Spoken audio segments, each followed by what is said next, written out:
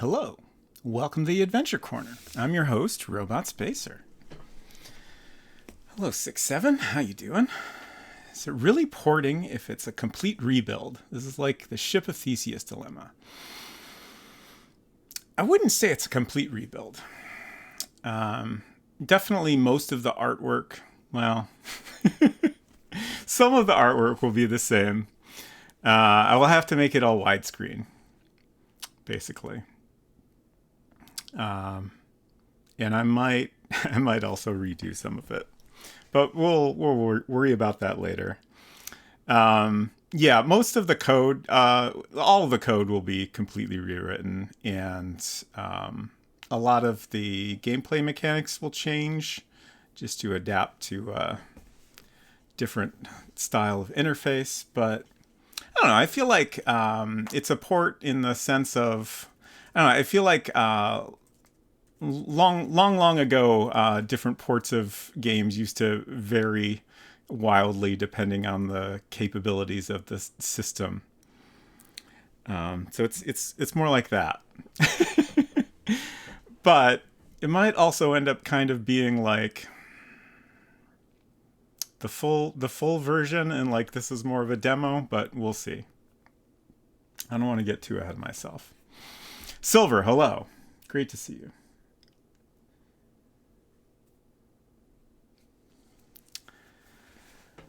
Currently trying to land on a dragon, so slightly idle. Interesting. I hope that goes well. It sounds dangerous. Please be careful. Try to avoid landing in the mouth. Yes, I think that's good advice. The only time we had to substantially start over was when I converted a project from Flash to HTML5. Ah, fun. We had to go back to the Photoshop files and design docs and work our way back. Delightful. Other times it's just fixing the controls, fixing the rendering and performance, and lots of bug fixing. Yeah.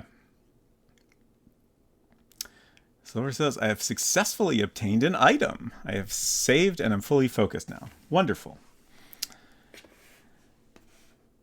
So I don't want to jump right into the little Playdate preview because I figure I'd give folks a chance to show up. Which is unfortunate because that's kind of what has occupied my brain for the past week. So I can't think of too much else to talk about. I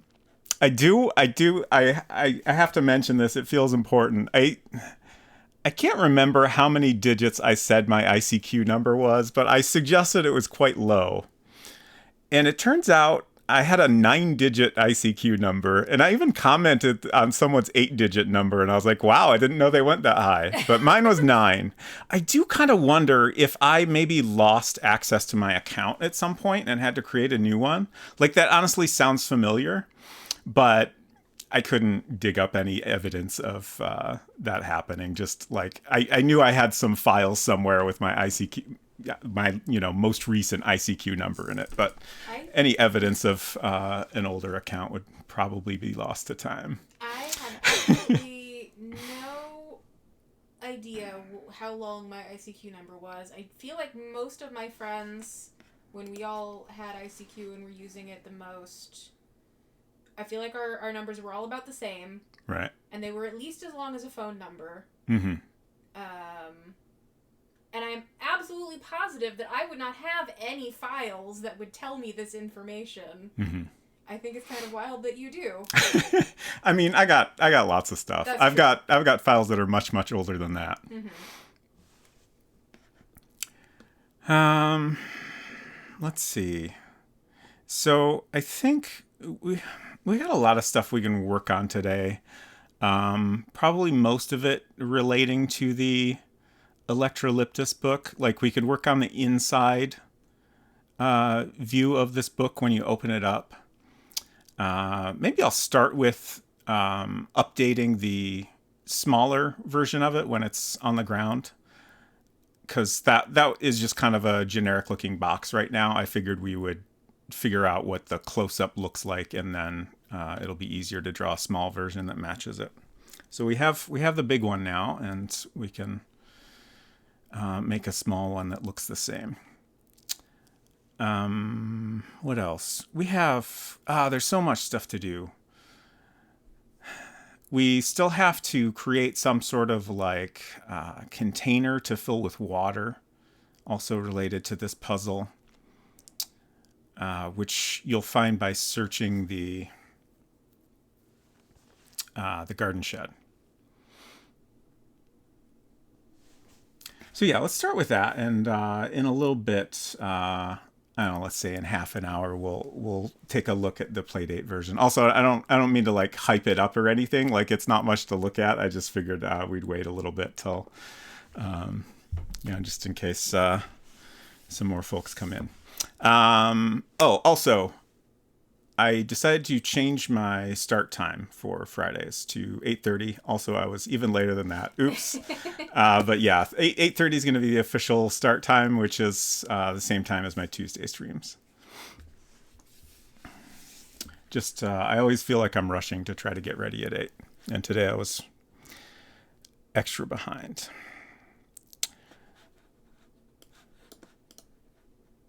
One moment, please. There we go. Got too much stuff on the screen here. Oh, right. Another thing I wanted to mention is that in thinking about porting things to Playdate, I realized that it would be really useful to have Super Paint on here, because it has both a bitmap mode and a vector mode. So I can take art from World Builder and paste it in here. And then the reason this is useful for Playdate is I can expand the width of it. And, I have a lot more room to work. Like you can't really scroll the image in World Builder. Also, this has just tons of incredibly useful features. Like, check this out. I can use the arrow keys. Amazing. Imagine that. I think I can even zoom in. Yeah, zoom in. Look at that. And then I can see what I'm doing slightly better. It's still like the handles for shapes are still kind of hard to see over here, but it's a vast improvement regardless. So that'll make it a lot easier to expand the art for the Playdate, and then we could potentially also use it for doing tweaks for the World Builder version. It's a little bit difficult because like you can see the lamps didn't come in because those are bitbox. Oh, okay, interesting. So they're actually there. It's just that it's doing the transparency different. I wonder if there's any way to change that.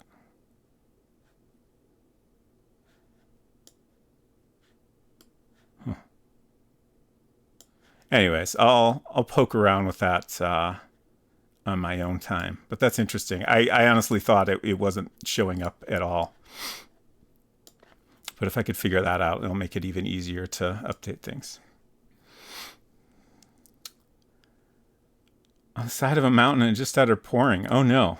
I assume Silver. You got a lot going on over there, Yeah, Silver. Please be safe. Playing Zelda right now, and it's just reminding me of my brief time that I spent with Zelda earlier today, wherein I decided to do a specific thing, and then 30 seconds later, completely forgot about that thing, got on my horse, and rode off in the complete opposite direction of the thing I had decided I was going to do. And I feel like I have that experience quite often in this Zelda. There's a lot to do. There's a lot going on. I'm just poking around at what's in this folder. We got a little Super Paint HyperCard stack here. Information stack. Hello, Culinary. Good to see you. Hope you're doing well.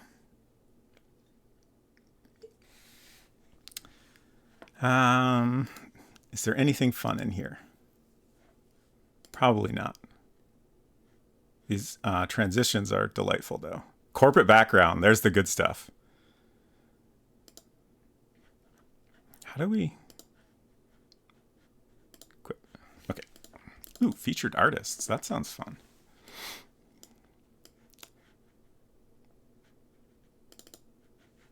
Small stuff.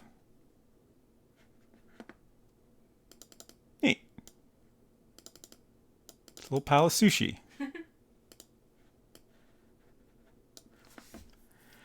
Exhausted, but okay, I think. Well, that's good.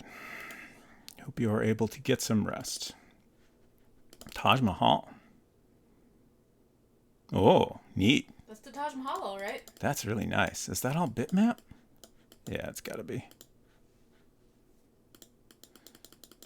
Yeah, that's another thing about porting the game to Playdate is, I've been... Oh, wow, this reflection is really cool. I've been trying to keep as much as possible in vector just to keep the file size down. But for Playdate, I basically have to convert everything to bitmap so I can have a little more freedom to tweak things. Oh, wow. This file just keeps going. Neat. Okay. Let's make a tiny little book.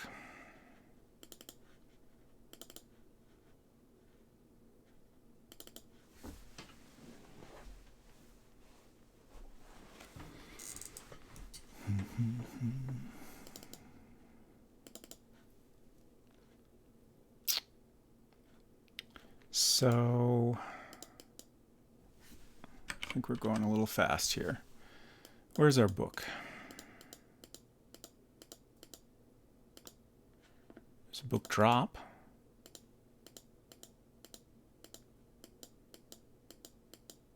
There it is. Okay, so we have book on the shelf, which I guess we need to update both of these.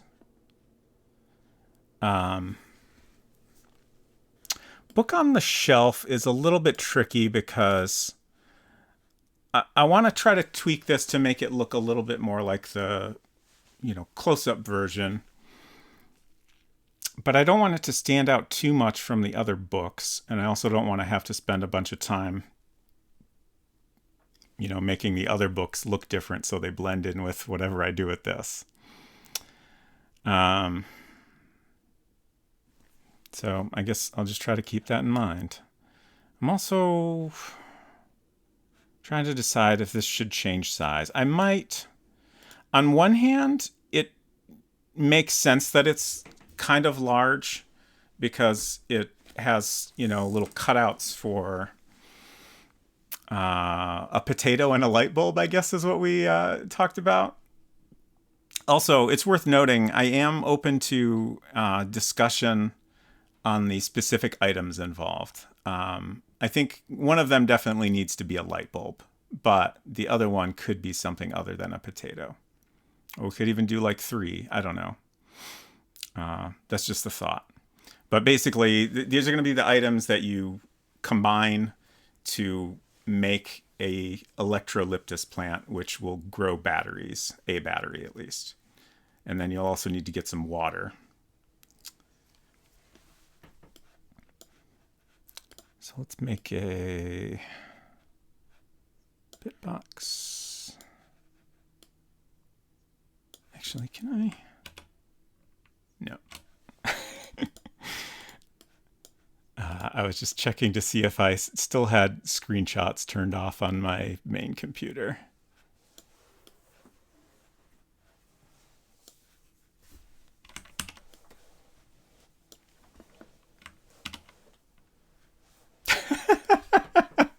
I forgot about that. Completely forgot about that.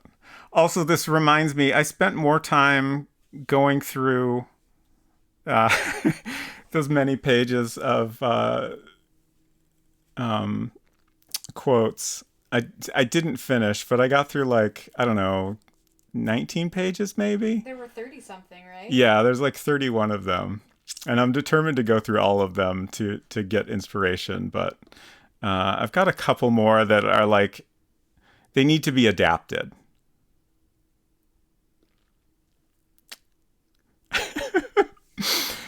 For example, on the other hand, you have different fingers. I think that one is actually perfect as is. This one's pretty great. A fly can't bird, but a bird can fly. Think about it. That is some Jack Handy-esque. Yeah. There's like a non-zero chance that several of the quotes Capture stuck? contained on those web pages. Oh, no. Sorry. I'm just looking at my notes, Culinary. I don't have anything to show on screen. Like, I'm pretty sure now that I have had this thought that thing you just read was a Jack Handy quote. Uh-huh. Probably more than one of those many quotes. Yeah. Just literally ripped off from Jack Handy and many Sure. others. Some of them are just, like, absolute dad jokes. Yeah. Why do we bake cookies and cook bacon? Great question. Why do you in the cold food? Not eat the food. One was, I try not to let school interfere with my social life, which I think we need to get something with that kind of vibe in there.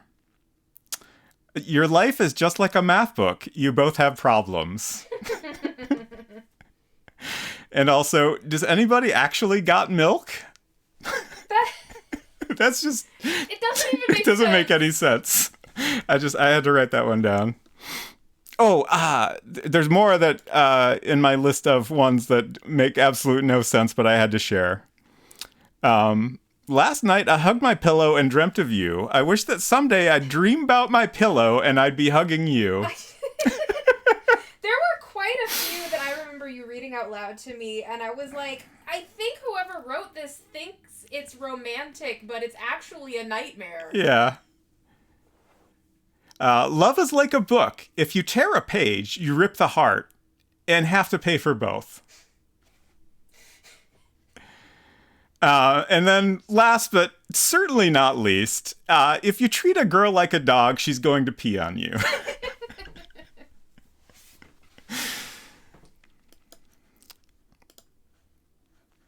Okay. I think I pasted that one in.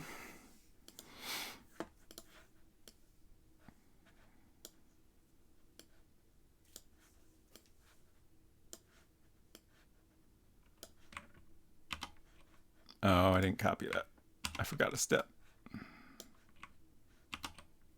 There we go.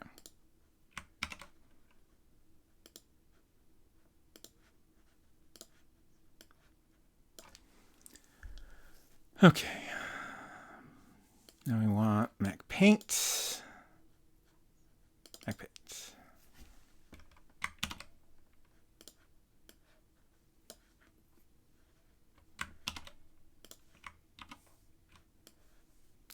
Knew that was going to happen. Do this.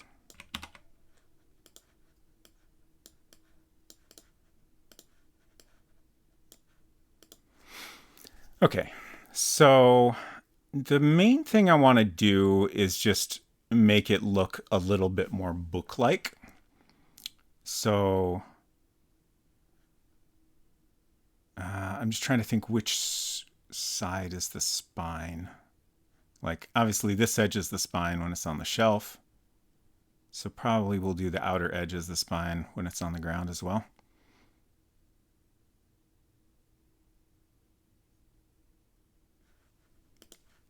Makes sense. So I want to give the spine just a teeny bit of a curve.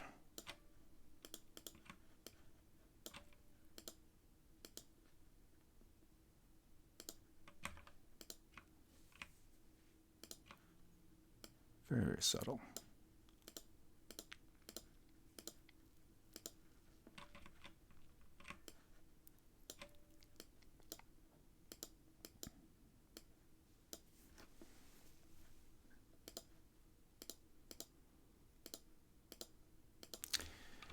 And then, that's a little weird. And then I want to, make it look like there's a, a thicker cover with the pages inside. So, like, this needs a little bit of a line here. And that should come out a tiny bit further. Yeah.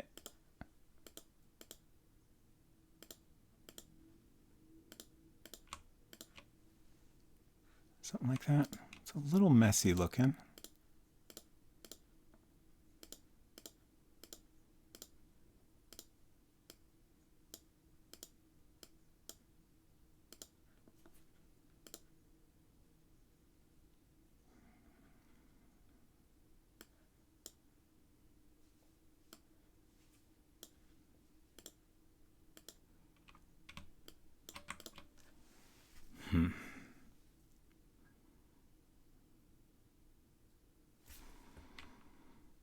I'm just mostly I'm struggling with exactly how much detail to put into this.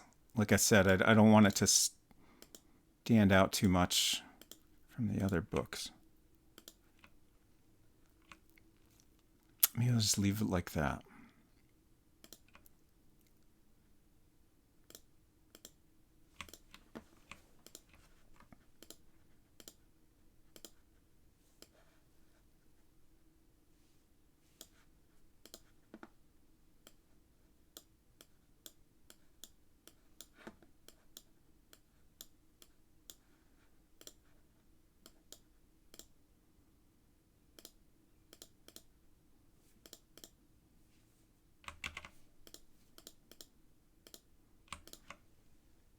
That's fine.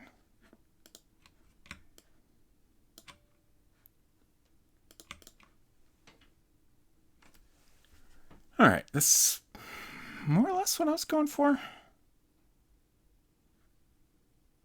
And then I want to do like a little bit of a suggestion of the text. Oh, wait, I just realized.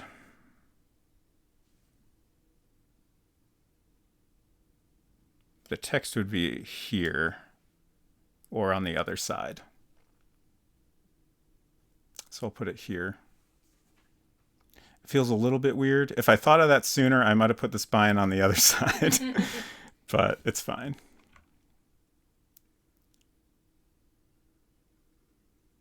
I think.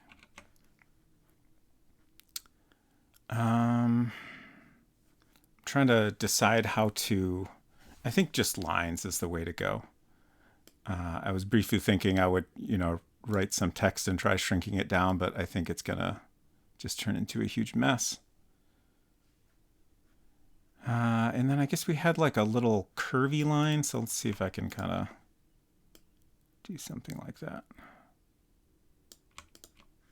That looks terrible, but I want to consult the big view here.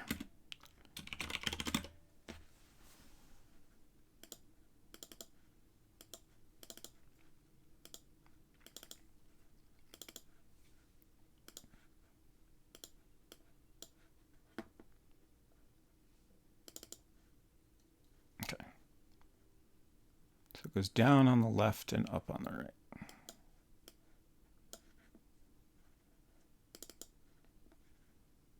Oh, I did it right. Amazing.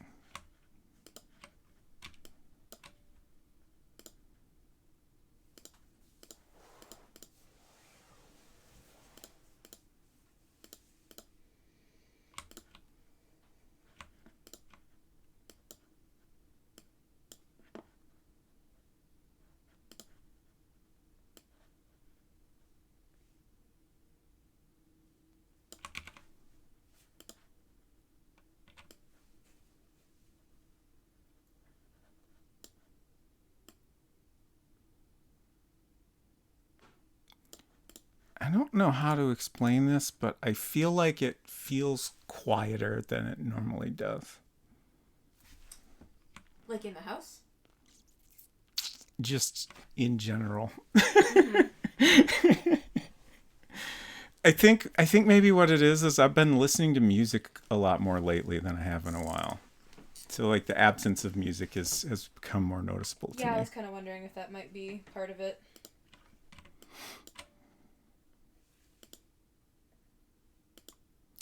Just know that there's gorillas playing in my head.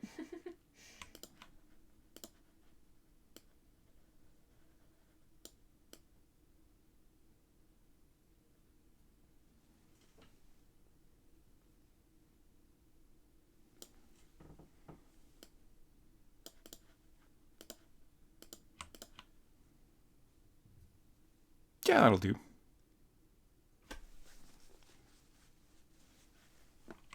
Looks kind of book-like. Let's try. Let's make a copy and experiment a little. I'm also wondering if I should put more of a texture on the top part, since the close-up is a medium gray. It might get kind of messy.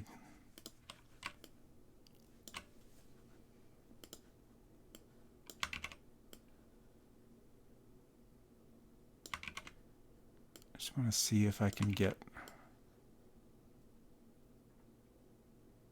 a little more thickness to the cover in a way that doesn't look too messy.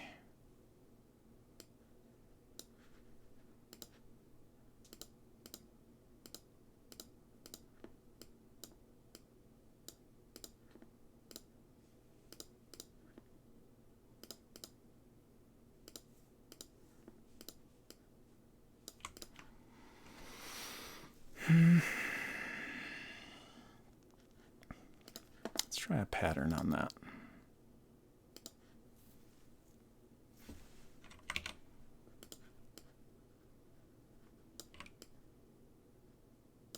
I think maybe I just keep making it worse.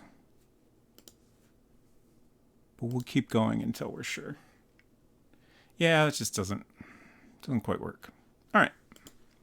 So we'll go with this one. I guess I'll leave the other two here. Get them out of the way. I guess should maybe put some suggestion of text on the spine, or maybe I shouldn't worry about since I don't have that on any other books. Yeah, I wouldn't worry about it. Yeah. All right, I was going to try texture on the top. Let's do that. If you're wanting it to stand out from the other books, you could do like a simple, like, I don't know, a couple of stripes on the spine. Mm-hmm. Well, like I've been saying, I don't want it to stand out too much. Okay. I just want it to look more obviously like a small version of the, close-up. Sure. Hello, Hinton. Good to see you. Books yuck. I got into gaming to get away from books. I'm sorry to bring books into gaming. We had to do it for a puzzle. I promise this book doesn't have any, it's only got a couple words in it. There's not any, paragraphs or anything like that. Not even sentences. This book isn't real. It can't hurt you. Exactly.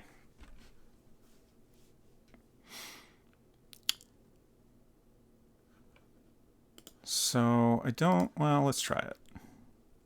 Yeah, I think that's too much. When it's on the ground, the top should be a little brighter. Ugh. Patterns. Every time I read or write, I end up regretting it. Oh no. Sorry to hear that.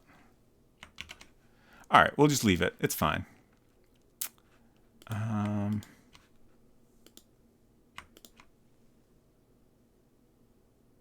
Yeah, I think I like that better. Okay. So then I just want to tweak this the tiniest bit more.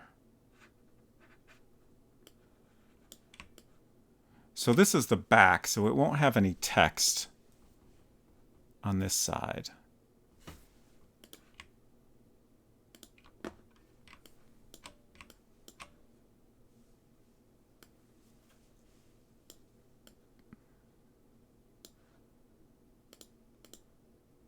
Postfix, hello, good to see you. I took the Book Abuse Resistance Education Pledge and I meant it. Wow. The Bear program. Lesser known cousin of the DARE program.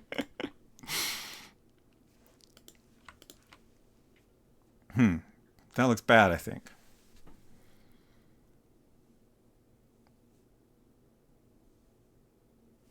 Maybe I shouldn't worry about this. Maybe that looks fine.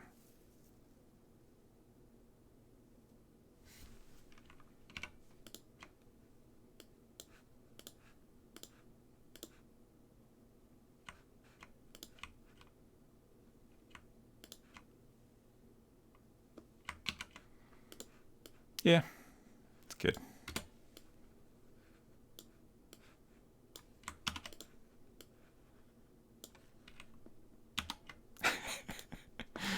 It says, that's really funny. Shame I can't read it. That is unfortunate.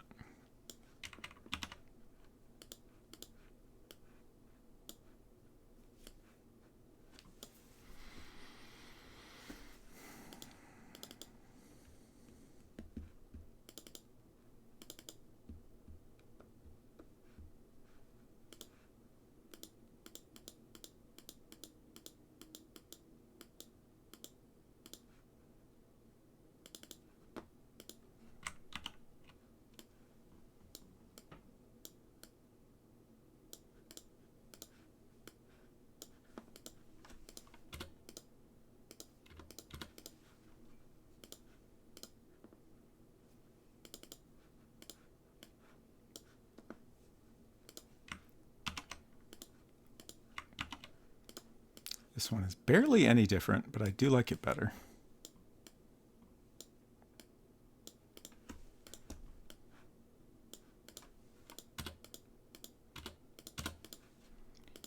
Okay.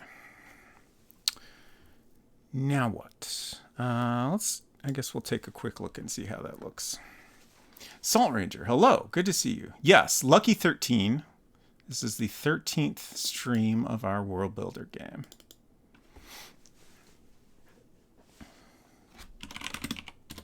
Chigit.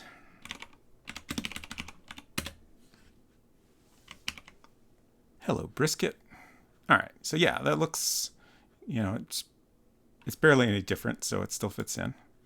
I can drop book, and yeah, looks pretty good. Let's go somewhere with more background texture. Okay. You might want to move these items a little bit further apart, but looking pretty good. Also, I almost completely forgot about our certificate. Oh yeah, that reminds me. So we were talking about the certificate, and obviously when it's on the ground like this, you can't see what it looks like. But we talked about the possibility of having like a close-up so you can read it. And then I started thinking about just kind of our inventory situation in general. We already have a bunch of items you can get close-ups of, like the book, the little sweetie. We were talking about doing with the certificate as well. And I thought maybe it would be fun and kind of aid in some of the puzzles if we just have close-ups of all the inventory items. I think I'm going to hold off on that until we're closer to being done, but I'm tempted by that. The big reason I feel like that might be a good idea is we have this bus schedule puzzle where we're going to find out like an overlay that you can put on top of this, and it'll highlight the numbers that are the pin that you need. And I was trying to think of how to accomplish that mechanically, what do you type or click on to put the overlay on top of this. And then I also didn't want to make it so it's too obvious. So I'm thinking that if you can look at any item you have, some of our items we take you to a different scene, but for a lot of them we could just have it appear like like you're holding it in your hand in front of you. And then we can do the same thing with the overlay, so it just, you're kind of holding up this overlay, right? So then it's not necessarily completely obvious that you need to hold it up in a specific place. But I feel like that's a pretty good idea. So then for, our other items like the light bulb or the skull or whatever, you just get a close-up of it. It's not really important, but it'll also be kind of fun, I think. But whether or not that makes sense might also depend on just like how much disk space we have to work with and stuff like that. So I think it's a good idea, but we will wait till a bit later to be sure of it. Oh, here's another easy thing we can do. I wrote down a bunch of names for the bus schedule. So we have Downtown and Stygia, which I think those are both good as is. Downtown is going to be kind of out of place with all the other ones, but I kind of like that. So I think I want to stick with it. And then I just did some digging around Wikipedia trying to think of other place names that felt like they made sense.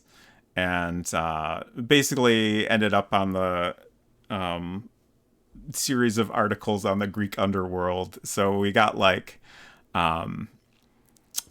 Tartarus, of course. Everyone loves Tartarus, where souls are judged after death. We have asphodel meadows or asphodel fields, which is where most ordinary souls go after death, which I feel like might kind of be like where you go if you complete the game successfully.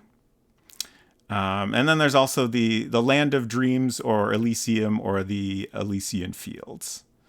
So those I think are all good options. So I guess we need 3 more. So 1, 2. Okay, yeah, that works out exactly.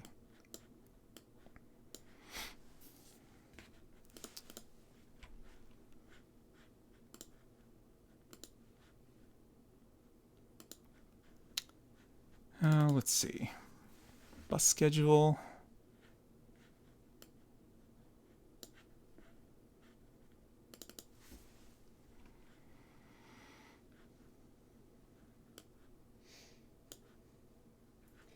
Hearing you say those various Greek names out loud made me realize that I don't know if the way I always read them in my head is correct. How would you say them? I mean, I don't know that I'm right. I always thought that the G in that word was a soft G, so I always read it as Stygia. Oh, interesting. Okay. And then I'm pretty sure I have heard asphodel said that way. Okay. Culinary says asphodel. Okay, yeah. So that one I didn't make up. Stygia I might have made up on my own because I don't think that's a word I've ever heard said out loud. Let's see if we can get a pronunciation guide here.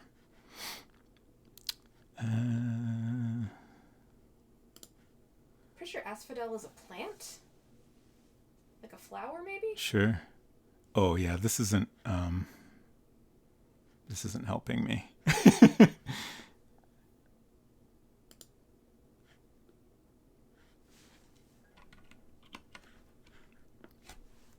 The Y is pronounced like an I, so Stygia? Is that what you're suggesting?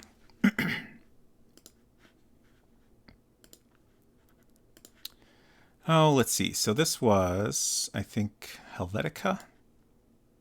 Soft I. So, Stygia? I don't think I know what a soft I is.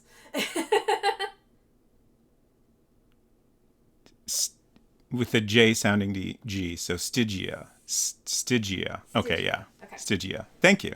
We're learning. I love it.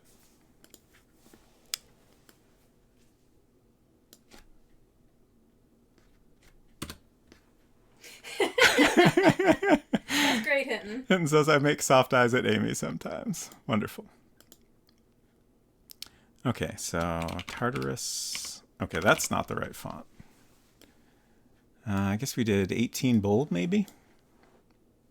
That's better.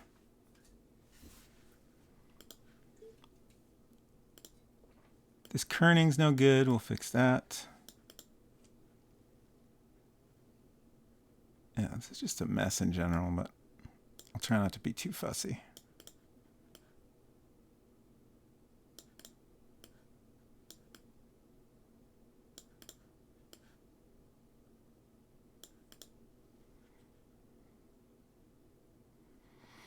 Culinary says Soft G was my DJ name.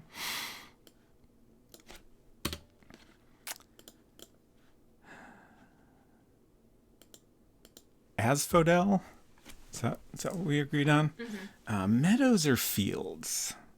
I think meadows. It sounds like it could be like a, I don't know, like a suburb name or something. Right. I hope this fits. It's like the oh, no, it doesn't fit. It's the fancy neighborhood.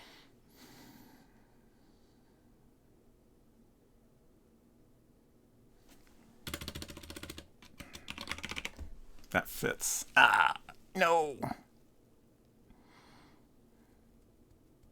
I could just make everything smaller. I feel like that would be the solution that like an actual bus sign would have, where like you've got a fixed space and you've got to put all these different place names in, but some of them are just so fucking long. Mm-hmm. Just make it littler. So you're suggesting just this one line is smaller. Yeah. Bolt, hello. Good to see you. I was lurking in your stream. I hope it went well.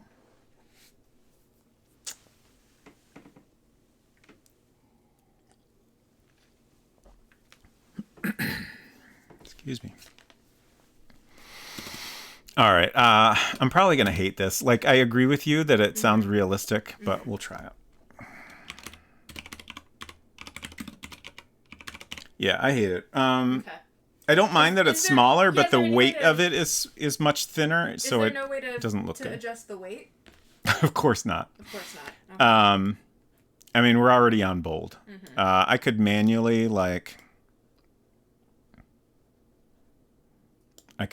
double bold it, basically. But, yeah, it looks like crap. I prefer the meadows. Yeah, I feel like the meadow sounds more like fancy neighborhood.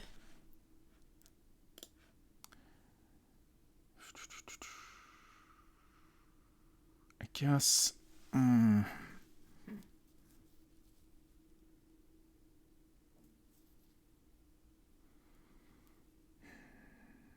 Why did I type fields? It just happened. I'm just I prefer the weight of this text as well. It just paired with everything else.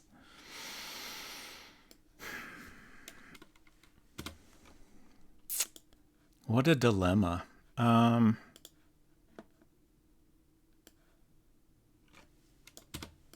Let's retype all of this and just see how it looks.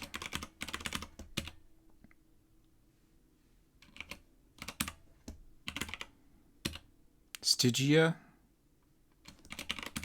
Are we saying Tartarus right? Surely we have that one right. Persona wouldn't lie to us. Exactly. Asphodel, Meadows, and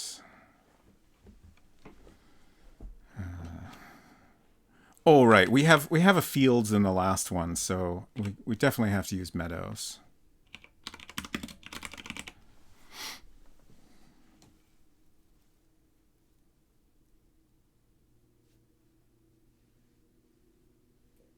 Is there any way we could abbreviate Meadows?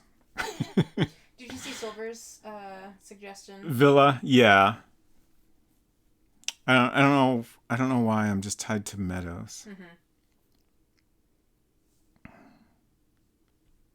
I'm just being stubborn. I'm very stubborn. Do you care in at all, useless ways? Do you often. care at all about any of these names being obvious as to like? No, I don't think that's super important.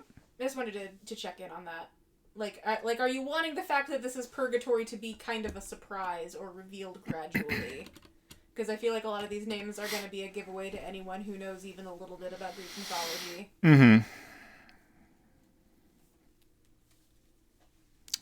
Yeah, I mean... But, if that's not something you're concerned about, then that's completely fine. I just wanted to make sure that wasn't a thing. I'm thinking about it. I mean, I guess my thought is the scene where you start out is already a little weird, right? Sure. you're at a bus stop, okay, normal, but there's a black void beyond it. That's not normal. Sure.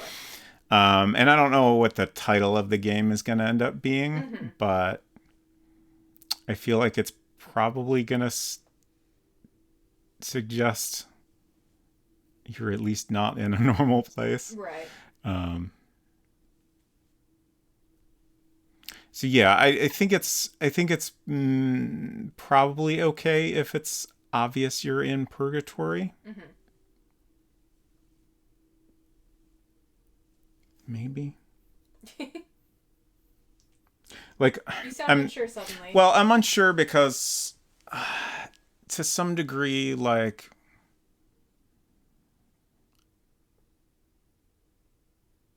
I wish,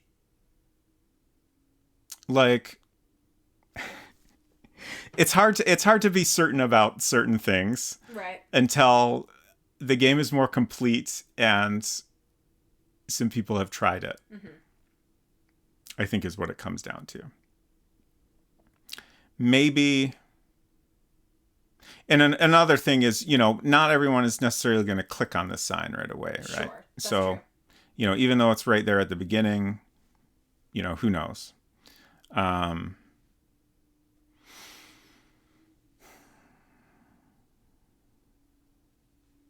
So yeah, like I guess my thought is I don't mind if, like, I think it is appropriate if the place names seem like a little strange. Uh huh.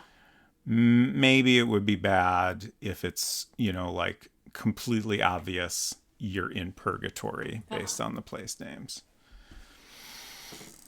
But also, like, I don't know what else to do with these place names right Sure, now. sure.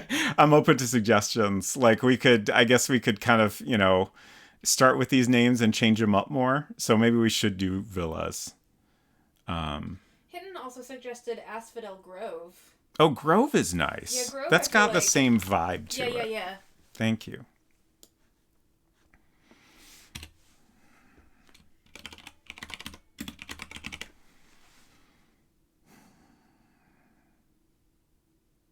Let's just go with that for now. I mean, these aren't important to anything. Mm-hmm. The numbers are the important part here. So we could always change the place names later if, Right. like, it seems like we're spelling things out too clearly.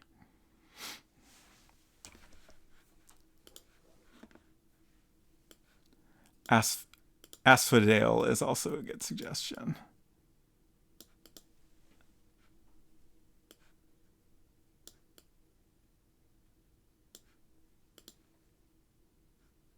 Just trying to center things. So much alignment to do.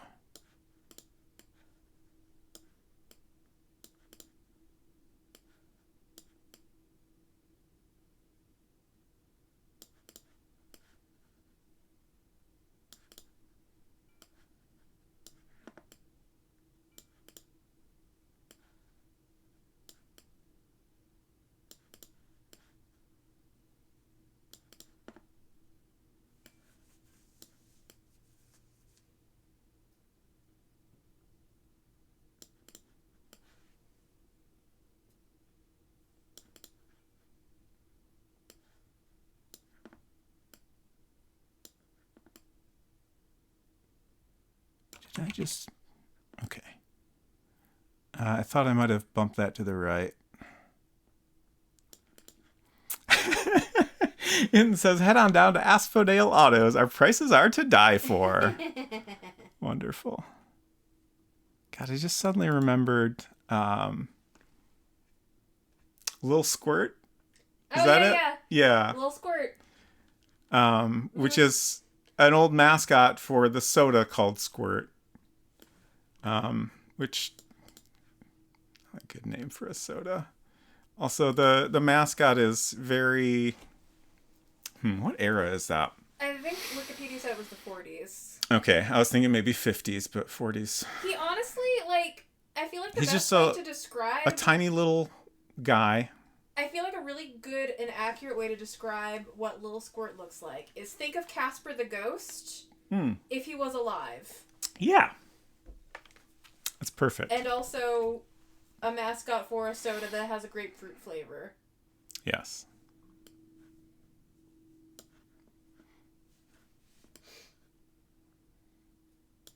Also, the word squirt always reminds me of the Zune, which had a feature which let you squirt songs to other people so they could enjoy them for, I don't know, like 48 hours or something. I don't know exactly how it worked. Why did they have to call it that? Just squirt some music at your friends. That's so unpleasant. Yeah.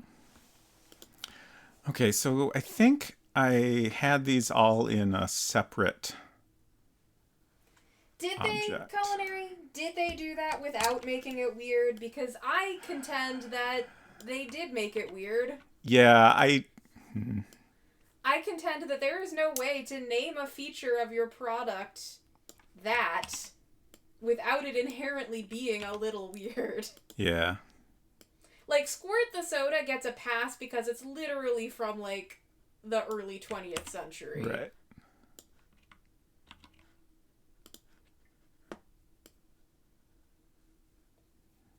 And like, it's a liquid based on Yes. juice flavors. Yes. So like that makes more sense as well. Also, you don't do it to your friends.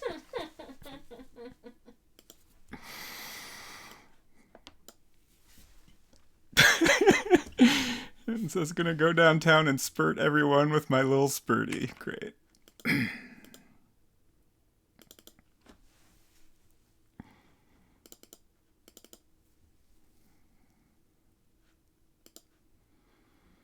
Okay, so that's in an object.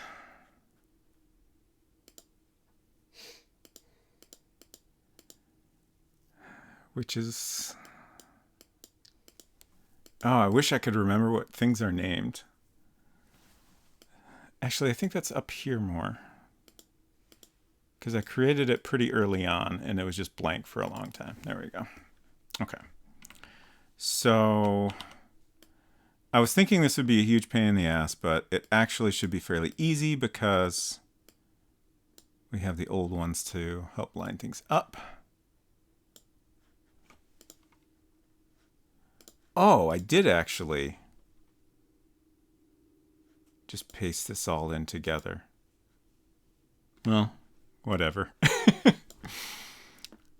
I already did it the hard way, so I might as well stick with it.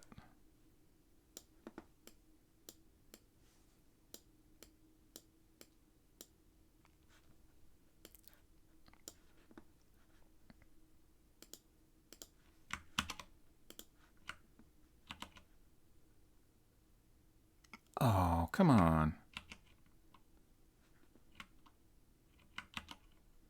It's like way down there.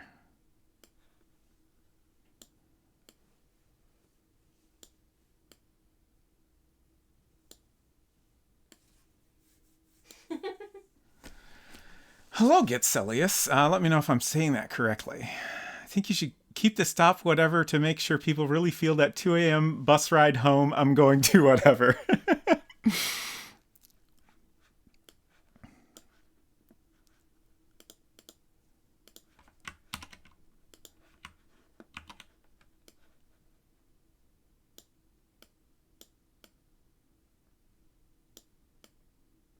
It is a little tempting, if I'm being honest.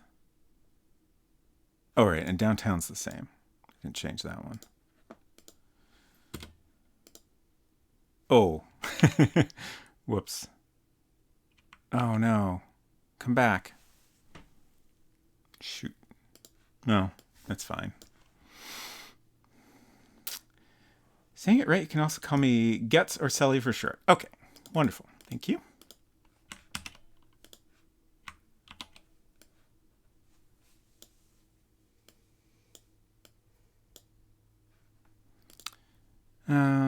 This is just annoying because now I have to manually make sure the spacing and everything is correct.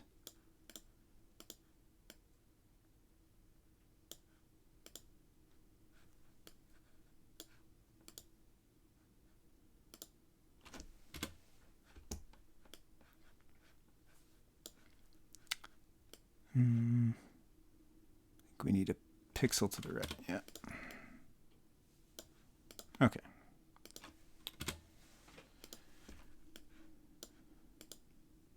There we go. Perfect. All right. We're just accomplishing all sorts of things here. What else?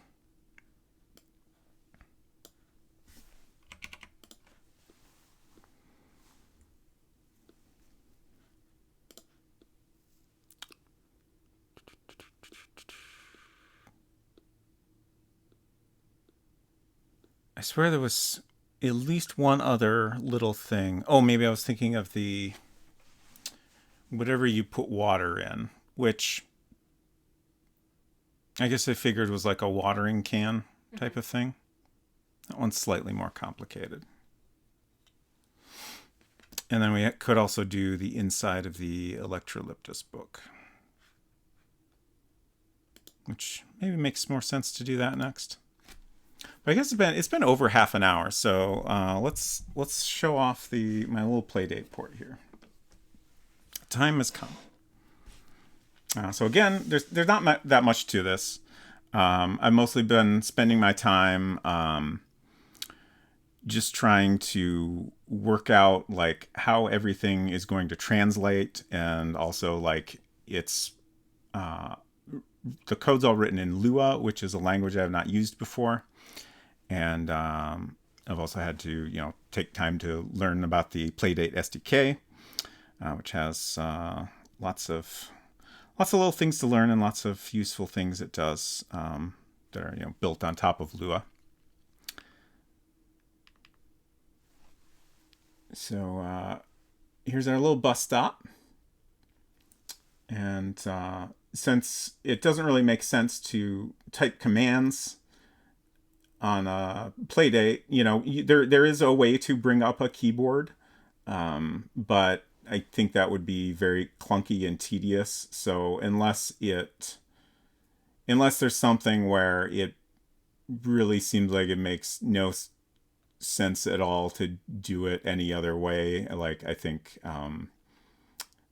that is not a good approach. So I've been trying to figure out how we accomplish everything with just pretty much a point and click interface. So I've got a little highlight when you move the pointer over something you can interact with, and you press A to bring up a little menu. So we can try to take the bus schedule. Unfortunately, it's adhered to the inside of the shelter. We can look at it. Obviously, in the actual game, we'll have a close-up here, and then I also have some interactions on the sign. And then I was also thinking that, in World Builder, you have a search that's like, just search this entire room. But I was thinking maybe it'll be a little more interesting if you have to search like a specific area to find something. And then if you move the pointer somewhere, you can, go to another screen, like on the left or right. You get a nice little arrow here, and you press A to move to the next screen.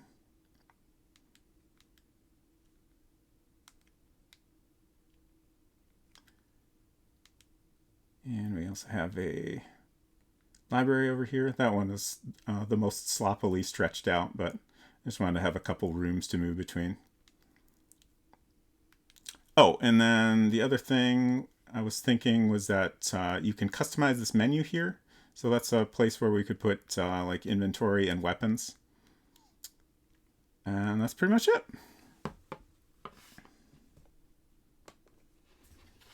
Thank you. So yeah, I'm pretty happy with how it's coming along, and I think it's doable. Like there's definitely certain puzzles I haven't thought about how they'll translate exactly, but I think I can figure out a way to make it all work. And I also have had a pretty easy time learning how to write the code necessary, so I don't think it'll be too difficult. Honestly, I think the biggest amount of work is just going to be making the art widescreen so it fills the whole screen. Kind of the only other option there would be to like increase the size, and then we'd have to like cut off the top and bottom, but honestly that sounds like even more hassle in the end. So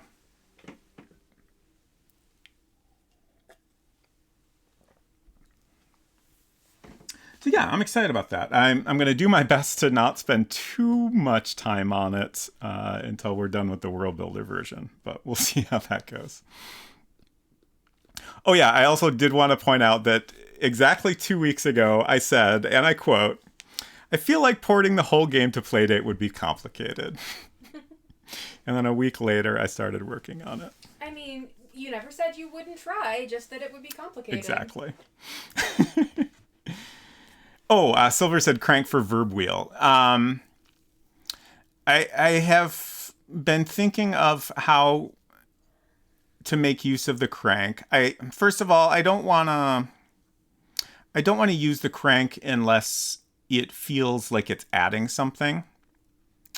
I do think it would make sense to allow using it to like scroll. So like to, select from the list of verbs, or, I haven't programmed scrolling text in, but the little text windows, might scroll sometime. So we could use the crank for that.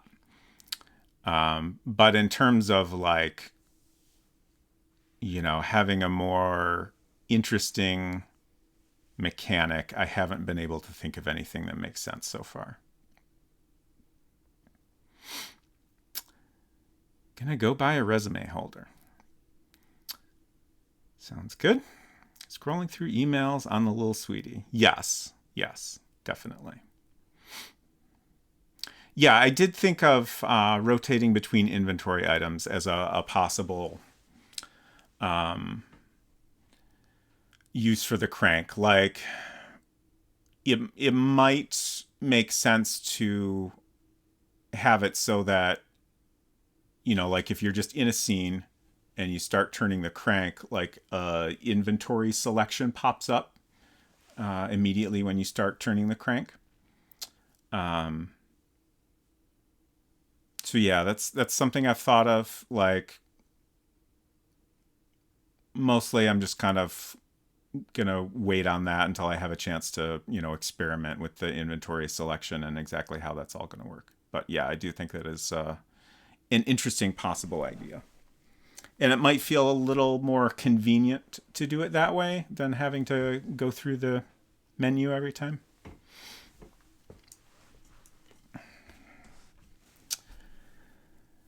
Okay, so I think the way we're going to do opening this book is to, like we've done with the little sweetie, you open it and it'll take you to another room.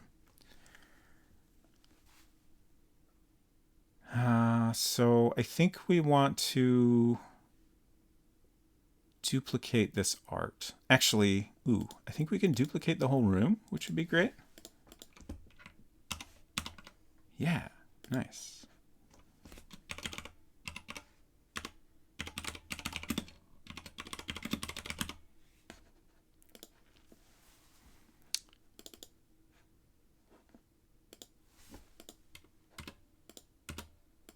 So then, just trying to think of how to draw this exactly. I also feel like now that I've opened the can of worms that is super paint, I'm gonna think about using that constantly.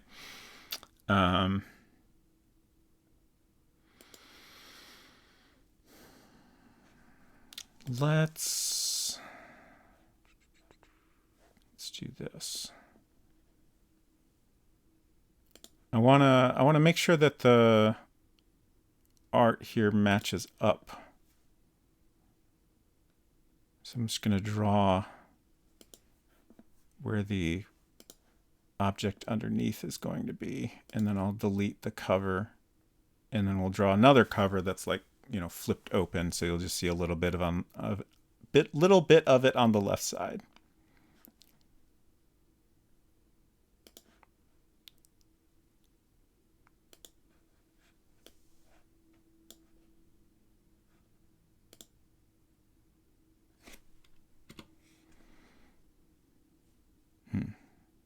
Interesting.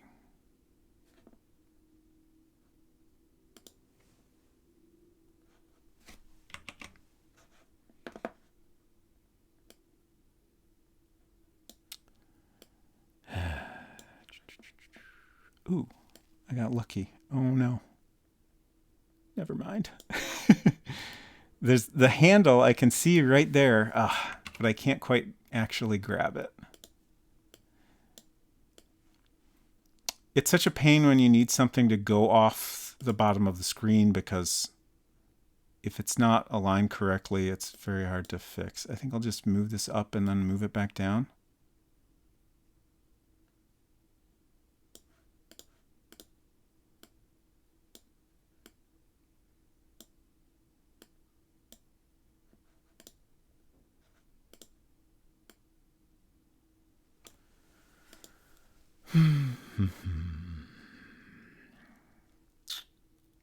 don't think I quite moved that over enough.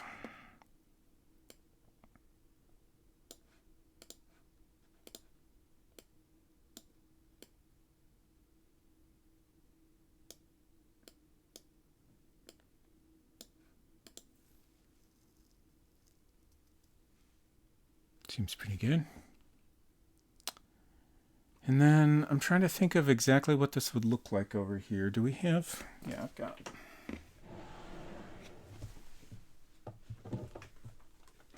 I got all kinds of books.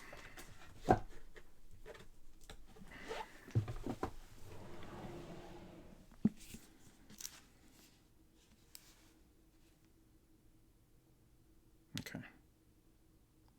I just couldn't visualize like what the top edge would look like when it's flipped open. So with this book I'm looking at, you can just see a teeny tiny sliver of like the this edge here from the angle we're looking at it from. I think I probably won't even bother to draw that.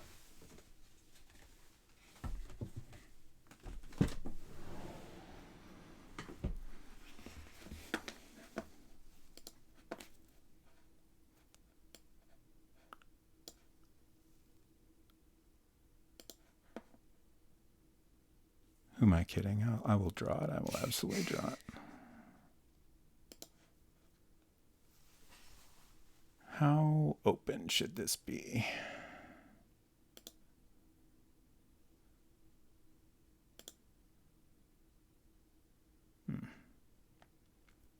It's not open enough.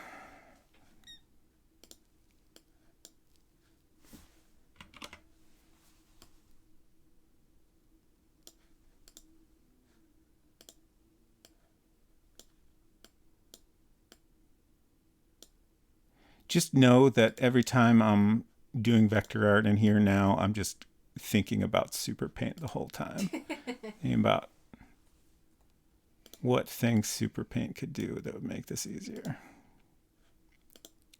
I'm not opposed to using super paint. I feel like it's gonna, if I start using it, it's gonna overall increase the amount of time I spend on everything. And I don't want to go down that path. Like I'm already spending a lot more time on everything than I originally planned. So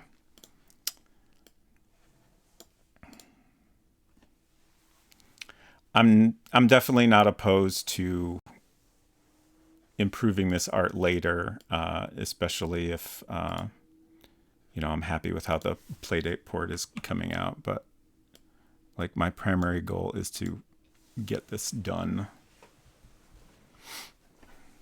Okay, that looks pretty good, I think. Not quite what I was going for, but it's really hard to get the points exactly where I want them. Thank you for the follow. Welcome. Great to have you here. Okay, so now I think I want to sketch on paper a little.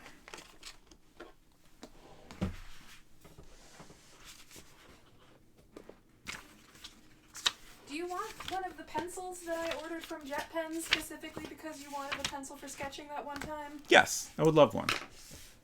Even better if I can sharpen it on stream. This is a pencil sharpening stream now. Which sharpener do you want? The one that I could figure out how to use. Okay, that was this one? There's two sharpeners that came with this kit she got. And this one looks really cool, but I could not get it to work. Like, this pops off, which honestly, it took me a long time. Before it had been removed once, it was very hard to pop off. So I didn't want to break it, but... I got it going a little bit. Like, I could sharpen the pencil. Oh, this is already sharpened. Somewhat. Oh, do you want a fresh one? It's okay. I'll just sharpen it a little just for fun. But yeah, like if I put it in here and turn it, it doesn't do anything. Like, I got it working a little, and then suddenly it stopped. Yeah. But this one's great. And it's adjustable depending on, what kind of angle you want on the pencil. So if you want it more gradual or whatever. Let's see. It's closed.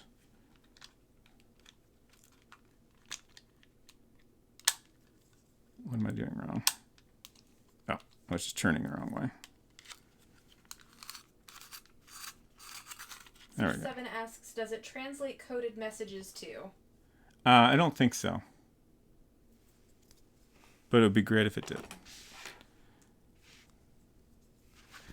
All right. So we got a book here. Oh, it's so nice to have a sharp pencil. Incredible.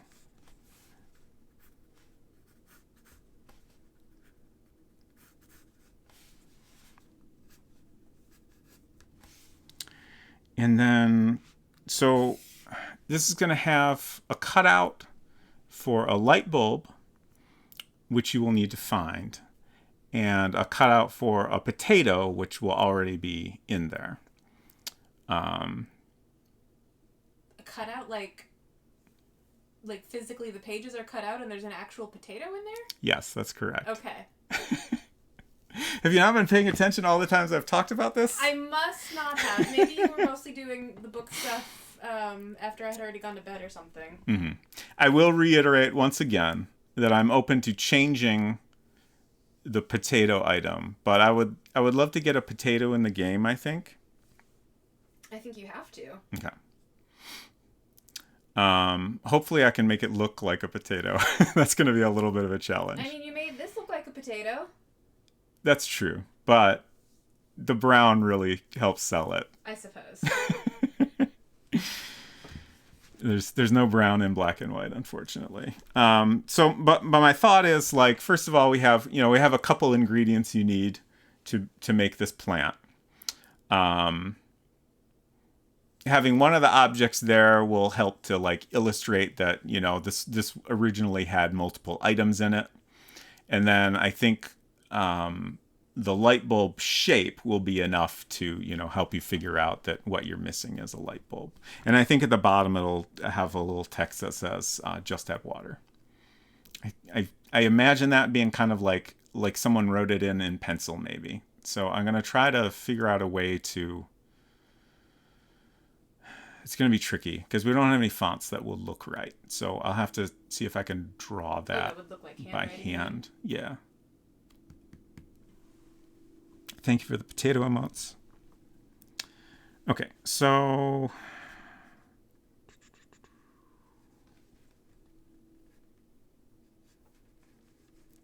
Just trying to visualize how this all looks here. So that's like kind of a light bulb shape. And then got kind of a potato shape. And then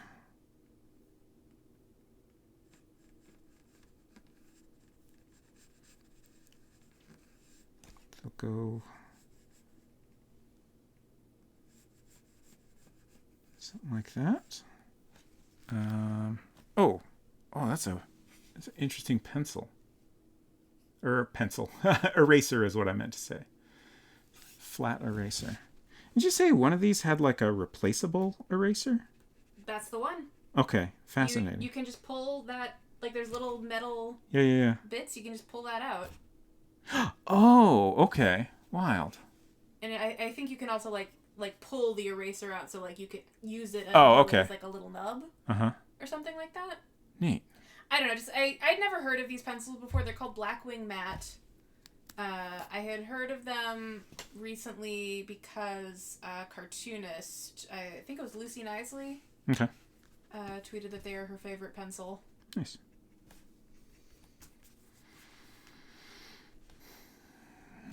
So I guess this is going to be cut off.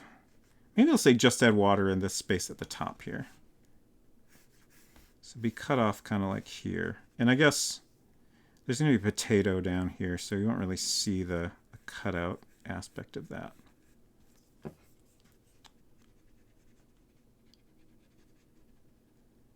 What's some...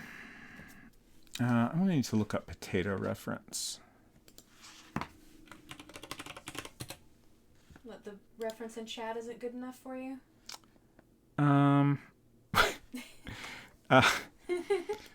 I'm just going to have to share this drawing. Huh. Huh. Okay. This is an article on Vox. What year is that titled Reactions. Potatoes are the future of social media. This is from 2015. Fascinating. I fully support this statement. And I would go further to say that the future is now. Is this about that thing where you can, like, mail someone a potato? Oh, maybe? Potatogram Kickstarter is what this is about. Yes, a successfully funded Kickstarter project that promises to mail a potato with a personalized message to the person of your choice. I remember this. I remember hearing about it. Yes, I do too. Hello, Maple Mystery. Great to see you. Hope you're doing well. Yes, you did get here just in time. Potato chat has begun. We're drawing potatoes. We're looking at potato reference. We're converting all our social media to potatoes. So, like, what I was hoping to find here was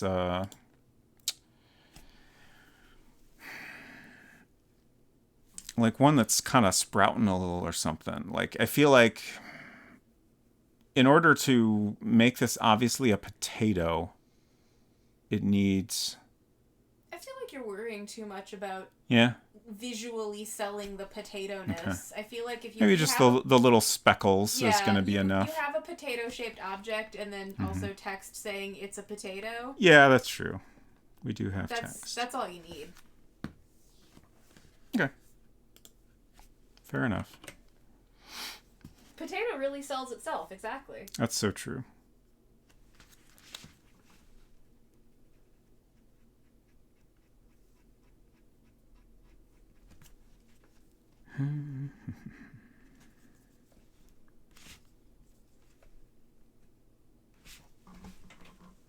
Just trying to do perspective on rounded things. Just kind of thinking where the lines would go. Like, I want to make sure this bottom edge is in the right spot. I think it's about right.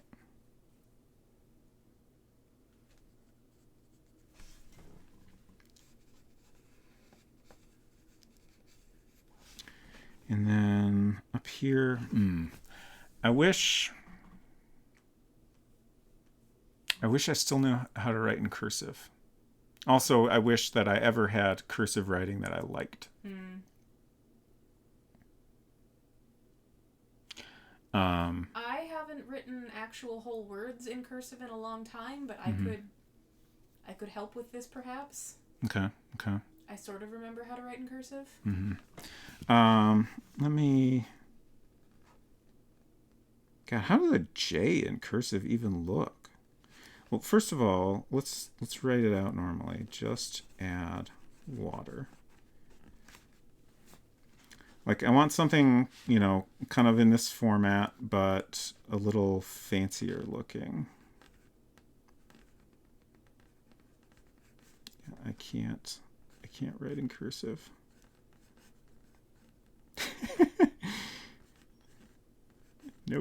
Nope. Absolutely not. Silver says, helpfully, J is very swoopy. Yeah, I feel like I got the J all right, but then it all fell apart after that. Do you want to take a shot? Sure.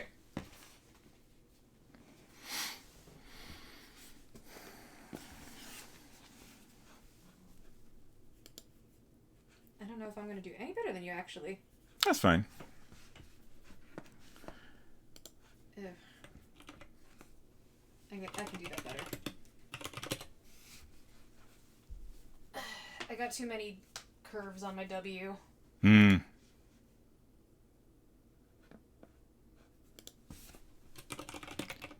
I'm currently looking up cursive fonts.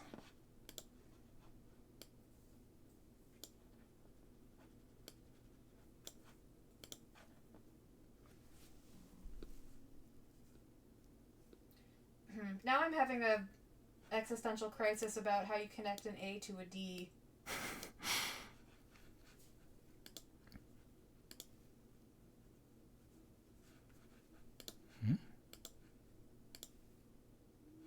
Okay. Let's see. How do I do this? Studio mode. Browser. One moment while I capture my browser so I can...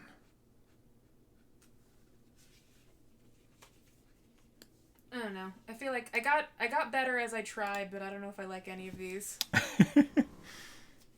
Oh, yeah. Well, that's way better than mine, at least. Huh. What? There's marks all over the desk. How did that happen? Very confused.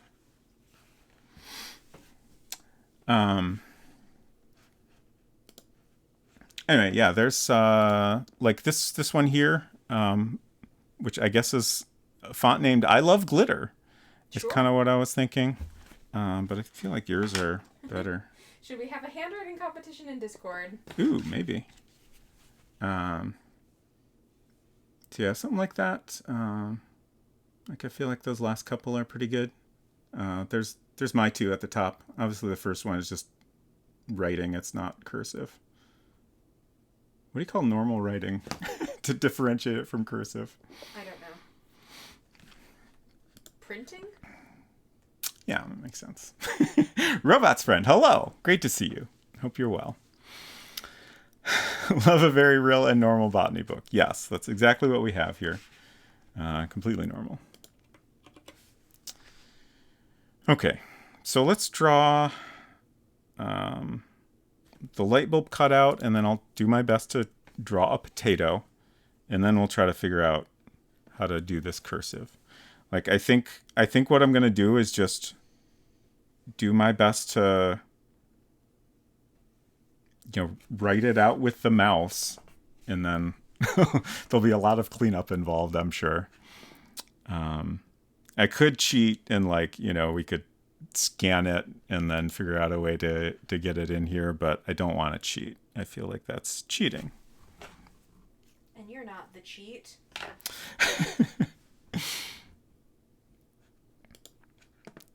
But if anyone does want to have a handwriting competition in Discord, feel free to submit your entries, and I will use the best one as reference, and which I will probably translate very poorly.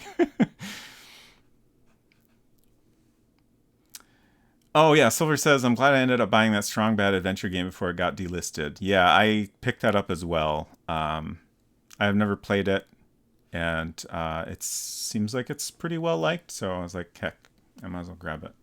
I assume it's gone now, unfortunately, but I did my best to spread the word. I do kind of wish I had a chance to grab it on GOG before they pulled it off of there, but oh well.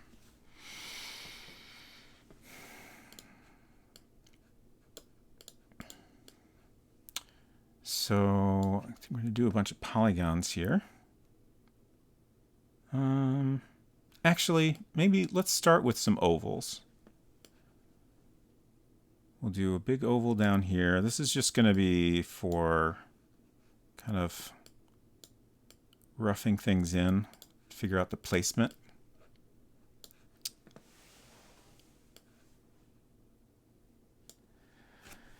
Six Seven says, I panicked, but my copy is still available off the Telltale site directly since I bought it from them ages ago. That's good. Yeah, it's I'm pretty sure they made it clear that if you had bought it, from somewhere, it would continue to be available.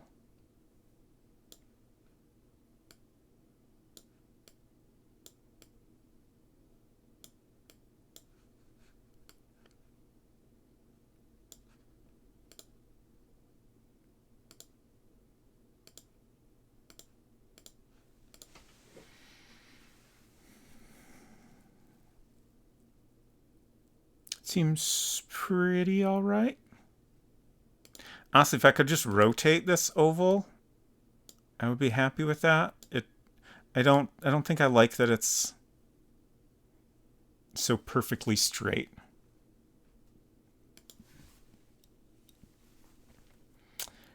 Robot's friend says, many things accidentally look like potatoes when trying to draw them, so you'd think drawing an actual potato would be easier than it is. Yeah. That's the thing, isn't it? Something about the placement here is bugging me, but I feel like it's maybe just because this is so perfect. Maybe this should be a little bigger.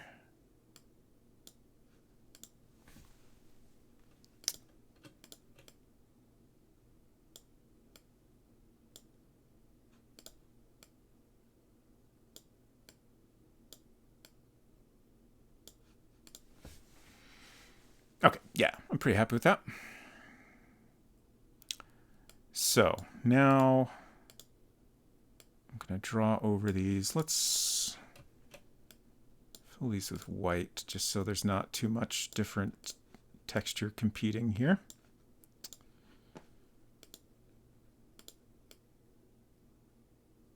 Perfectly serviceable ping pong paddle. Thank you. Okay, so I'm pretty much just going to draw over this and then like make this a more gradual curve here. I'm going to do my best to retain the roundness here.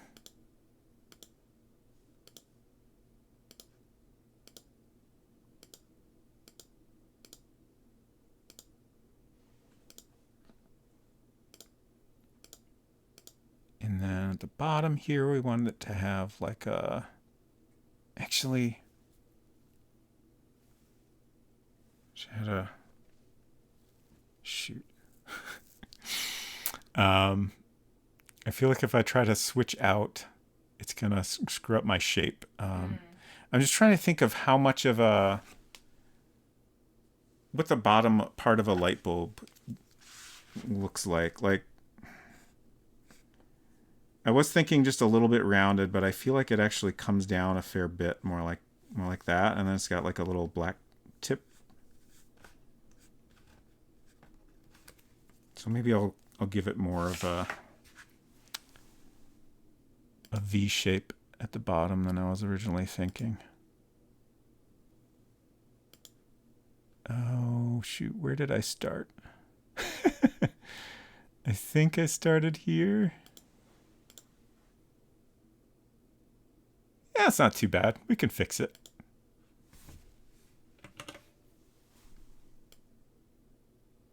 Okay, I was right about where I started.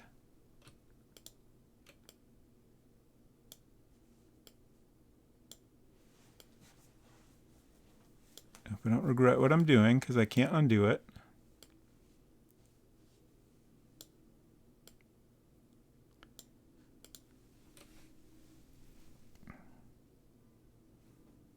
It's not worse. Isn't that really the best any of us can hope for? To do something and not make it worse. Yeah, 100%. Now it's worse. But I think that's okay. Yeah.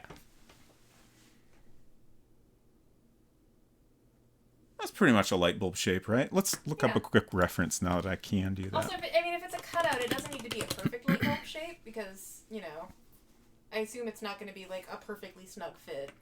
Yeah.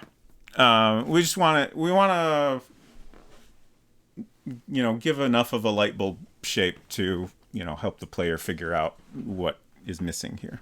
Right.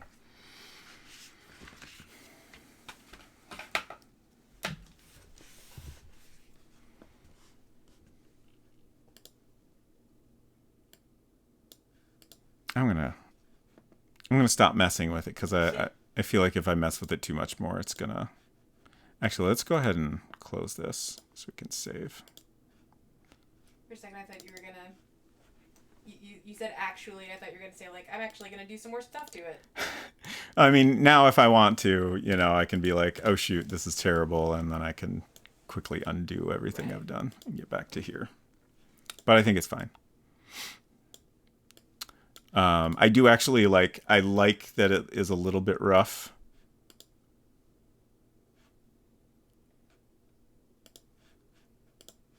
Okay, so now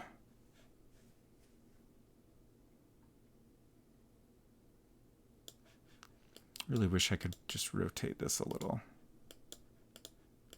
But I will do my best to draw over this in a way that looks slightly rotated from what it is now.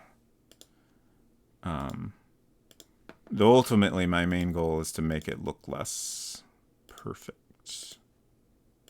Just a little bit more potato-y than ovally.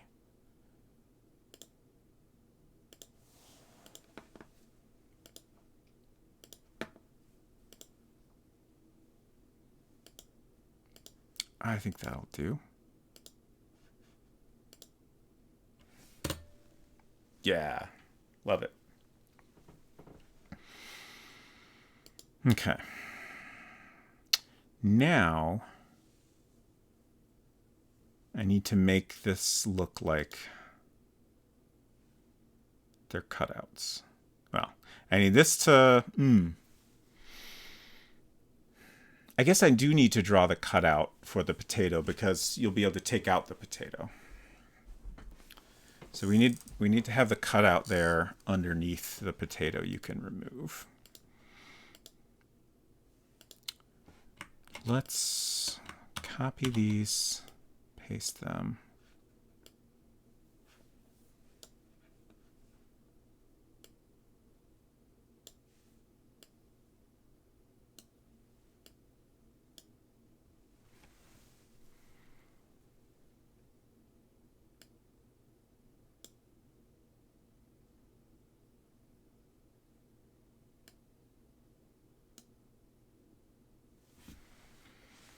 Seems about right. Like I'm trying to offset this in the same way that, you know, this edge is offset. So like it's about that far down and just a little bit to the right.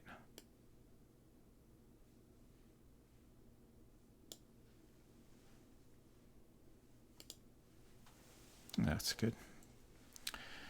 And then the next tricky part is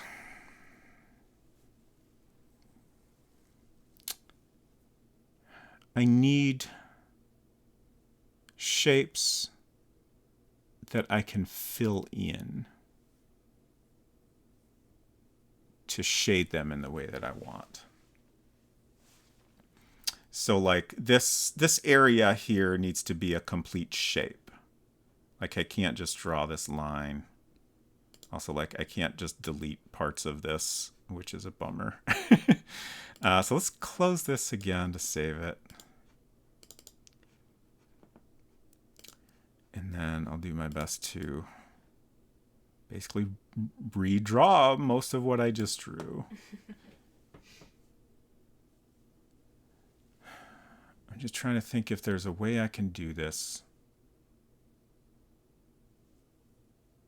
that would work out better. Maybe it would be best to add a shape for the bottom. And then that can go on top of this shape. And then the two can be filled in with different patterns to get the shading I want. I think that makes slightly more sense.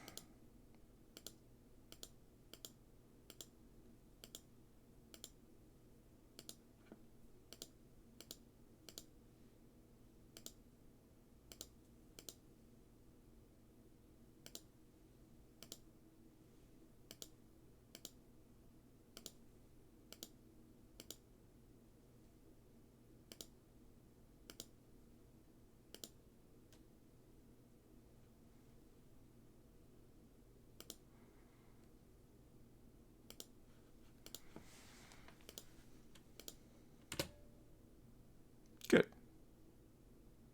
It's not perfect, but it's close enough, I think.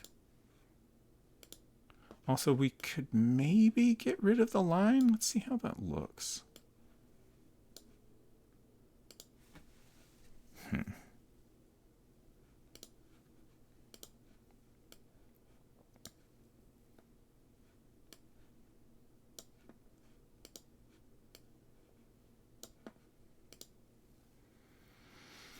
Yeah, I don't know if I like that.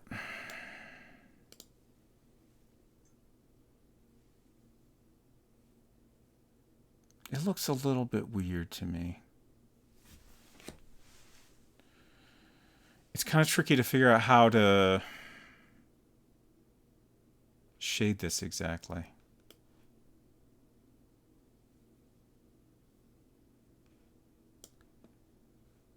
Like that feels like it's way too dark. I feel like the inside edge should be the darkest color.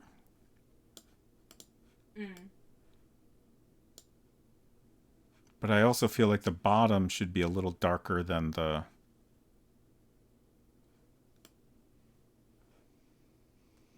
top of the page, right? Maybe something like that. Oh, yeah. Yeah, that looks good. It still looks a little bit weird to me. Sure. But I don't know how to fix that.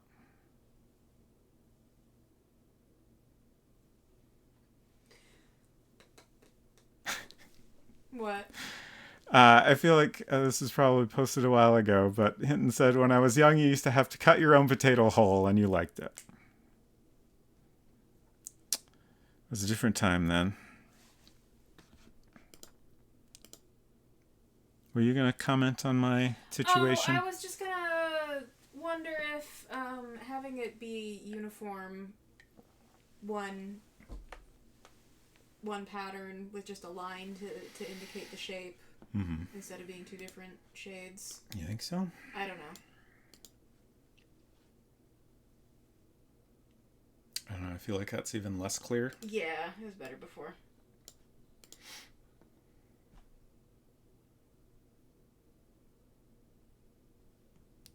Like, I kind of feel like it maybe needs even more detail to make it more obvious what's going on here, but I feel like, again, like I said with the potato, like, you're going to have text to augment right. the images. I feel like you can get away with being less detailed. You just need to suggest the shape of what you're trying to depict, and then if there's any lack of clarity or any doubt on the viewer's mind, they will read the text and they'll be like, ah, this is a cutout.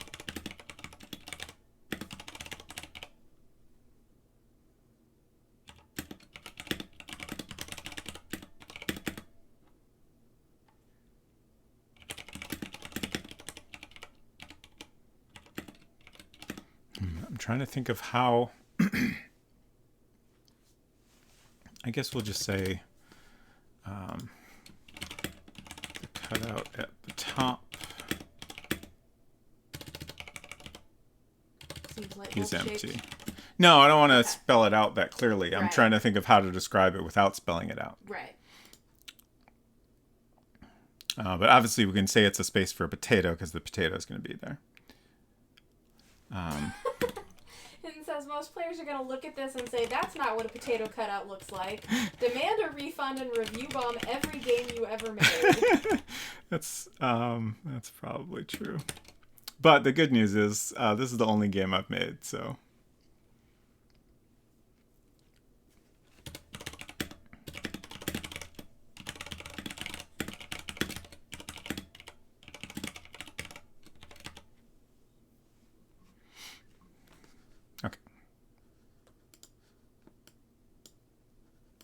I wish I could just save without closing things. It'd be super cool. Okay, so now I need to do the bottom shape, which should be pretty easy.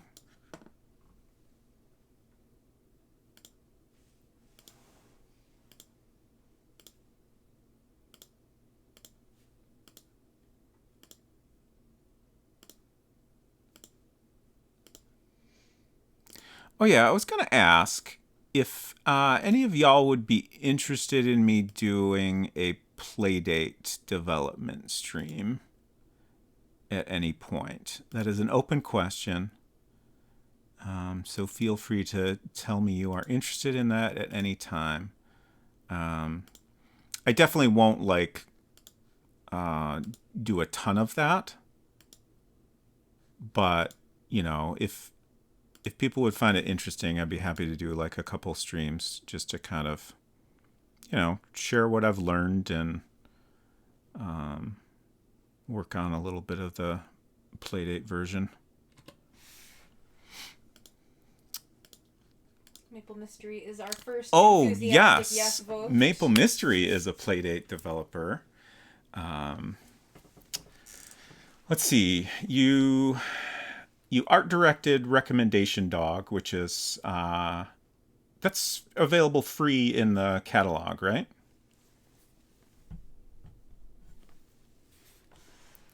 But since you came in after I shared it, I'll share it again. So I've been working on just kind of figuring out how this game could be translated to Playdate, especially since some of the actions in World Builder rely on typed commands. So I've been trying to figure out how we could have a little point-and-click interface that accomplishes all the same things. So I got a nice little menu here that you can choose different actions from. And it just pops up some text about whatever you're doing. Cannot take the bus stop sign. And then if you go to an area that would navigate to a different screen, you get an arrow.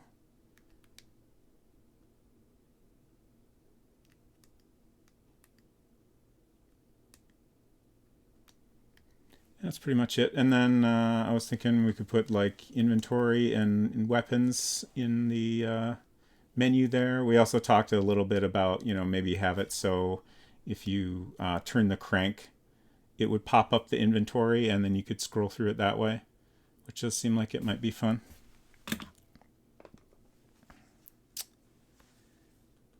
Use that same font for Recommendation Dog. Yeah, that is Sasser Slab. I assume Cable designed that. It's got a good vibe to it.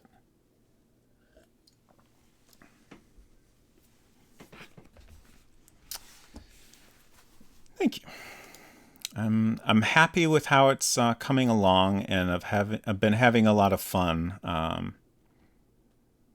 I've been thinking about possibly making a Playdate game for a while, but my initial thought was if I'm going to try to make a game, I don't want to do it on a platform I'm unfamiliar with. But it's been easy enough to learn that I don't think it's really an obstacle. And plus, if I'm porting this game, like a lot of the work is already done. So it seems a lot more likely that I would actually finish it.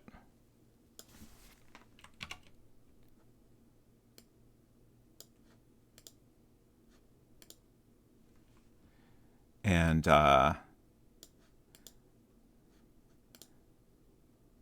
it definitely seems like God, I can't. I'm trying to get these lines to line up better.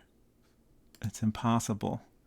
Like it feels like if I'm gonna port this game to anything else, like the Playdate is the right system to port it to, just because the screen is very very original Mac vibes.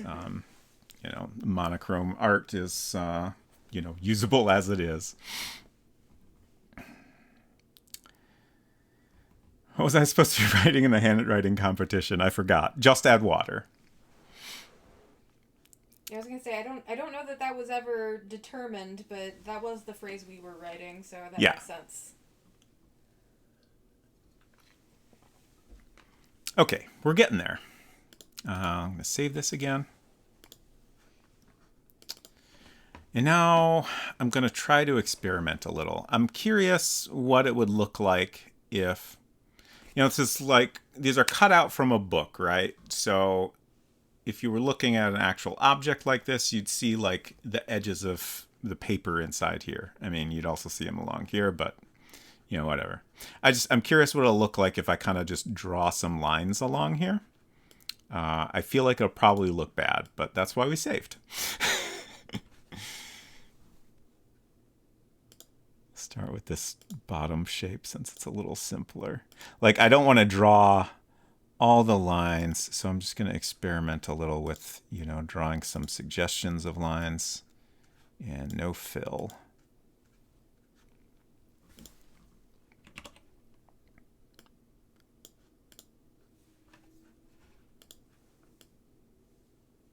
Polygon is Command G. Someday I'll remember that. Probably not today.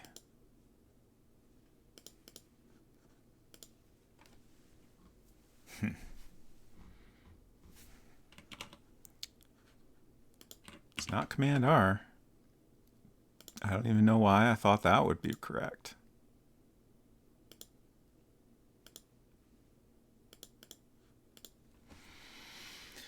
Have uploaded a rough attempt. Wonderful. I feel like that's...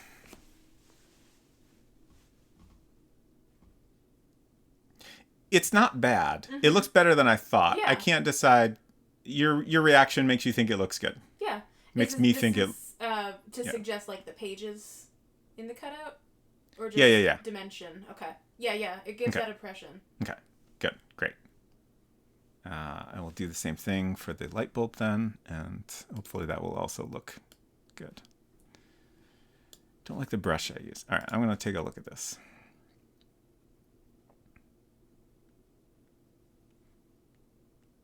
I probably won't have a good way to share it on stream because I don't want to capture Discord. You'll just have to that's nice. Our Discord. And you also added a cool S. I love it. But yes, if anyone wants to check out Hinton's lovely submission. I forgot you probably have a button for that because I just typed it manually like a chump. Well, there's our Discord twice now.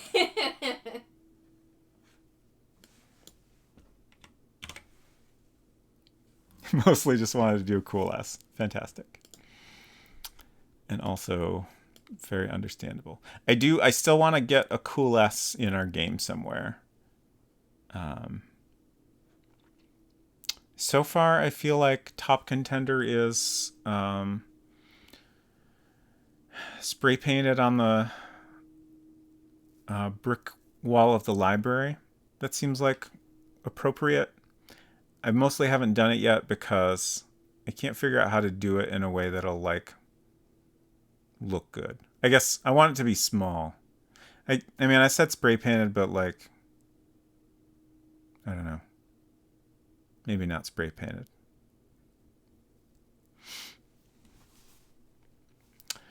Culinary says, I'm back and I have pretzels. Wonderful.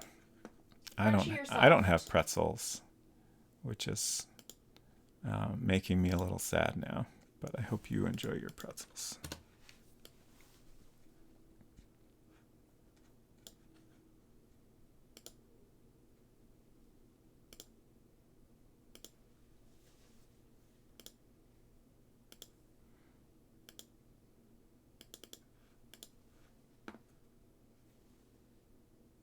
Yeah, it's all right.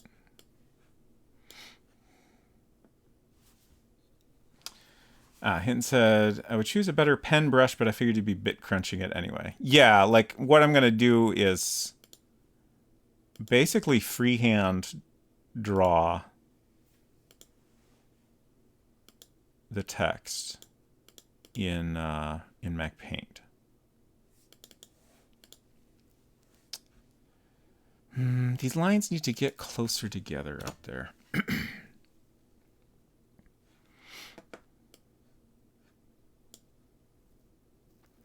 So it says, guess which AI got distracted and forgot about dinner again? I already saw your reply, but I need no guesses.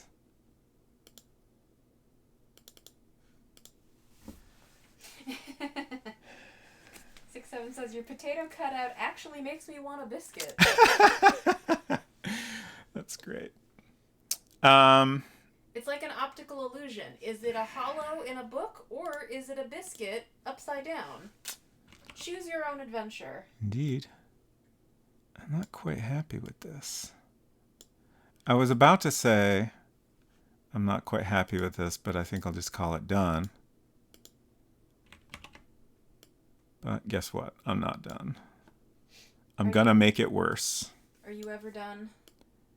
Well, Really? I mean, if you put it that way, no. I should probably quit fussing with it. It's fine. Now I'm wondering if I should draw some lines on the edge here as well. I guess I don't need to save. It'll be easy to delete if I regret my choices.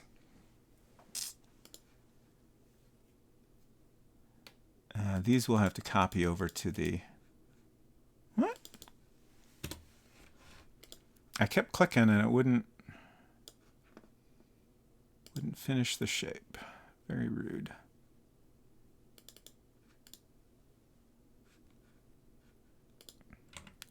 Command G.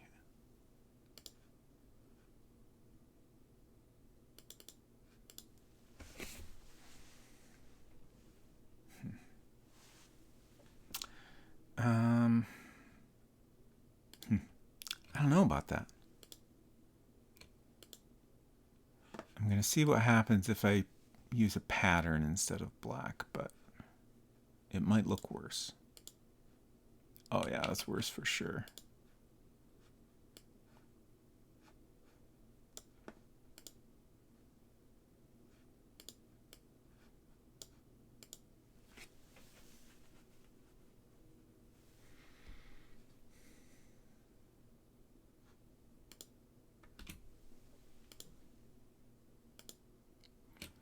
I'm a little bit torn. I don't love that, but I also don't dislike it. I'm gonna see how it looks on this version. Oh, I only got one of them, but maybe that's fine. I think the other one is actually underneath the lip. Okay. You know what this could use maybe is like a little bit of a highlight along the edge.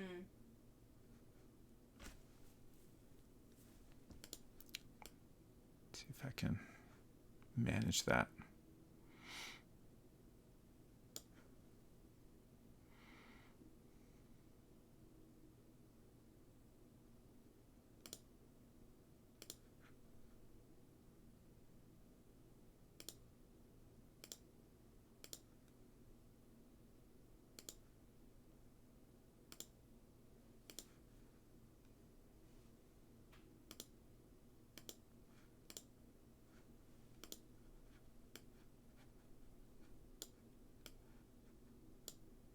Hello.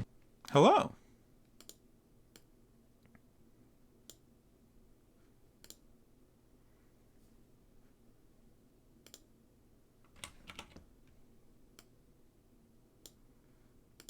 Jeez, that was the first sound of the night. Incredible. No wonder it feels so quiet in here. Until the Stream Elements reminder popped up, I kind of forgot about it. So I assume everyone else did too.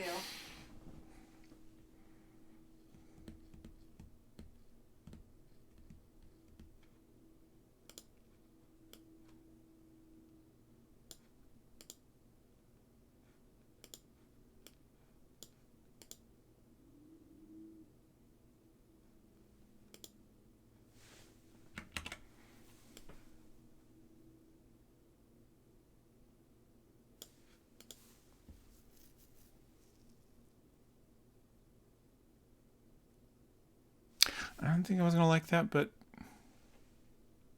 it's all right. Yeah, looks nice. Subtle. Yeah. Okay. Now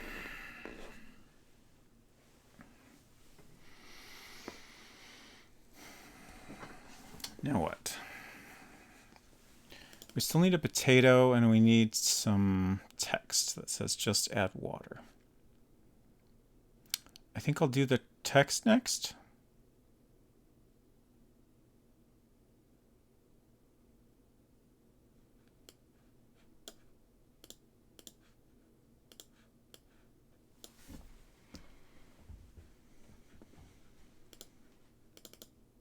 I'm really curious how this is going to come out.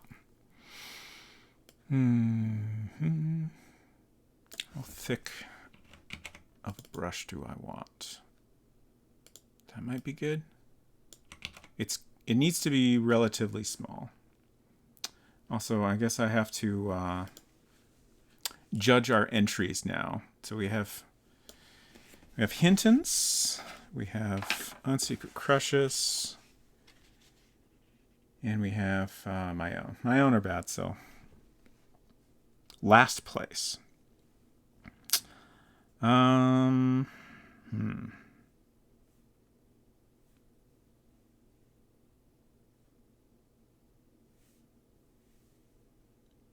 think I gotta go with Hinton. Some nice writing. It's legible. Yeah. The most important quality. I do like your more standard cursive J. Uh-huh. But I'm gonna go with Hinton's here. We'll see how I do. It'll probably come out looking like neither. So in the end, maybe it doesn't matter. I want to have water on a second line so it kind of fits in the, sort of triangular-ish space we have. And I guess I also need to do this at a little bit of an angle. Like, let's give me kind of a guideline here. Like, I think we're working with roughly that. Maybe. Actually, maybe this is more straight down.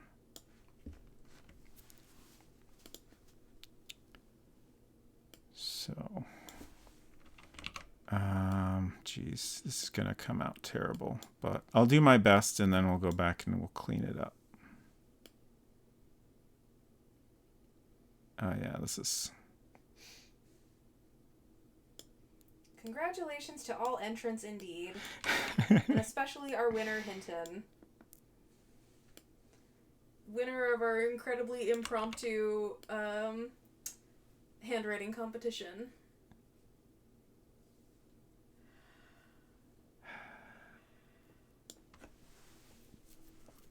This might be a little too big.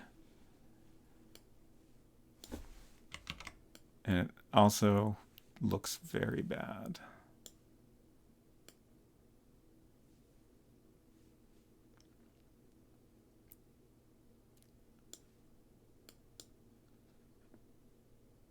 What did I do to that R? I need a do-over on that R. And says I stole Amy's Apple Pencil for this, so she gets some credit. Nice. Yeah, I wish I could use Apple Pencil or a tablet or something for this. Honestly, I thought it would look even worse than that, so we're doing great.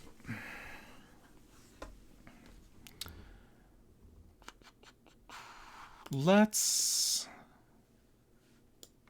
take this and thank you for the flush 6-7. Speaking of flush, you've been live for over 2 hours. True. Have you considered taking a break? I did think about it a little bit at one point, a few minutes ago. Thank you for the UGG culinary. So I'm just going to take this as it is. I think I copied it already, but I'm going to copy it again to make sure. And then I want to paste it in and see if it seems like it's, kind of the right size and angle and stuff like that. Need to make a coffee. Sounds kind of good.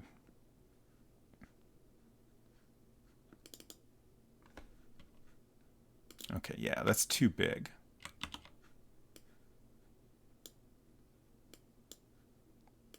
But not by a lot.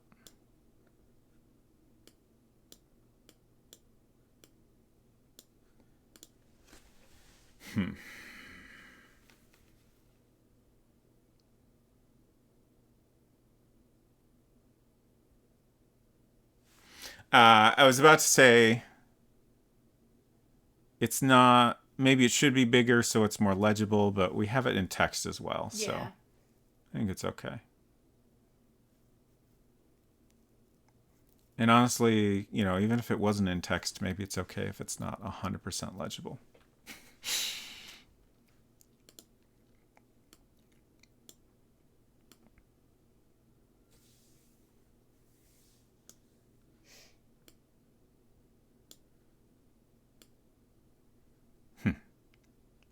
Oh.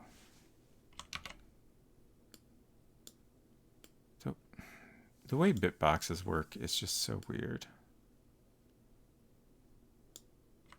Like, it let me shrink this, but if I expand it, it's like there's only certain sizes it can be. Anyway, something like that. Let's paste another one here to... Yeah, so I feel like 80% smaller.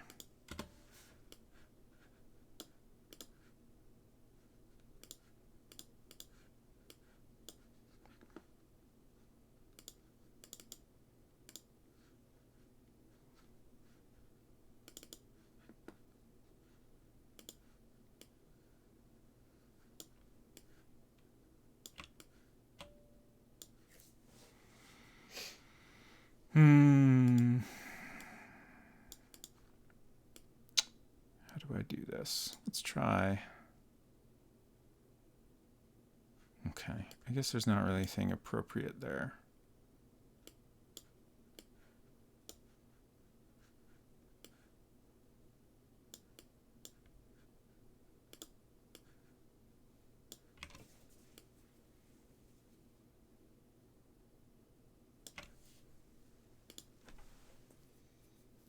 Seems like a pretty good size. And now to simply make it not look bad.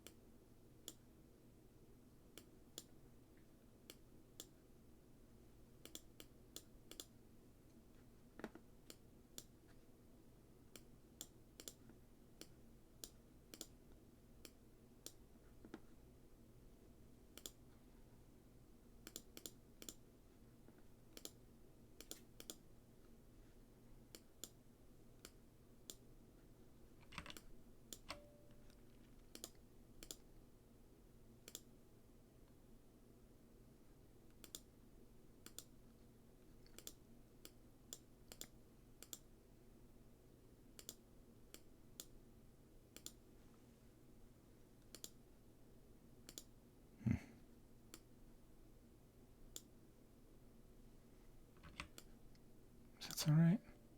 Another thing is we need to not have fully enclosed shapes.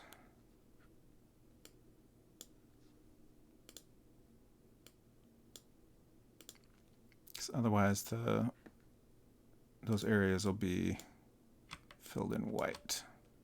If I have any gaps that end up looking weird, we can fix that later. Silver asks, first, just found a new full armor set bonus in TOTK that seems outright broken, so I'll save here and figure out dinner. Good. Dinner. I think dinner's more important than your video game armor. Separately, does Robot Spacer feel that all the rooms are built at this point? I believe so. I think we have all our rooms.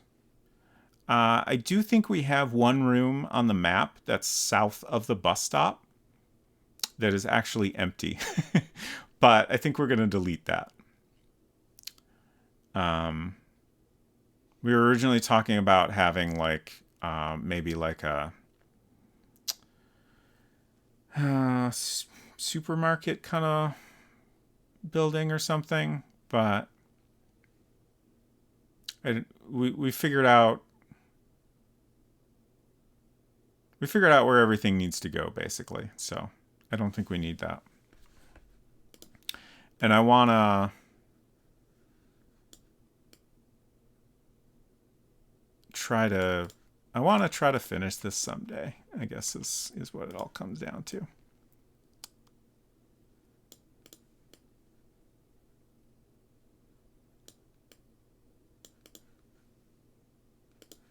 So yeah, I think we're pretty good on rooms.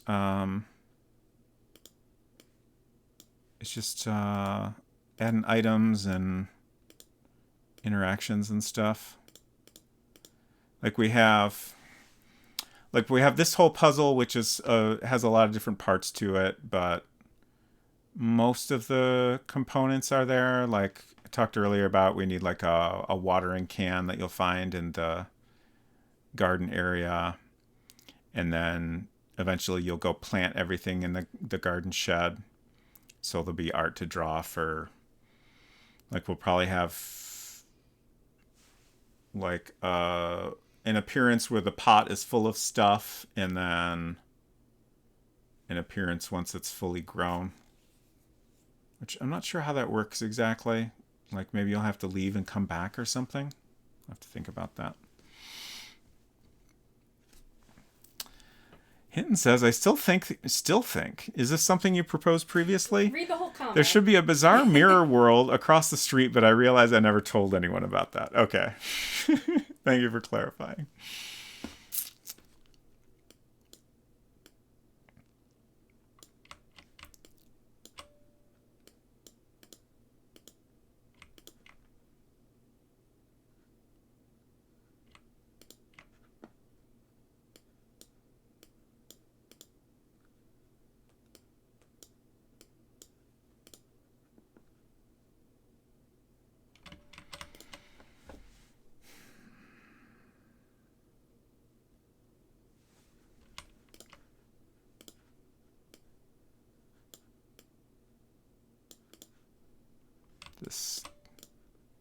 This is more of a mess than some of the rest of it.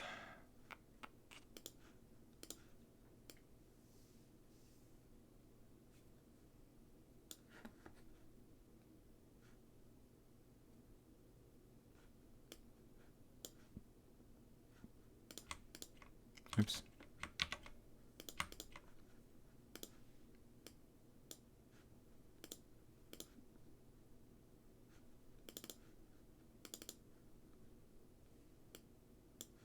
Oops. Excuse me.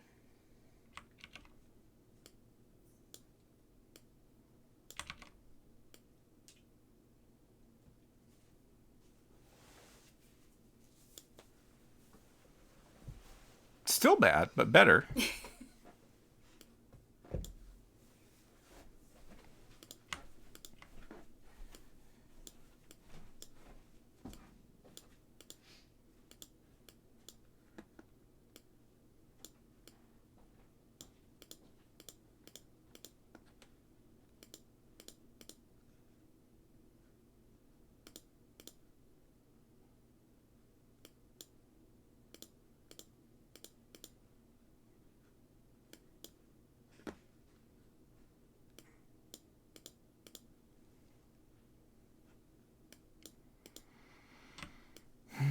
All right. Open shapes. Got too many closed shapes here.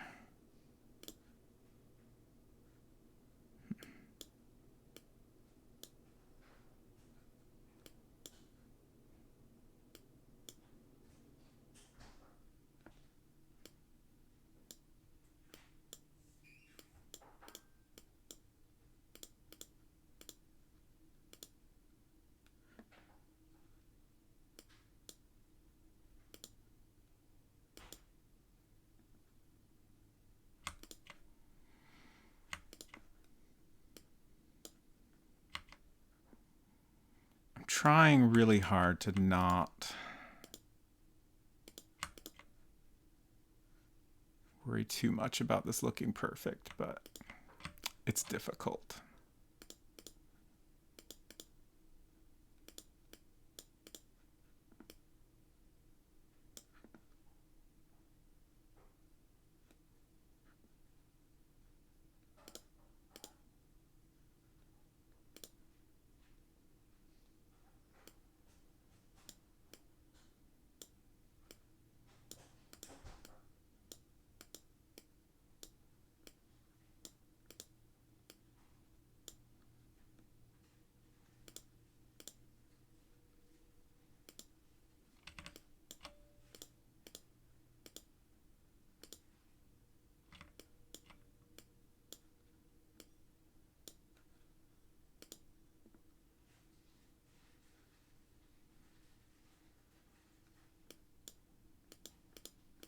Just to be clear, I am continually referencing Hinton's award-winning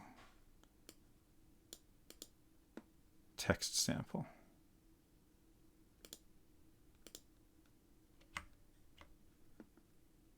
I'm doing my best.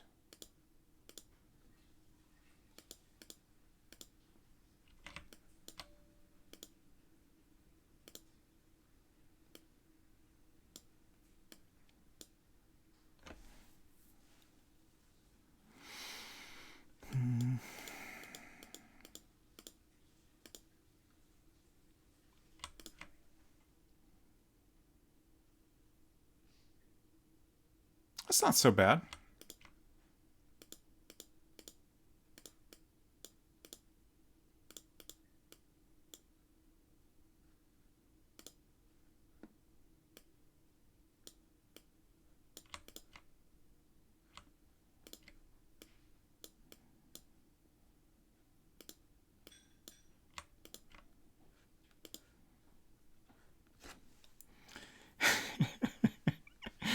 It says, I appreciate that you've made the impossible look really difficult.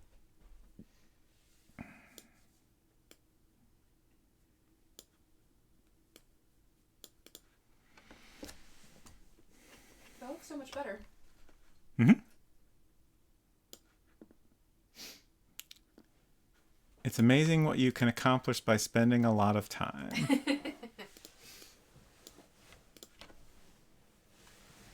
There. Hinton's J had a little more of a curl there, and I thought it was important to get that in.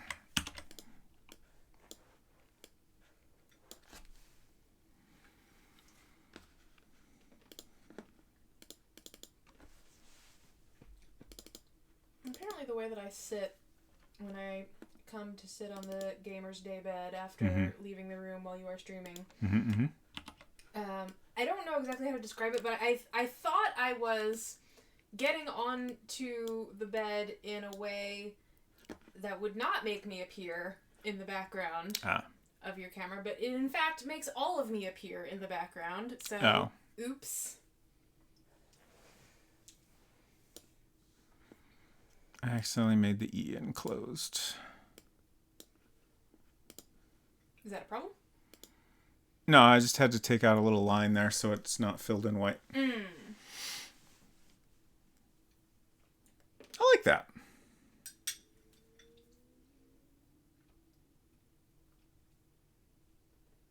Good work, everyone. I'm going to take a break now. I'll be back in a few.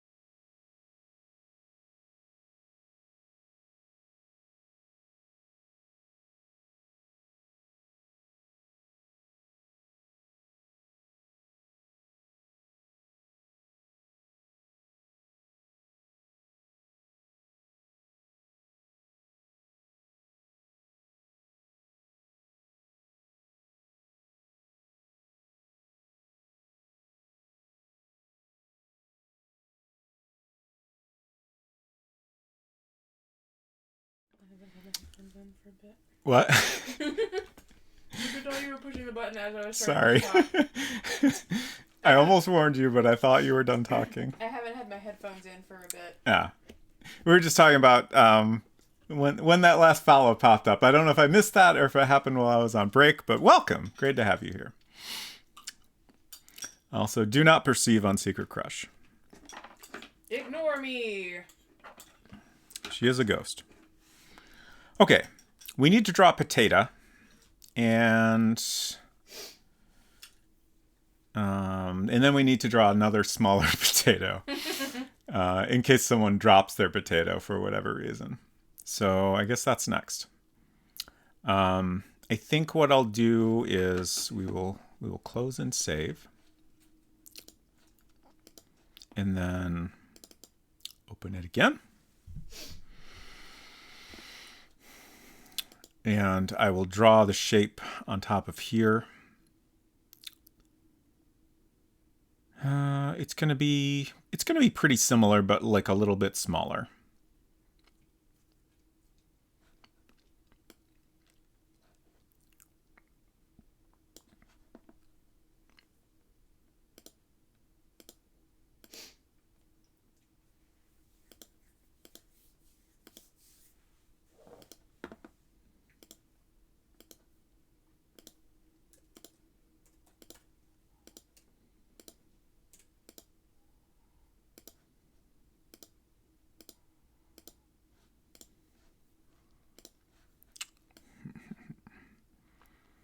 Ooh, what pattern? What's a good potato pattern?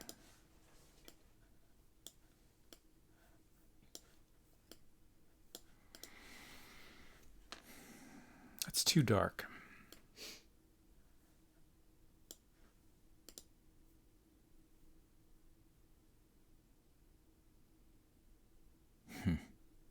That feels right, but I don't like that it's the same shade as the book itself. I will be adding some detail to it, like some shading and then like a bunch of little like freckles, I guess.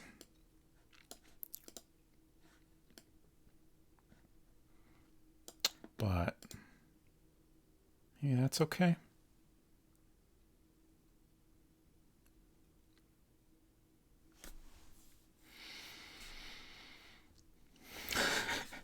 So it says, I decided against cooking at 10 p.m., so I'm eating a far too large portion of cereal. Well, the important part is that you are having dinner. I hope you are enjoying your cereal. Also, I keep forgetting to wish everyone a happy June and a happy Pride Month. Also, I like June very much because it's my birthday month. And I'm going to be 45 years old this year. Happy birthday to all gay people and Geminis. Yes. I've decided that I'm going to be 45 this year. I'm actually going to be 46, but I spent most of the last year thinking I was 46 already. So I kind of want a do-over. I think that's fair. Yeah. So I'll just be 45 this coming year, and then the year after that I'll be 47. And then we'll get back on track at that point. Salt Ranger says there's something very indulgent and wonderful about too much cereal. I agree.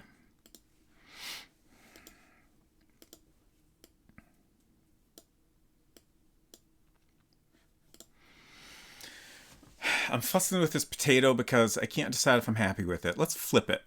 Let's flip this potato. Is that anything? I might actually be happier with that. I didn't expect it to work out. Sometimes you gotta flip your potato. Yeah. All right. We'll call that good. And then I think what I'll do, I'm going to add like some highlights along this edge and some shadow along this area, and then just some little potato freckles.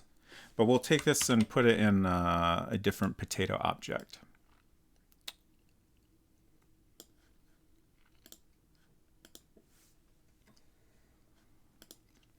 So again, we need 2 potatoes.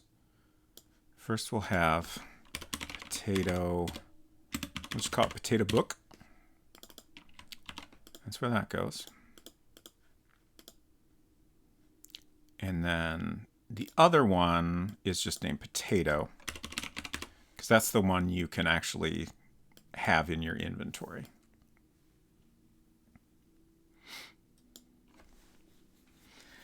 Culinary says, I love how your character immediately knows that the hole in the book is for a potato. Well, the potato hole already has a potato in it.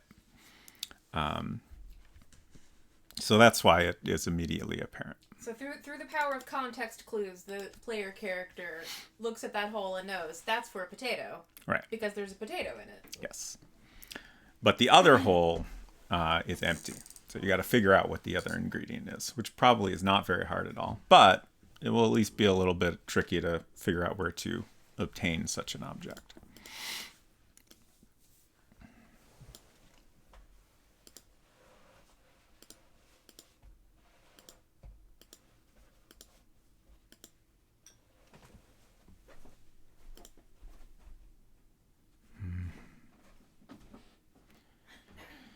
Oh, I'm trying to figure out how this highlight goes, and I just kind of gave up. But we'll see what that looks like. We'll see how bad it looks, and then I'll know what to not do.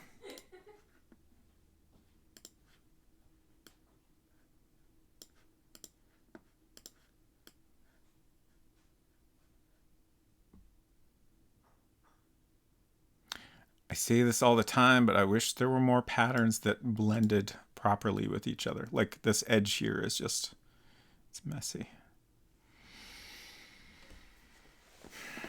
I need to look at my potato reference again. Oh wait, did I? Oh yeah, I did. I did look up potatoes.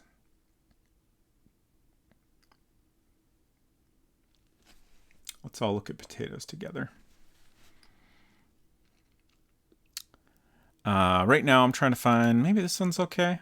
Just trying to find an example that has some, like a side with some shadow and a side with some highlights. This is great. Love this. These are all too cooked.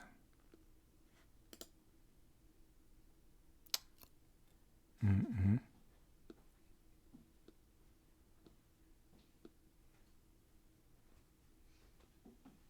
Potatoes, man. Potatoes. What a great food. All right, this is pretty good. We'll use that as reference.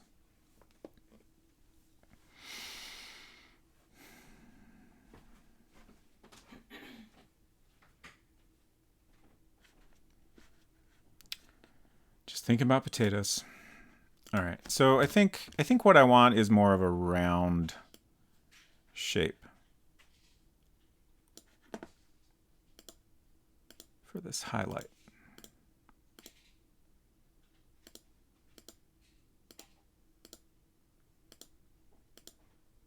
Something more like that.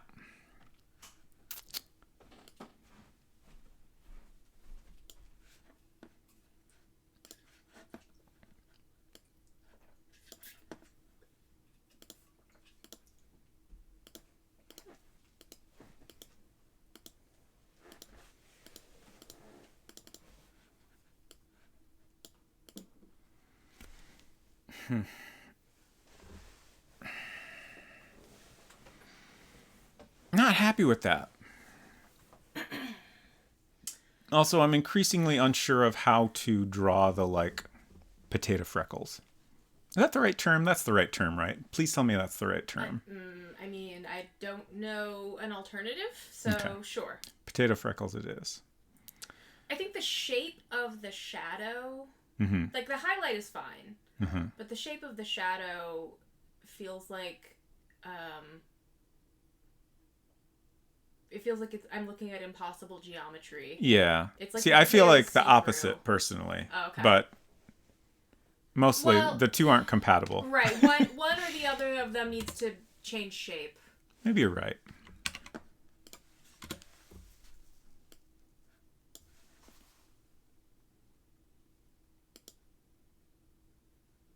They're not eyes, though, I don't think. They're freckles.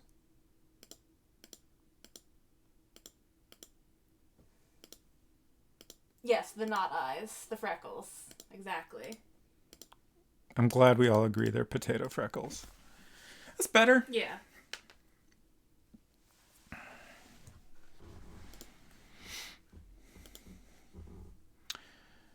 Okay.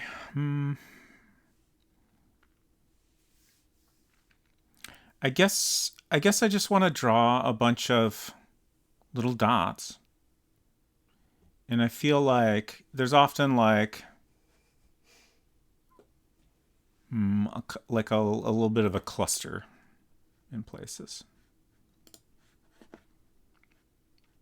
Let's save this. Because I'm going to be drawing a bunch of shapes, it'll be easier to undo it all if I could just toss it all in the garbage at once. Let's try using just ovals.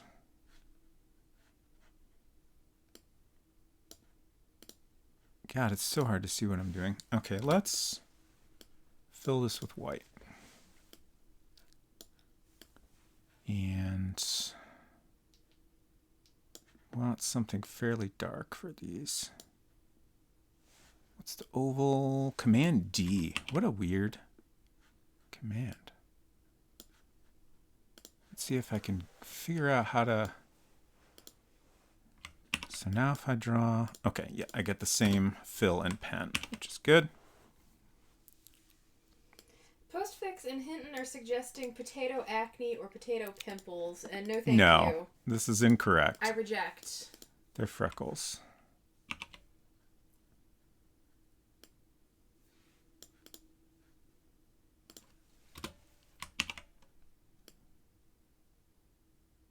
Like they're not blemishes. They're features. Yeah. They're part of the potato's natural beauty.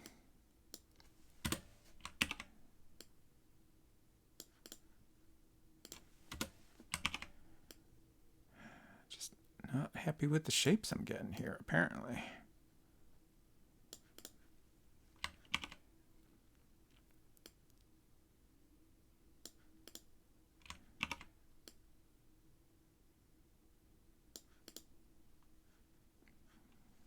Is that... How are we feeling about this? I feel like this might be... I don't want to go too overboard. Mm-hmm. One of them needs to move. I'm not sure which one, and I'm not sure where, but like, there's too much of an arc. Yeah, I was kind of thinking that. They need to be randomized more. Ooh, Sol Ranger says lenticels? Also, I'm from Idaho. You can trust me. I do trust you. Let me know if I pronounced that correctly. Also, I'm going to look it up.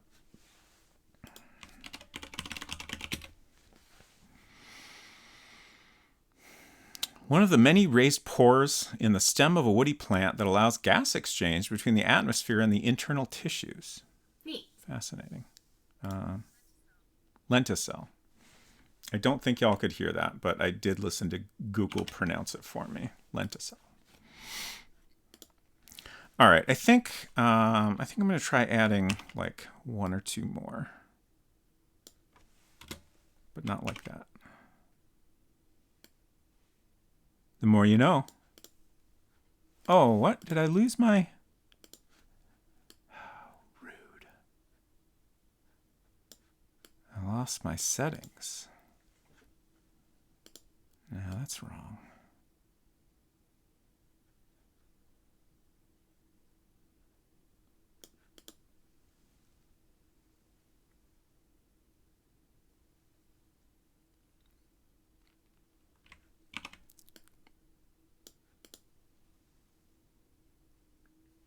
Yeah, I'm happy with that. I like it a lot. Yes. That's a beautiful potato. All right. I will probably end up redrawing it, but let's see if I can... I don't think this will work, actually, but I'll try it.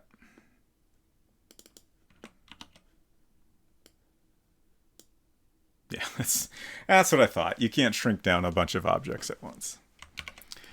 It was a good idea. Yeah,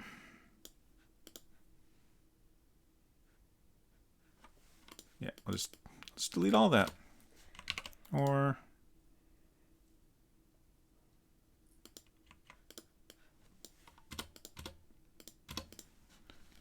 let's try this.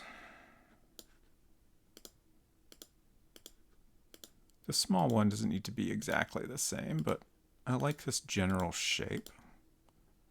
So let's just kind of trace it, draw the rest of the potato, and then shrink it down. The real question is, how big should the little potato be? Oh, that got... Oh, heck. I goofed it up. One thing I just thought of is that it should look as though it would fit inside the small book. Let's get that in here for reference.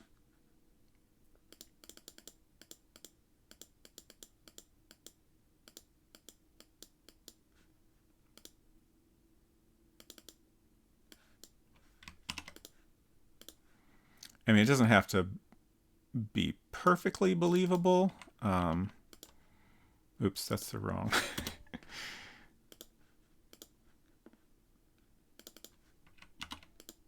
But it shouldn't be too much bigger. Like, I think we can get away with that. And then there's the question of where does it go exactly? Let's try putting it over here.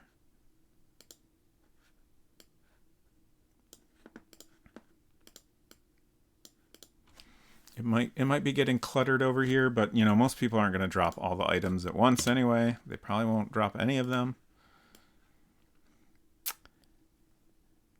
It needs a little bit of shading. I don't want to do too much here. Although, maybe I should do a little pixel art potato so I can get it looking real good. Hello, Alejandro Flores. Welcome. We are making a little game in World Builder from 1986.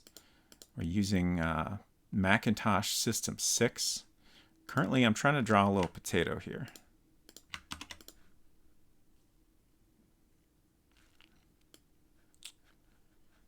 Let's do a bit box. I feel like this might be worth doing, just so I can get slightly more detailed.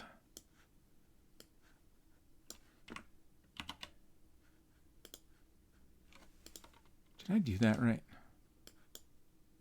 It's kind of hard to tell sometimes. Open up Mac Paint.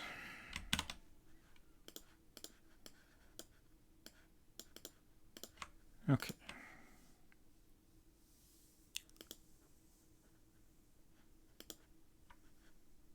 I wish it would give me the actual brush size. Hello, Suicidal Rabbit. I'm using Mini VMac. Very nice program for this era of Macintosh.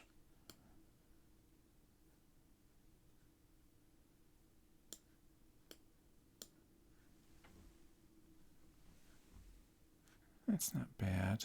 Oh, I see. Davor said a bunch of twos and then a freaking cat, and it took me a minute to realize I believe the cat is responsible for the twos. Hello, Davor. Good to see you. Hello also to Davor's cat. Yes, I hope you are both doing well. Okay. Just trying to figure out how to do some highlighting here. Hello, Ero. That's a great name for a cat. Oh, nice. And then we need the lenticels, or potato freckles if you prefer.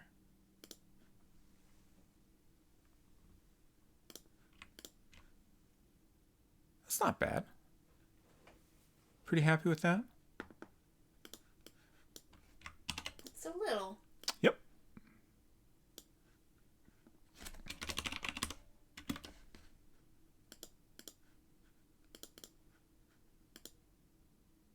Character from ATLA. Avatar: The Last Airbender. Ah, okay. Thank you. The grumpy uncle. Got it, got it. I guess he wasn't actually that grumpy. It's been a while since I've seen it. Nope, not backups. Artwork. I literally just saved it, and then I saved it again. Oh, if you tried to paste the link, it got removed. Apologies. If that was a link, feel free to share it with Unsecret Crush via Whisper, and she can share that in chat. No worries. It's not a problem. It's just I feel like Twitch doesn't make it obvious when a link has been blocked that no one else can actually see it. So, what am I doing? Back to World Builder. Normalize cats joining Twitch chats. Yes, 100%. Agreed. All cats should have a Twitch account if they want one. I'm previewing the cat. I can't wait to see it.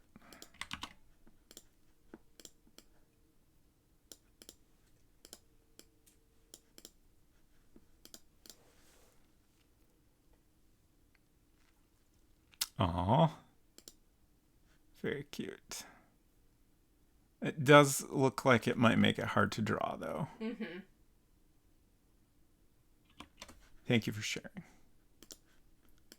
I am petting the cat with my mouse cursor. Wonderful. All right, there's our potato. Oh, as I almost always do, I've forgotten to configure these objects. At least I remembered this time before we actually tried things out. So we need to go into object data, and the large potato is going to start out in Electrolyptus Book Open. Whoops.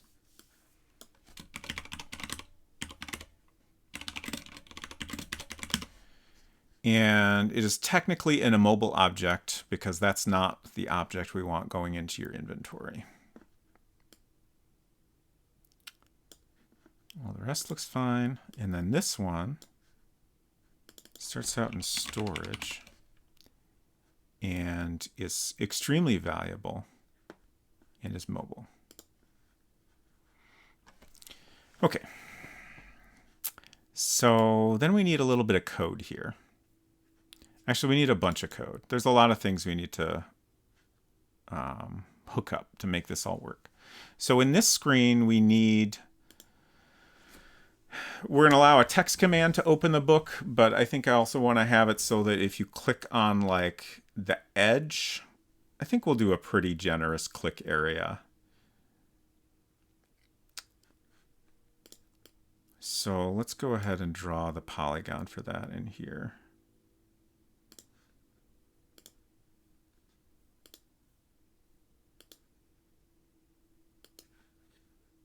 I feel like if you click anywhere in this area, it pretty strongly suggests you're attempting to open the book.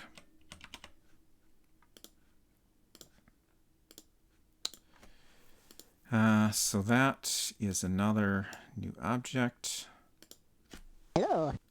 Sonneveld, hello. Great to see you.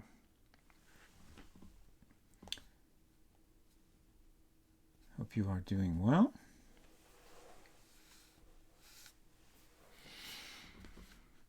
I enjoyed the chat over on Fractal Mind Mike's channel this morning. Fractal Mind Mike did a birthday stream with a bunch of great folks. I'm sleepy. Yes, I imagine so. It was what, like 3 a.m. your time when that ended? Okay, so this is book edge. That seems fine. It doesn't matter exactly what it is. Somehow got roped into a debate. So I just did a rap from ChatGPT. Okay. Fascinating.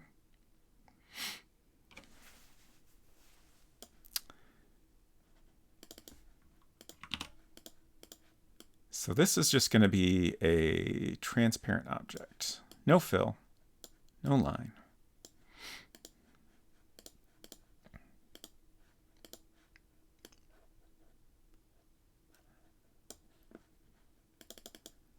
And this is in Electrolyptus book.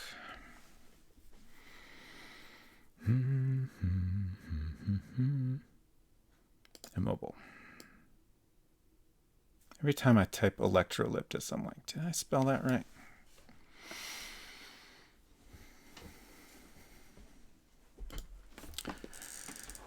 Sonneveld and M. Zizzy have been working on translating a Czech game.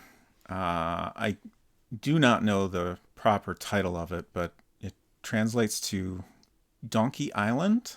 And let me know if I'm getting any of these details incorrect. But it's apparently a parody of Monkey Island and also a sequel to the first Monkey Island game. Yes, thank you. I do not know Czech pronunciation at all, so I will not attempt it. But that is the actual name. And I'm very, very intrigued by this. It's, I guess, like the first... You neither, yeah. The first commercially, like nationally distributed Czech PC game, which is very interesting.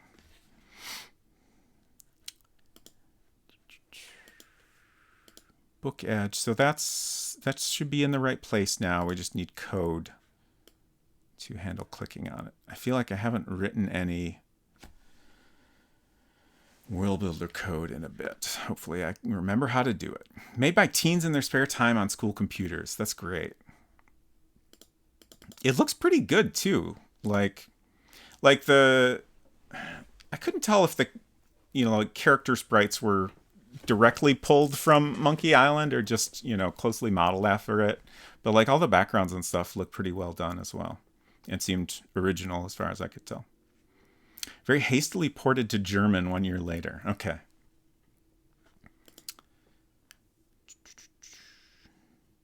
They do look very inspired by Monkey Island. Yeah. I'm just thinking about where exactly I want to add this code. Oh, so we have already, if you use the open or search command, you will find the secret compartment. So we'll just add checking for, clicking. Book Edge. Did not spell that right. I'll get there eventually. There we go. I'm trying to think if this text makes any sense to be here. I think we'll just remove that. And then we will move the player to Electrolyptus book open.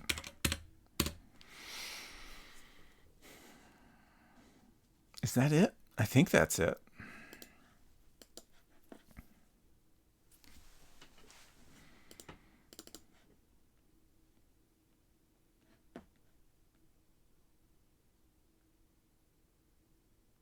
I like the phrase secret compartment. I'm trying to figure out how to rewrite this to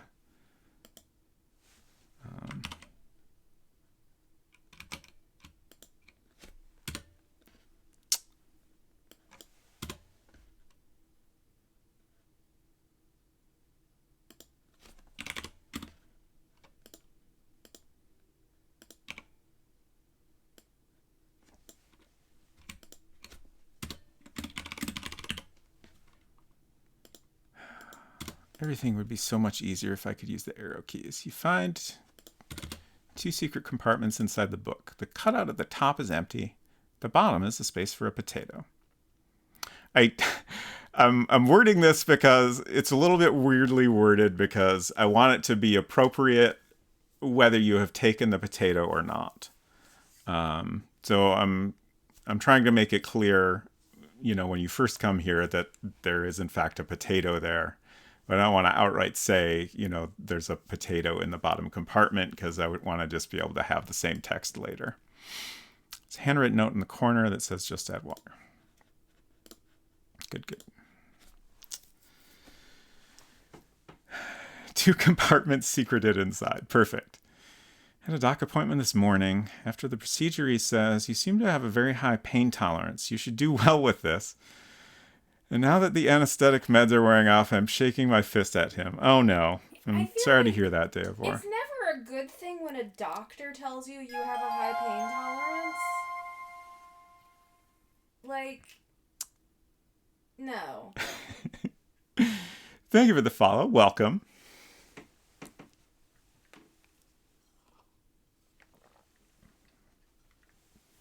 I was actually thinking about pain tolerances earlier because I don't know that I would necessarily say I have a high pain tolerance, but I'm very good at ignoring certain types of pain. Yeah. I've had a sore jaw recently, which is a thing that sometimes happen. I think it's when I have bad sinus problems, like my sinuses, I feel like most people's sinuses are very close to their teeth, but my dentist has specifically said that mine are especially close. So I feel like when my sinuses get inflamed, sometimes it irritates my jaw and then it just kind of hangs around for a bit. And then I put off taking any medication to, deal with that pain for way too long. Is it do you think oh, it doesn't hurt that bad, I don't need a Tylenol, I'm a big tough strong man? Or is it just you think about it and then you forget to do it? And then that just keeps happening. It's not really either of those. I blame my mom a little bit for this, but I very much tend to, if I need some sort of medication, I will put it off thinking, oh, it's not that bad, but if it's bothering me constantly, I should just, take something and feel better. It doesn't matter if it's not that bad. David says for me it's more underestimating the future. I feel like that's probably also at play. Yeah.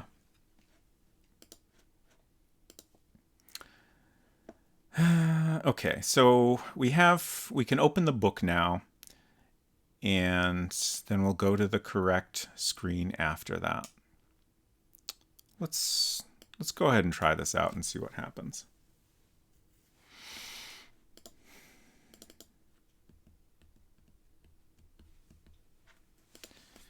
Okay, so cheat house, is that a thing I did? Okay, great. Perfect. Here's our book.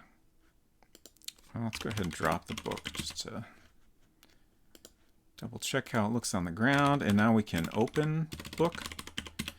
This is a little weird because I typed open book and it takes us to a closed book. But, I want to recognize the commands, but I also want to, show them the front of the closed book first. So I think it's fine.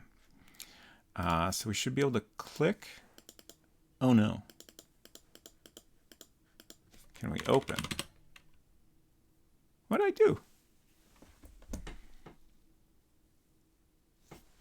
Oh, I bet I typed the name of the room we're supposed to be moved to incorrectly.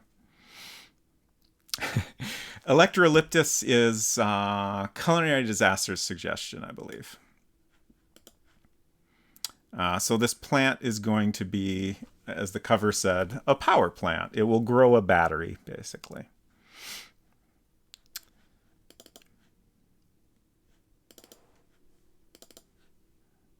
I feel like I have to have typed the room name wrong. That's the only thing that makes sense. Electrolyptus book open.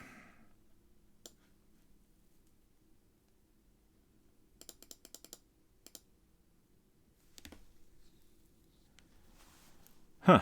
That looks right to me. Player $ is correct, right? Gotta have the monkey wrench puzzle to confuse the non-English speakers. Let's print something, just so we can see what's going on here. Electrolyptus book open. Oh, it's player at. Ugh. What was I thinking? Okay. Honestly, a little bit surprised that wasn't a syntax error. I guess maybe you could put a $sign in a object name, which honestly, why would they let you do that?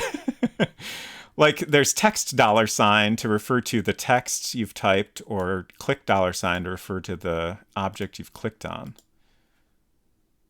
But player $sign is nothing.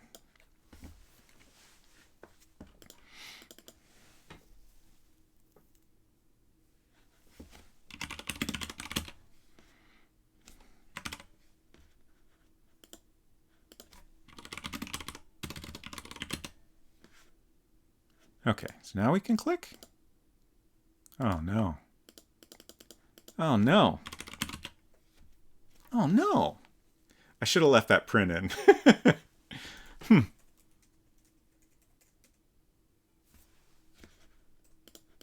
Really though? Okay.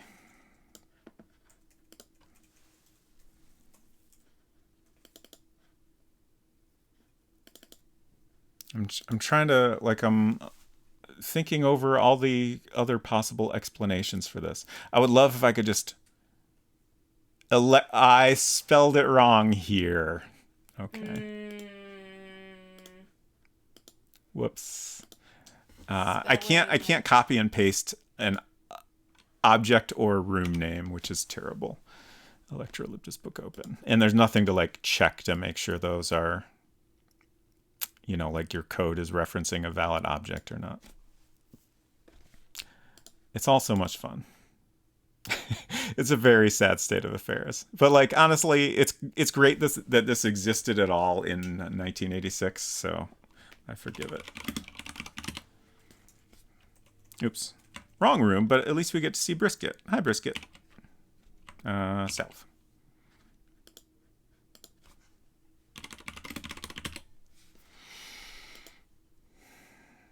There we go. Beautiful. Yay! You find 2 secret compartments inside the book. Cut out the top is empty. At the bottom is a space for a potato, which you can see here. There's a handwritten note in the corner that says, just add water. And now we need code to pick up the potato. So if you click on this or type take potato. Does the game understand get and take? How have I dealt with that elsewhere? Close. Get skull. Okay. We'll just copy whatever I did with the skull.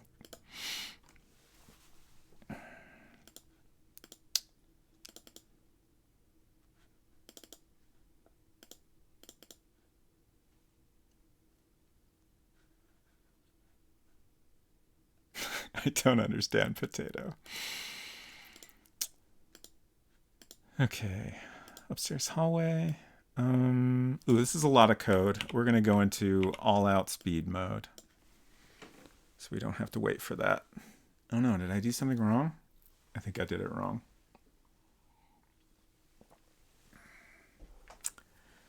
Oh, that wasn't too bad. Okay. Where is the skull getting code?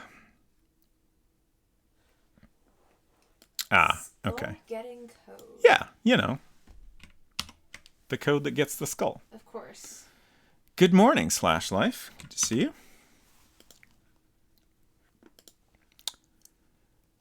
It is, it's almost midnight here. Sorry for seemingly joining the chat thrice. Is Twitch giving you weird welcome to the chat duplicate messages or something? I feel like that's just a bug that is happening with Twitch recently. It kept happening to me yesterday in my own stream. Yeah.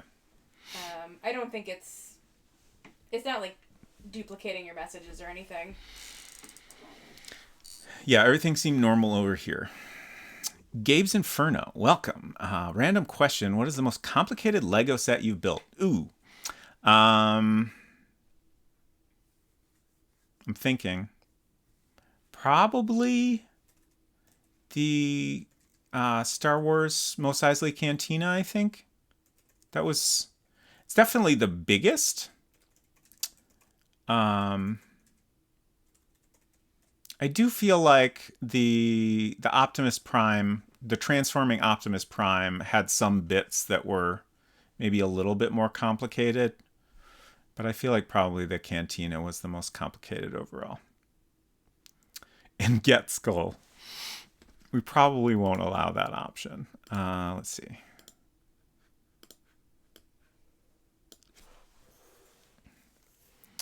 Oh yeah, so you just got a bunch of welcome to the chat. Yeah, I think Twitch has been having a little bit of a rough time recently. So this should go... We'll put it up here, I think. Good night, 6-7. Good night, 6-7. Thanks for hanging out. Hope you sleep well.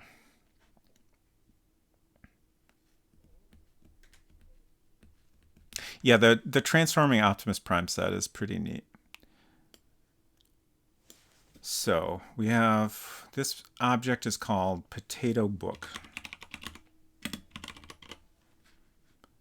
And then we'll allow Take Potato or Get Potato. We don't need those.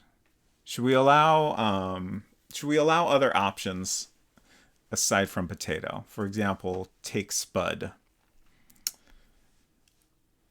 We do say potato in the text, so that's probably fine. But I'm open to suggestions. I mean, is it really necessary to include alternate names for potato? No, it's not necessary. I try to be flexible when I can. But it's really hard to know what people might type.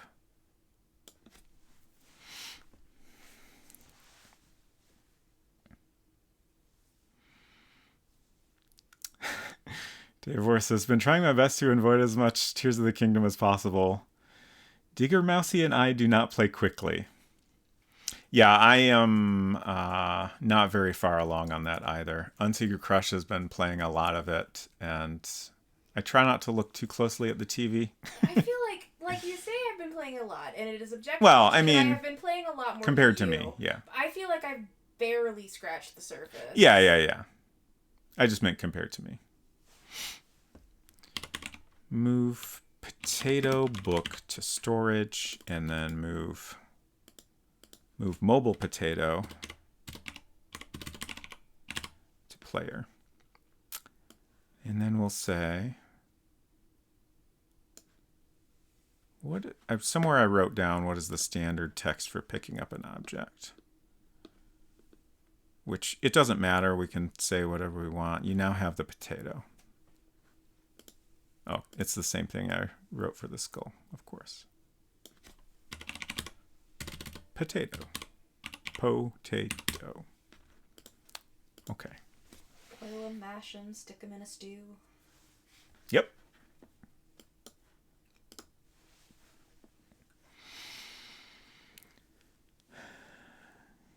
Wish getting white and yellow EGA were a bit easier sometimes. Oh, contrast. Okay, got it. Yeah, that does sound a little challenging.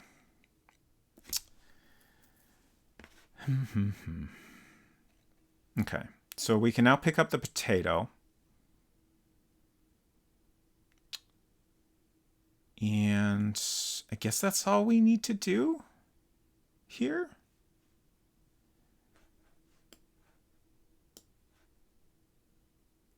Like, the rest of what's going on inside the book is just looking at things. So I don't think we need any other interactions.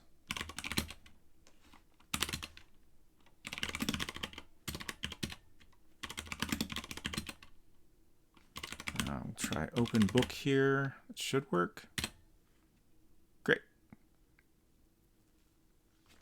Oh, I'm missing a blank line here. That's okay. I'll fix that. You now have the potato. Did I make it so we can't drop the potato here? Okay, great. Close. But now we can drop the potato. Great. See how our items all look in a pile. Pretty good. I do feel like it's a little cluttered over here, but not in a way that looks weird. So that's fine.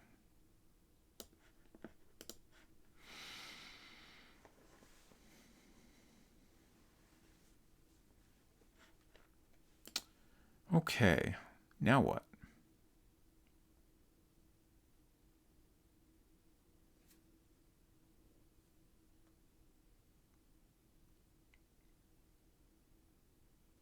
Got to figure out something new to work on, I guess.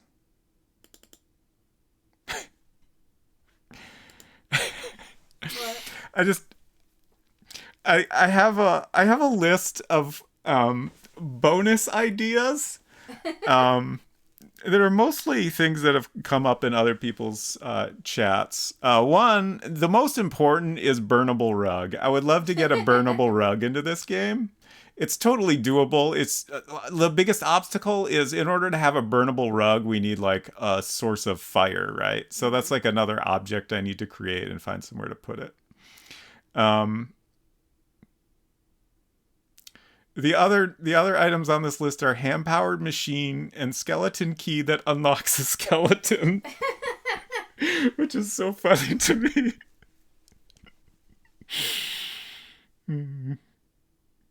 I don't think that's going to make the cut, but I would love to. I wonder if anyone's ever done that. Unlocking a skeleton? A skeleton key that, you know, it's not the normal usage of a skeleton key, which, you know, is like a key that unlocks multiple locks. It is specifically a key that unlocks a skeleton. That reminds me. Must unlock a rib cage. Exactly.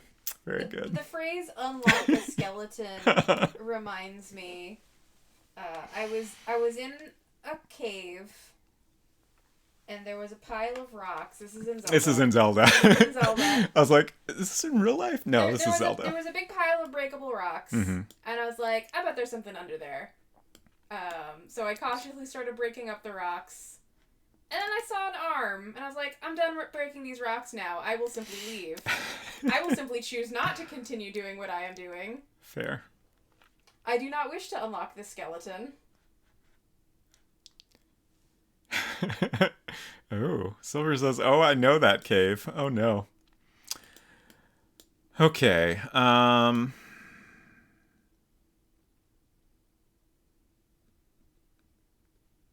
Yeah, I hate to disappoint you, Davor. I do not go into caves in real life. Never? No. You've never been in a cave? I mean, I won't say never, but okay. I certainly do not go out of my way to be in a cave. Sure. I feel like, oh my gosh, Colin Error. Thank you so much. Look at all that confetti. Oh yeah, I never get to see the confetti on my screen. There we go. Beautiful. You just gotta look at the confetti screen. Just gotta look over at my iPad.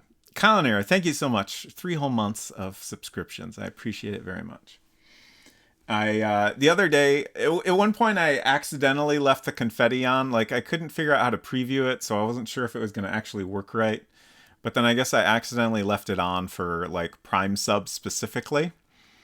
But it was great, and I was like, you know what? We need more confetti up in this stream. So I just turned it on for a whole bunch of stuff.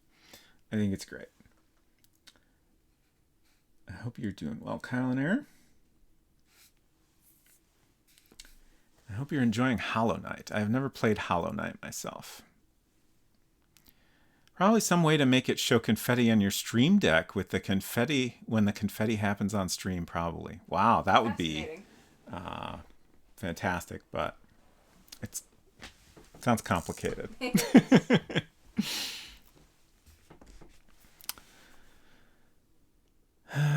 Okay, so I think maybe what we want to do next is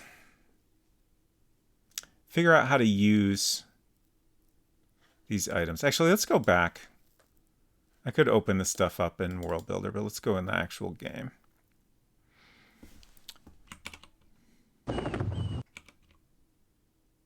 So here's our greenhouse.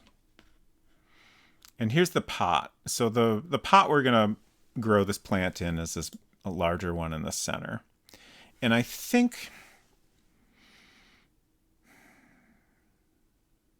I'm thinking. What you thinking? I'm specifically thinking about how the interaction will work for this, which is like I get the fun little complication of having to consider this on two levels. One is how will the player perform the action of putting two specific items into this pot. The other one is how do I, as the programmer of this game, make that work?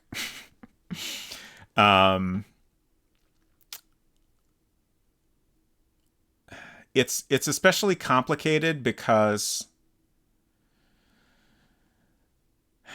there's like the text parser in this is super limited, right? We can check for a phrase input that includes a word or phrase, or we can check for like exact input. So if we're going to expect the player to type something more complex like put potato in pot, it gets complicated.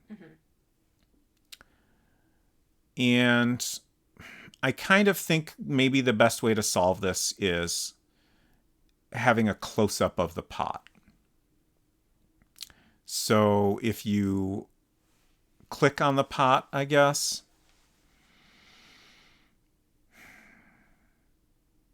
it takes you to the close-up, and then you would just be able to drop certain items into the pot.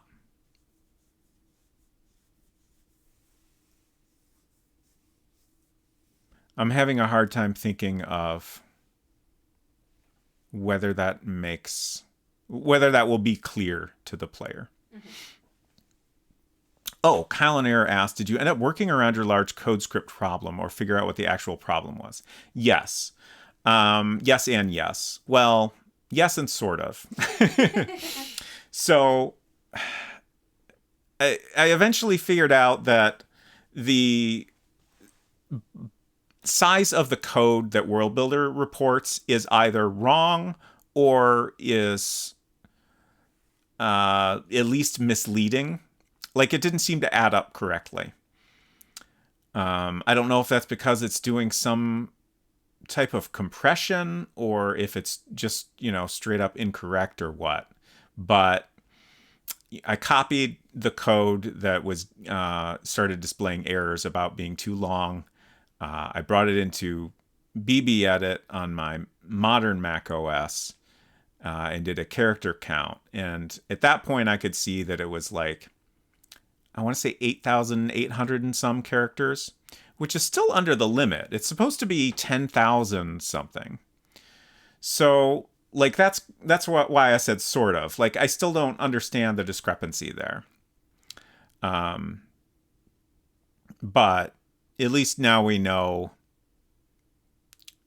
we have a better idea what to look out for. Like, I think if the code, I made a note somewhere, but I feel like the code should probably be under like 4,000 bytes according to World Builder or something like that. Like, definitely if we're getting into that range, then we need to start thinking about, is there some way we can simplify this or split it up or whatever. But yeah, I did eventually, I think we're done here for now, so I'll go ahead and open up World Builder. But the little sweetie interface is now a bunch of different rooms. And it honestly worked out so much better. So there's an off state, there's a locked state, there's the start screen, which does almost nothing. There's a screen for viewing the emails, and there's a screen for the different error states if you're not on Wi-Fi. And it worked out a lot better to split it up this way. Like, the code got a lot simpler. There were a lot of little things that didn't seem like that big of a deal, but just became a lot easier to deal with splitting it up this way. And the things I was worried about, which was like mostly duplicating graphics, like all the button graphics have to be duplicated, but I was able to optimize the graphics in some other ways, and it ended up only being 50 bytes bigger when I was done changing everything around. So it was like nothing. But it worked out well in the end. It was just, it took me about a day to do it all, but that's fine.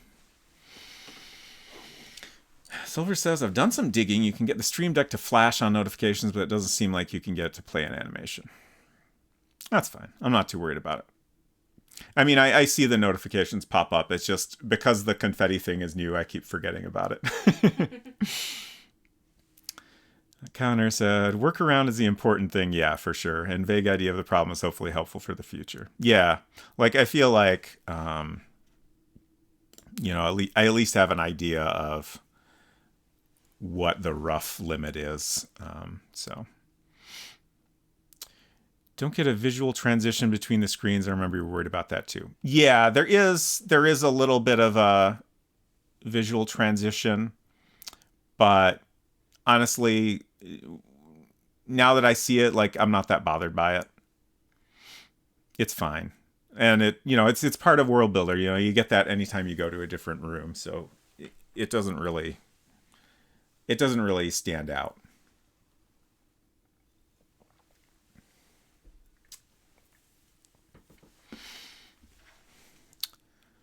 Okay. So I'm still a little bit unsure of how to do this. Oh, I just remembered there was a very, very minor thing, but I wanted to add a space after this text. I'm really happy with how that graphic turned out.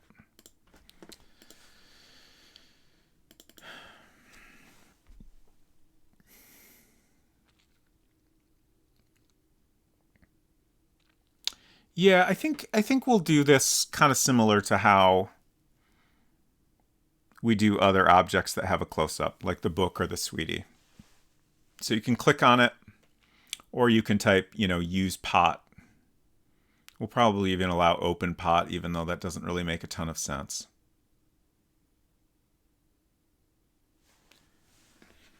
So I need to do a screen. Oh, right, these are bitmaps. Okay. So I'm going to do a screen that's basically got a large pot at the bottom of the screen.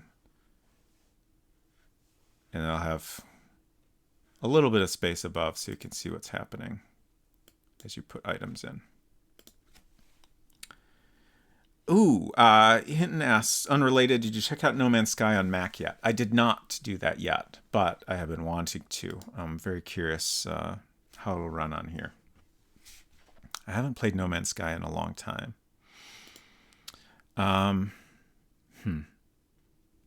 Something else. Oh, right. I was trying to think. There was another game that suddenly and probably not very coincidentally just got announced, and that was Stray is also coming to Mac. I'm not sure if that one's out yet. I don't think I heard about that one. But yeah, Apple has their WWDC, Worldwide Developers Conference keynote is on Monday. Pretty sure it's Monday. And they're probably going to announce some sort of like VR headset. Like, I think it's pretty certain.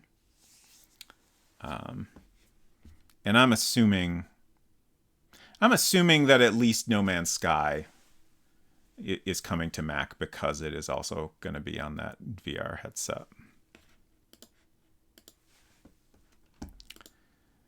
I guess I'll add this room right here. Doesn't really matter where it goes. Oh, I opened the global code. That's not what I wanted. Silver says, I'm holding off even considering the Quest 3 until I hear what comes out of that Apple conference. Yeah, it's kind of funny that they went ahead and announced that, and they're like, it'll come out in September, I think is when it comes out.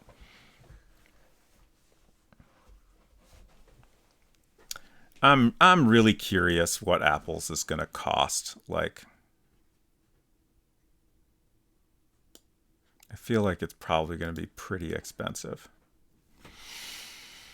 Scene data, that's what I'm trying to do. Okay. We've had so few screens where we've had a periodic sound. I don't know if there's anywhere else we could get that in that would make sense. Maybe there's rats in the greenhouse. It's Apple. I'm betting 4 digits minimum. Oh yeah, no doubt. At least $1,000. I've seen some speculation that it could be as much as 3,000, but that seems like wild. I would be surprised if it's more than 2,500.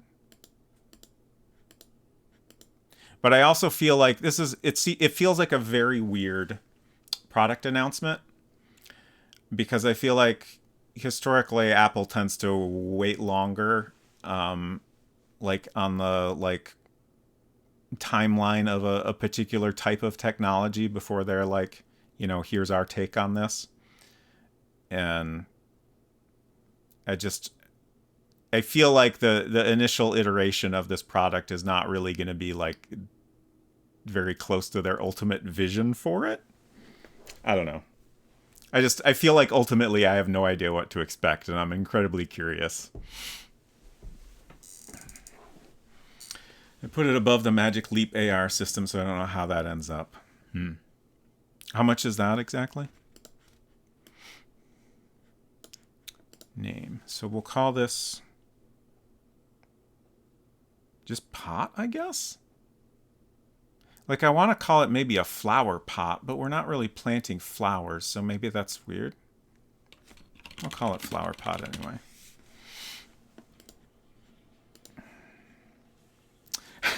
Davor says, oh boy, Magic Leap. That was a fun dev cycle to follow in 2019. Yeah.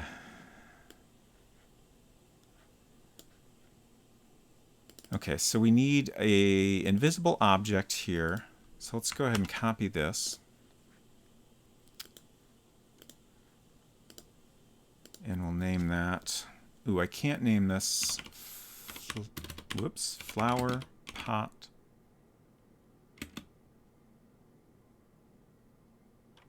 Greenhouse. It doesn't really matter. I feel like I mistyped something there. Magic Leap is around 2.8K. Okay.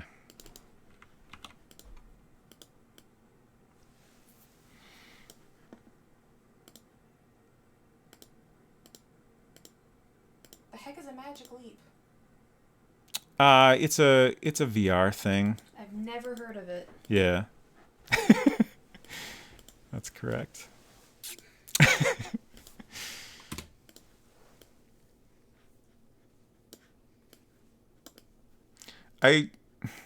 It sounded like what they were working on with that was pretty impressive, but it seemed like I didn't follow it super closely, but it seemed like it had some difficulties.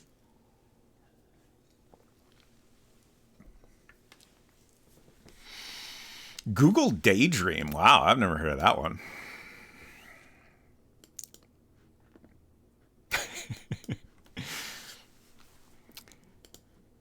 Okay, so let's add code to move to the screen now.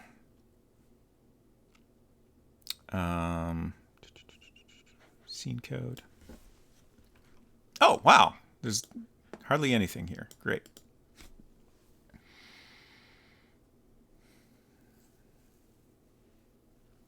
Just thinking.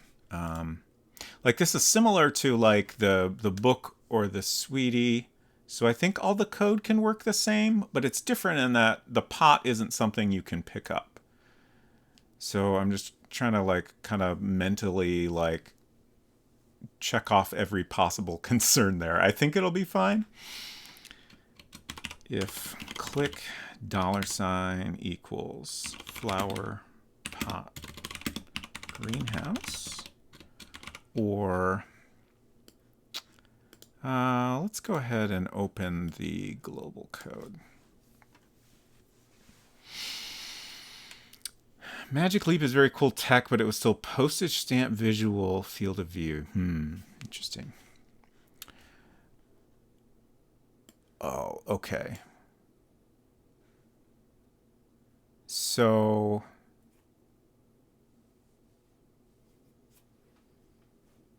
we have this kind of two-line thing where you can say open, use, or look, and then we have various nouns that are recognized. Okay. I think we can do that same thing here.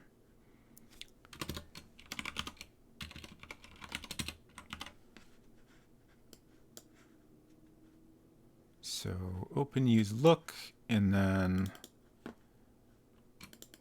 honestly, if the noun, if they include pot with any of those options, that's fine. Exit, end, and then this will move player at to flower pot, flower put. I frequently make typing mistakes, but I definitely make them a lot more when I'm streaming. We'll just blame it on me not being used to this type of keyboard. Okay, I think that's all we need. I should have double checked how we do this code here. I don't think we need to, because we set this L1 equals 5. It keeps track of what room we need to go back to when we leave. Okay, so you don't have it is not something appropriate here. So yeah, it should be fine.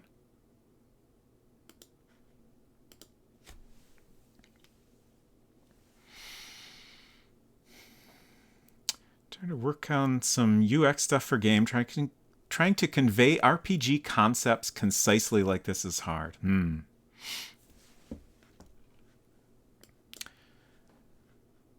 Okay, so that will take us, this will take us to the flower pot if we click on it. This will take us to the flower pot if we type open pot. Like, that's weird, but I want to allow it just for consistency with our other object interactions. Use pot, look pot. I think that's all fine. And then in this room, we have a bunch of code we want to copy from here. And then I also need to make a note. There's various screens like this where we have a close-up and then like I have all this code that will take us back to the correct location because we cannot simply store a location name in a variable. Variables can only be set to numbers. So this big mess of a code has to be copy and pasted everywhere if we ever add another room.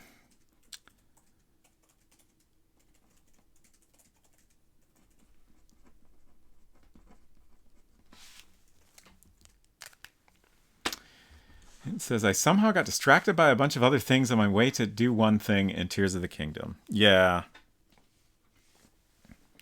That's been my entire gameplay experience so far. But I kind of like that. Like, at least with Breath of the Wild, almost all of the fun in that game was just exploring for me.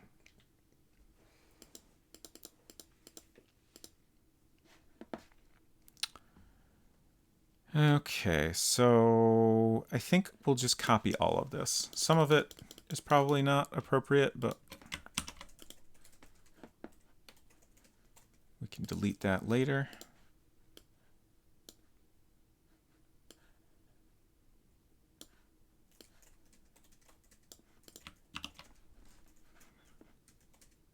Okay, so some of these just need to be updated.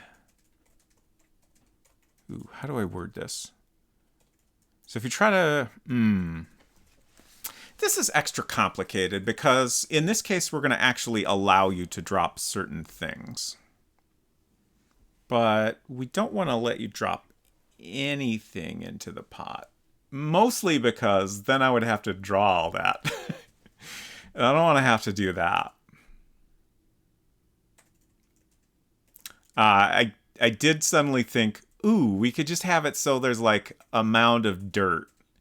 And then, you know, whatever you drop in there is just kind of buried under the dirt. But it would probably still be kind of a pain to code if we let you, you know, put anything in the pot.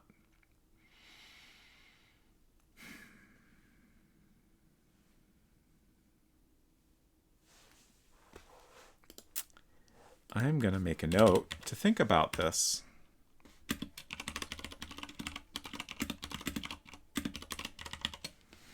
I don't think that's a problem I'm going to be able to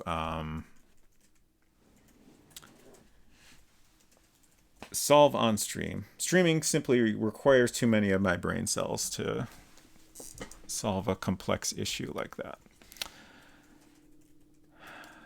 This can be deleted. How am I going to word this? You should, let's say close.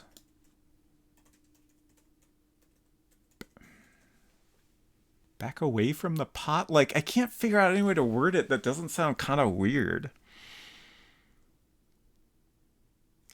Like, in terms of how you do it, we're going to allow close, back. I forget what else I've allowed in similar situations. Done, close, return, put away, or back is what we've allowed elsewhere, which I think put away maybe doesn't make sense, but it doesn't really matter, so we'll just allow it. Step back from. Thank you. That's perfect.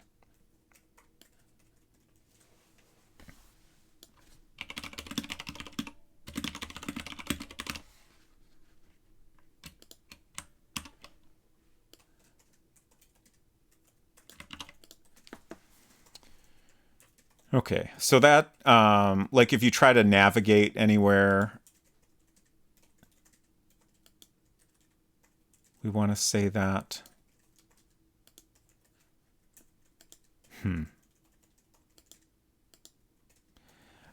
So I just had a thought that maybe I'm making this too complicated, and maybe it should just be, like we could allow you to go inside the greenhouse and then go north again to get the close-up of the pot. Like, that wouldn't be that weird. I just want to say that I feel like you could summarize this entire project with the phrase, maybe I'm making this too complicated. Yeah, like, that's fair. Sure.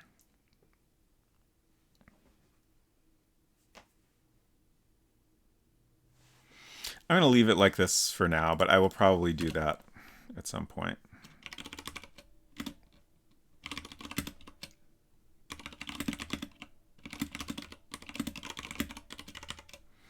And then you could also back away by going south. Because, like, I feel like if you're in this pot close up,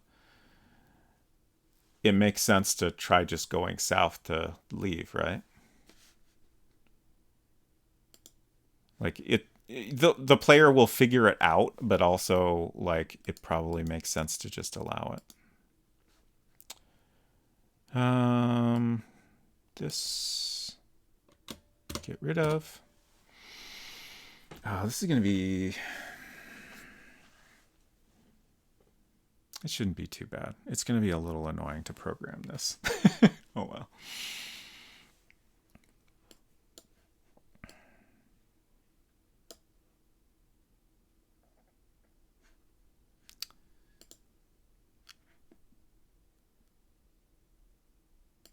So let's go ahead and draw something here.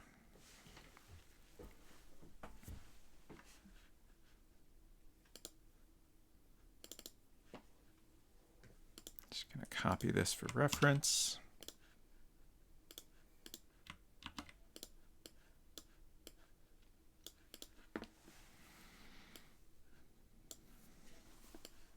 At least this should be relatively easy to draw.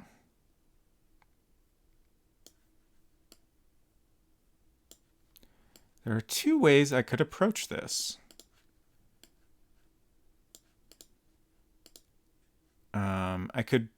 I could make it so you can see very well into the pot, so there's, you know, plenty of room to draw the things inside and see what all's in there. Or I could make it so you can barely see inside the pot at all, just so it's all easier for me to draw. I think I'm going to choose to do it the hard way, simply because I think it will look nicer. And I love to make things difficult for myself.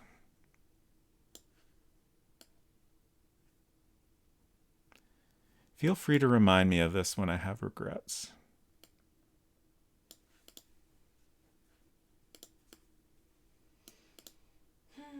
Starting to think about going to bed. Yeah, it is after midnight now.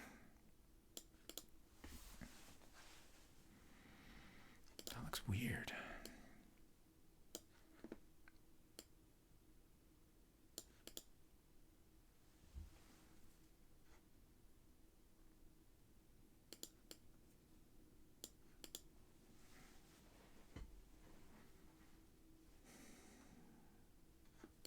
Looks weird in a way I can't put my finger on.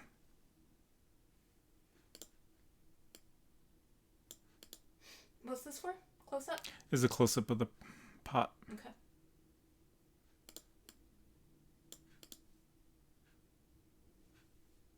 Guess it's fine.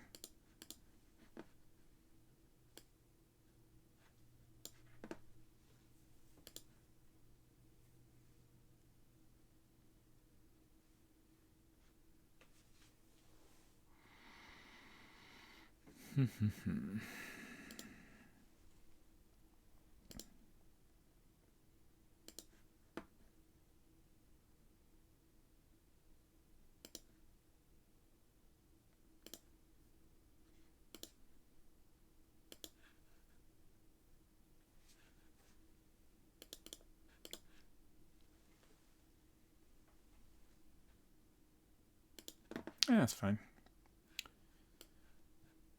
Use the same colors.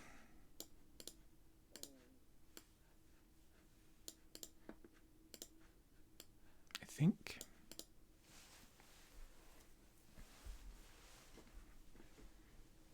There's still something weird about these two ovals. I don't understand. The left side is a weird curve. This down here? Yeah. Yeah. I agree. Is that part of what's... No. That's not what's bothering me. Okay. Yeah, honestly, I was gonna leave that because it's a pain to fix, but Oh, sure. it's fine. I'll fix it.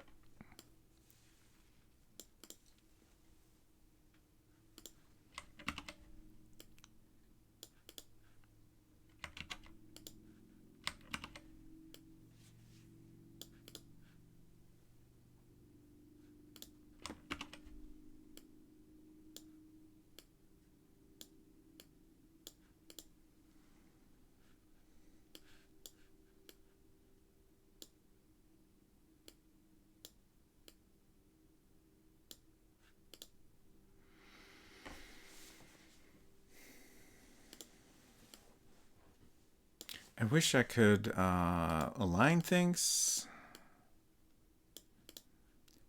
The World Builder wish list is quite long.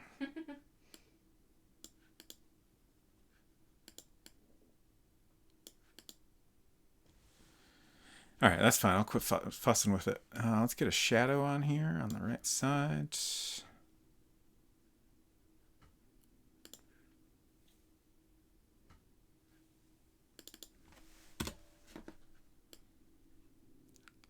G.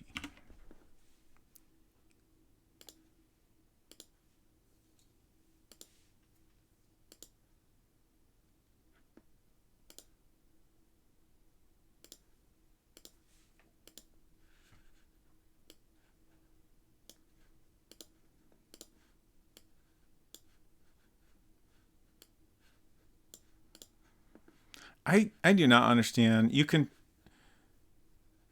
There's an option up here for no line, and then you can set the line to not have a fill, not have a pattern, I guess is maybe the better way to put it. Like, these seem to both do the same thing in a different way, and it's very confusing, but I always just set them both just to be sure, I guess. I don't know.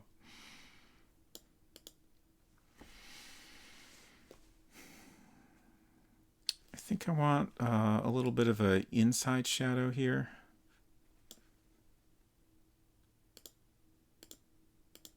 So it's darker along this.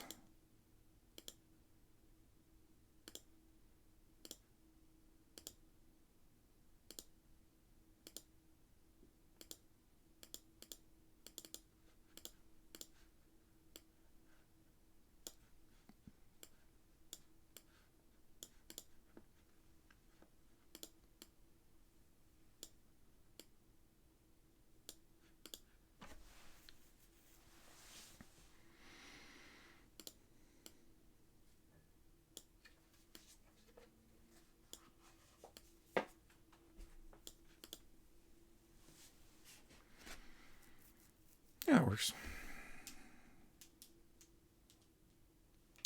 I guess there should be, even when it's empty, I feel like there should be like a little bit of dirt in here. Yeah, I was gonna say, like, is it empty? Do you have to find dirt also? No.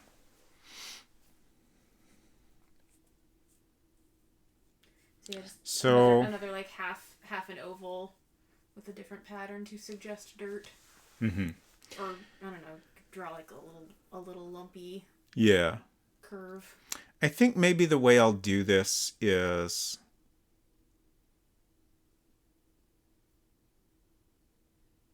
I'll have basically 3 different states. So they'll be empty where you can just see a little bit of dirt. Mm-hmm. Dirt is just basically unused space. There'll be a state where it's where the dirt is kind of like piled up more, which is when you put one of the objects in. Right. And then there'll be a state where it's even more full. And then maybe at that point you can kind of see a little bit that there's like a light bulb or a potato in there or something. But like the in-between state needs to be ambiguous, Right. so I can reuse that, with whichever one of the objects you put in. Mm-hmm. And then I could potentially, if I determine it's not too much of a pain in the ass to program, I could also use that for, if you put some other object in. Mm-hmm.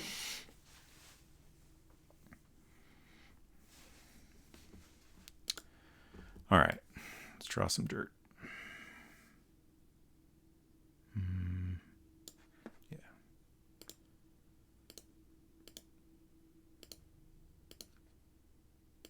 So I'm just trying to like follow the contour here, but something a little bit lumpier.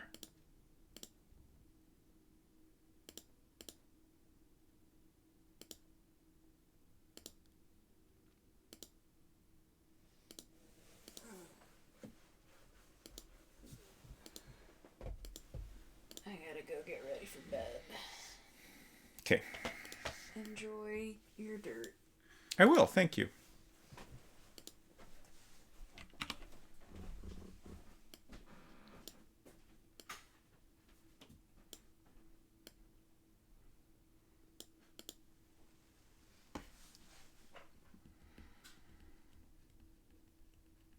I'm just trying to decide, like, I feel like that's probably fine, black like that, but it needs... It's not terrible. I actually can't decide which one I like better. But I think if it's black, it needs a little bit of highlighting on it. Let's try that.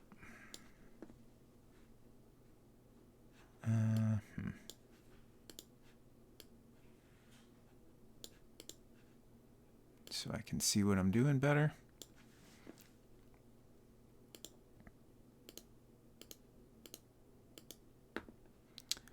Good night, Silver. Thank you for hanging out, and I hope you sleep well.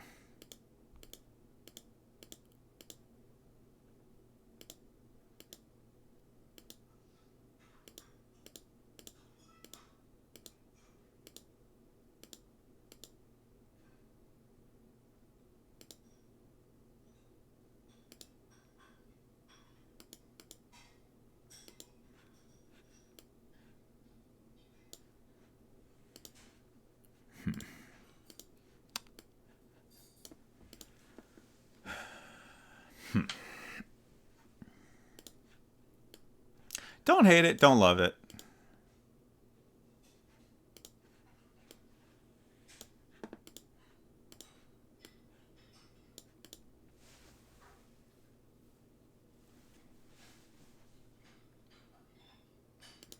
I think I lean more towards black.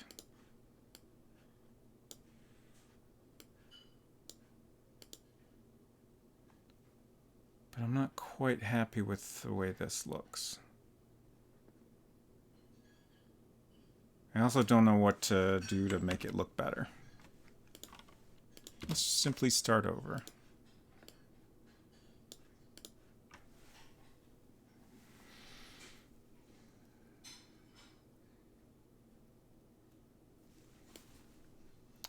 maybe the light area should extend more into the overall shape.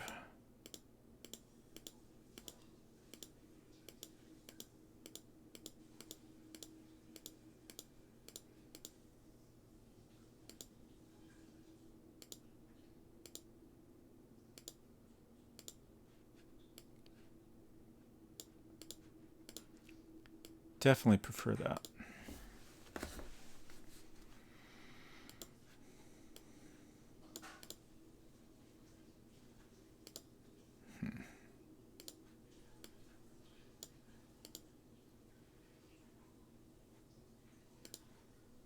I want the inside of the pot and the dirt to be a different dark shade, but not sure which one I like better. Maybe that? That seems pretty good.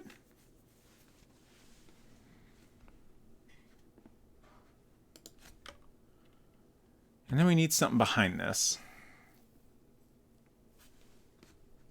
Let's close this to save it in case I goof anything up.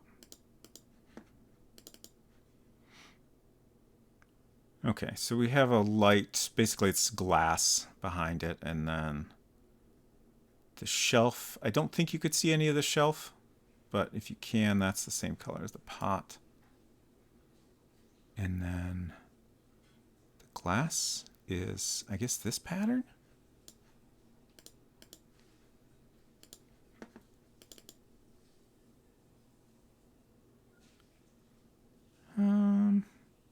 I guess we're a little bit more overhead maybe, so maybe you could see a little bit of a shelf along the bottom. I think that would look better. So I'll go ahead and draw that.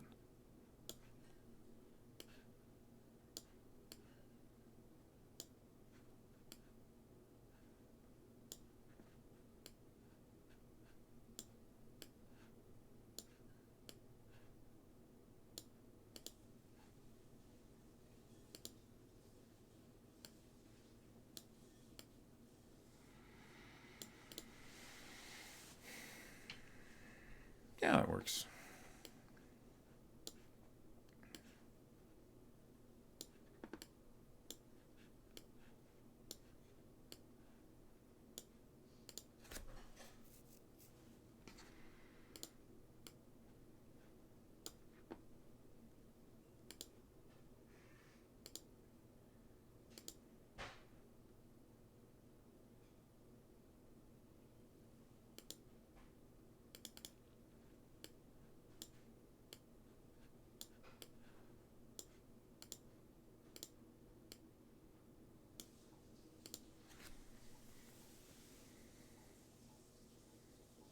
Yeah, good enough.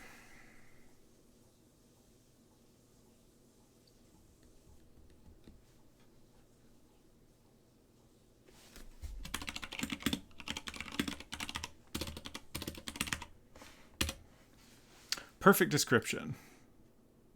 It's a flower pot. All right, let's see if I coded that correctly. Make sure we can actually get to there.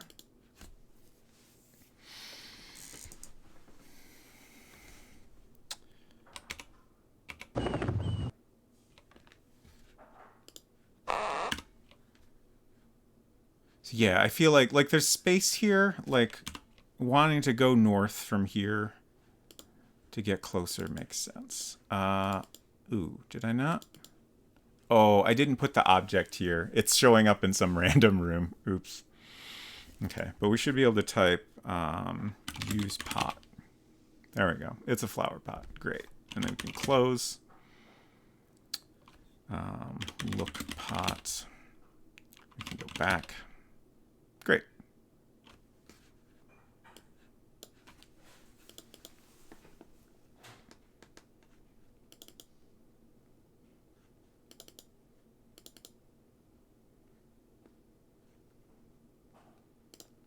The thing that most excites me about doing a Playdate version of this is being able to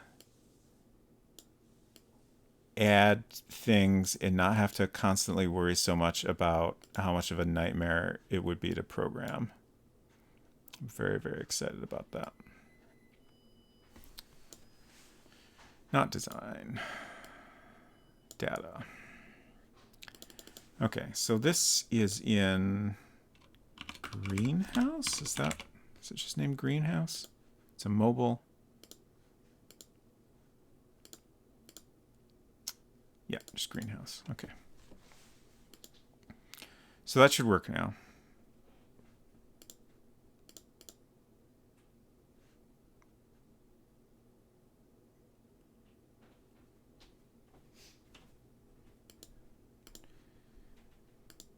I think I'll still support all the ways to move between scenes that we have already. But I will also allow you to simply go north and south between these two screens. Good night. Good night.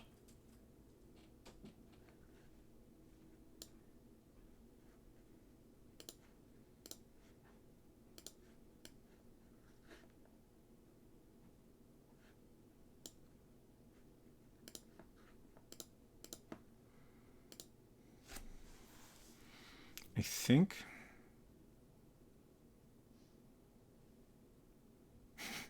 I was trying to think if anything weird might happen because of having done that. Let's find out. Let's see if we can break it. I think it'll be okay.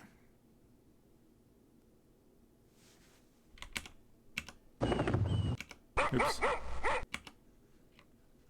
Went too far. So we could go north. We can go north again. And then we can go back from here.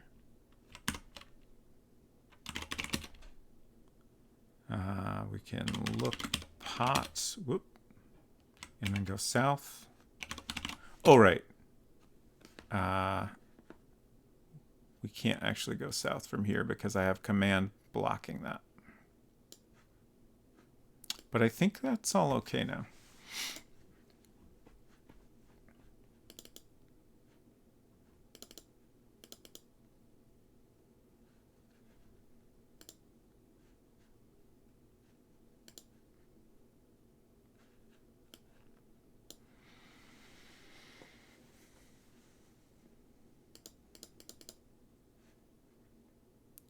So we just need to take south out of this. Actually, we could just take out this whole block.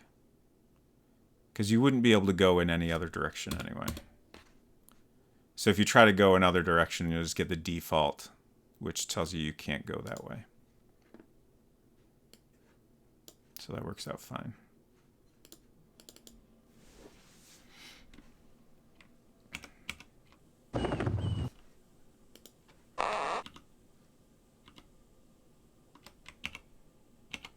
Why isn't... Oh, right, because I customized the commands menu here. That's why Command S isn't working. I feel like I should probably add that back. Just because, like, I feel like for me, that's a typical way to navigate in a World Builder game by using the command keys. Keyboard shortcuts. South.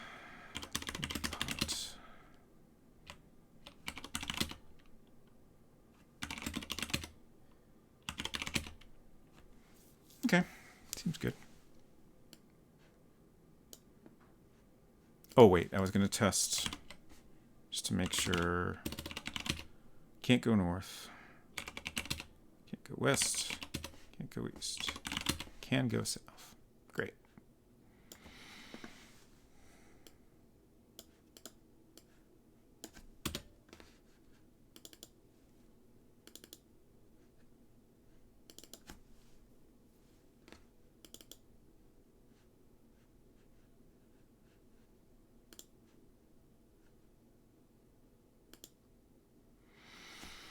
So I'm just thinking about this menu.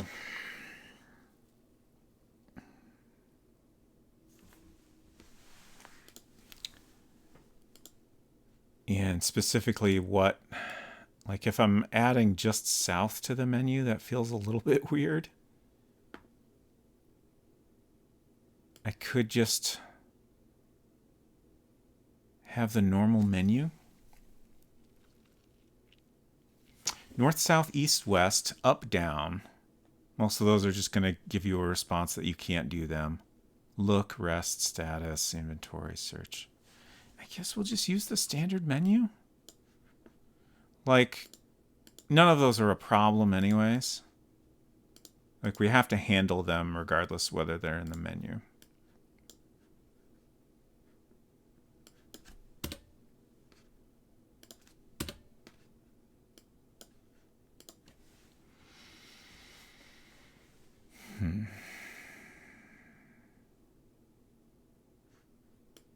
Just had a thought. Man, do I? Huh. Let's see what happens. Cheat items. So let's take the book and the sweetie. Let's use the sweetie. And then from here, open the book. Okay. But that's fine. Like, I hadn't really thought about that too much, but it works fine. Like, you can use one item and then go directly to using another item. But you'll still come back to where you were when you close it. So I don't think that's an issue. And then you would also be able to do that here. So if you're in this close-up, you can open the book. And get out the potato, and then close the book. And you'll come back here, which is fine. And then you'll be able to drop potato once I program that. All right. I don't know how much longer I'm going to go, but I'm not quite ready to stop yet. But I do need a quick break, so I'll be back in a minute or two.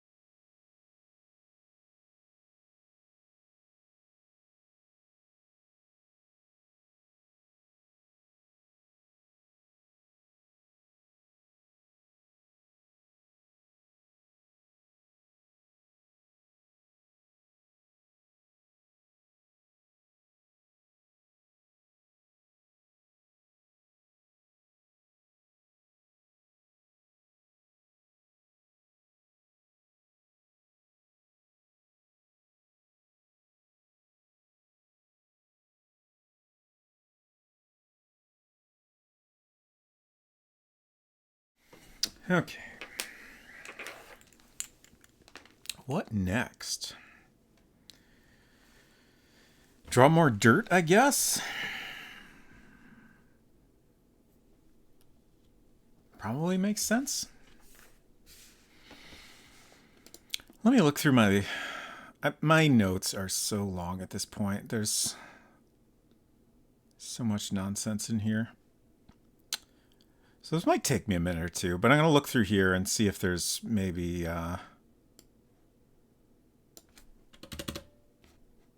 something else that would be fun to work on. Not that drawing dirt doesn't sound exciting. I apparently put cool S in my notes twice. I wanted to make really sure I didn't forget about the cool S. Oh, I made a note. Oh, characters. Okay.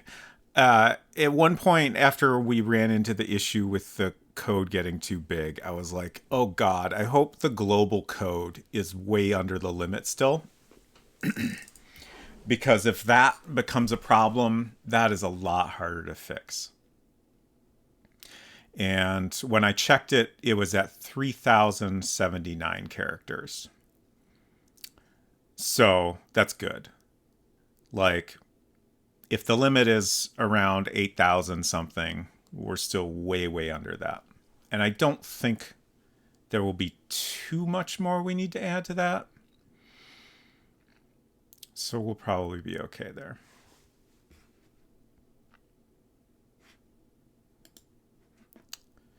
Oh yeah, I never shared all the sass we added to the little sweetie. We looked at a little bit of it on the clipboard, or the scrapbook rather, when I had that open, but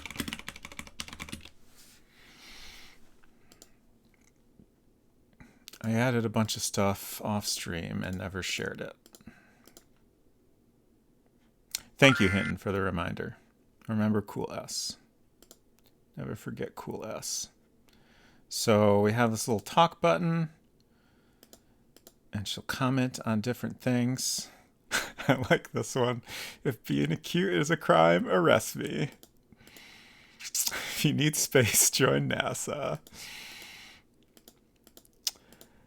The one about no new email, I think I just won't worry about it. I was a little bit wondering if maybe I should code it so that only comes up if you've read all the emails, but I'm just going to not worry about it.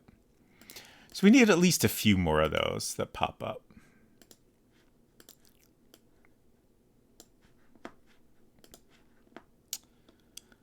Let's see.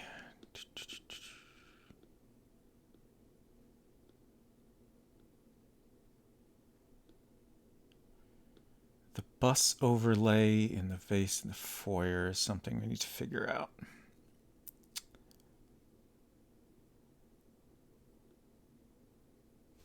Oh, right. Another thing, maybe this would be slightly more interesting to work on right now. Just a little change of pace from drawing dirt. At some point, you'll need to be able to, after you've looked at the initial 3 emails in the sweetie, it will suddenly lose battery power. Actually, specifically what happens is you'll return to the list, and when you do that, after having read all 3 emails, a new email will pop up. But then, before you can look at it, you lose power. And then at that point, I think we'll have a separate, yet another version of this. Well, no, there's already an off state. So we can probably do it on that same screen. But on that screen, you'll be able to open the battery compartment and take the battery out. And then once you've grown a new battery, you can put that in. So I'll need to draw the battery compartment in different states. So it needs to be, we need one that's open with the battery in, and then with the battery removed.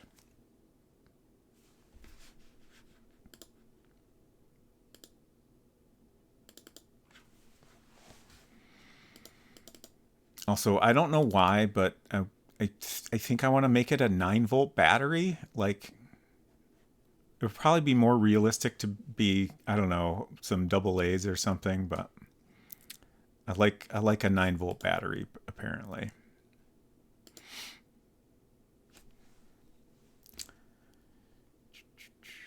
So this is the off state.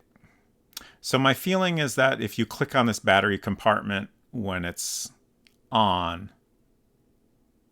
the game will just not let you open it, just for simplicity's sake, for not, so we don't have to code that and all of that. So I guess we maybe will want a hidden button on the other screens. Yeah, let's start with that, even though it's kind of boring.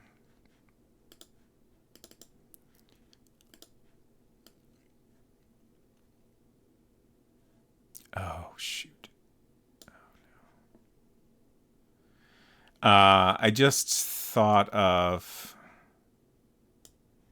how we're adding more objects to this. I think it's okay. I think it's just annoying.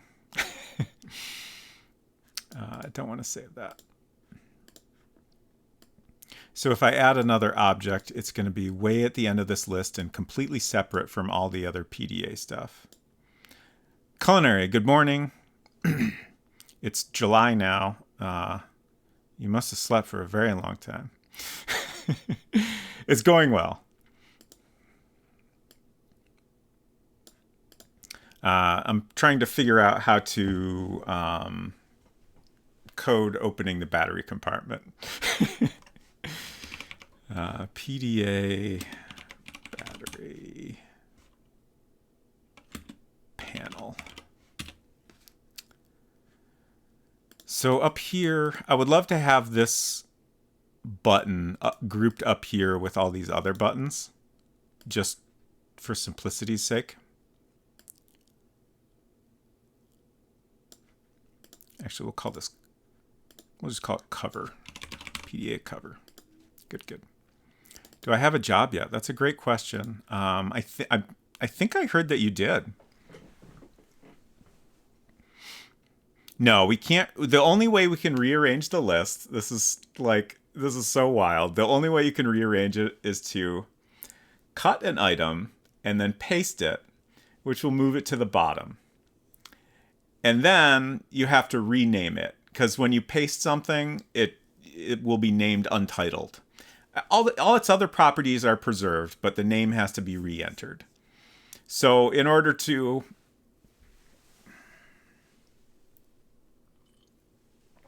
Excuse me. I should maybe stop having granola bars as snacks when I take breaks, because just get little bits that kind of irritate my throat a little.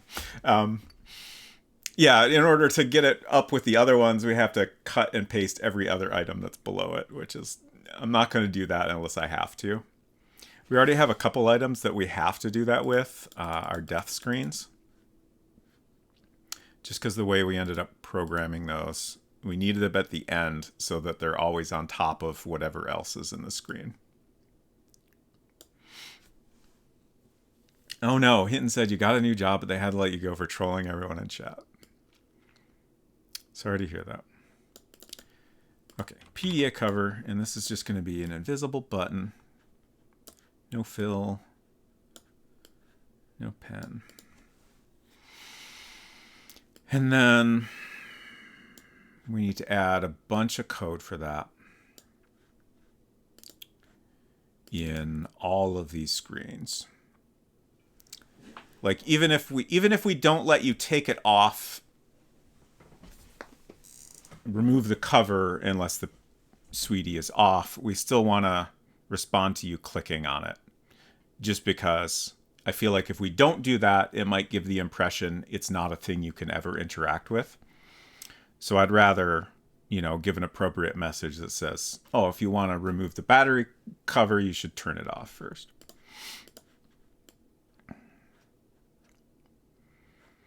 So let's speed things up. I have broken up this code a lot, so it's not as slow to load as it was before, but it is still a little bit slow.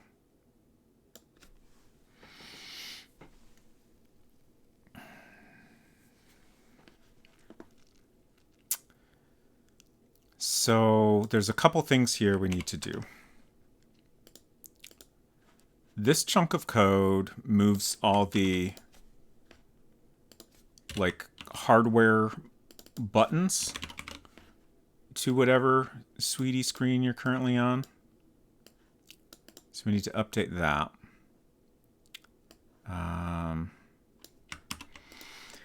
And then we need to add code elsewhere for interacting with it. I think I'll go through and update all these first.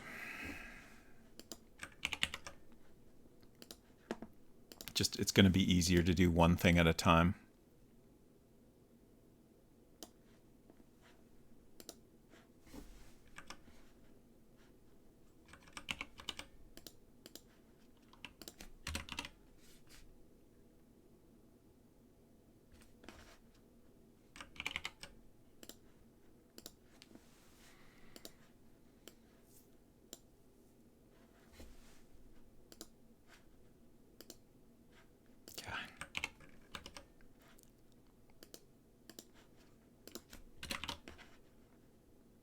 Oh, I almost forgot.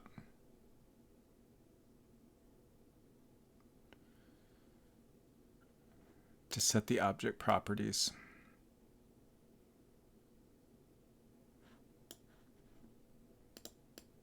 I think by default these buttons are in the off state. It probably doesn't matter with the way I've written the code, but I'd rather be consistent.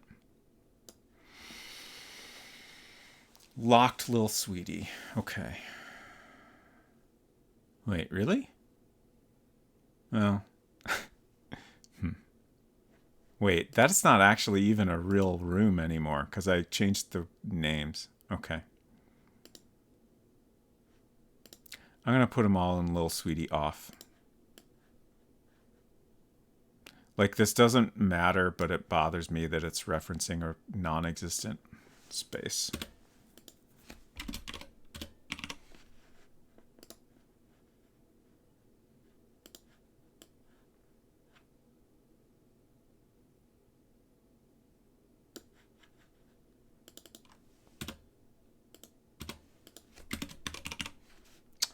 More Tomba tomorrow. Nice.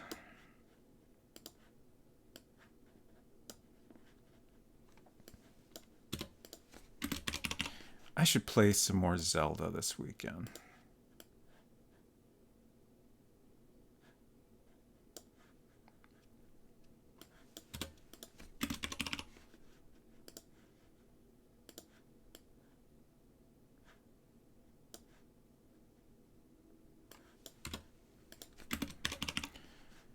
Okay. And then down here.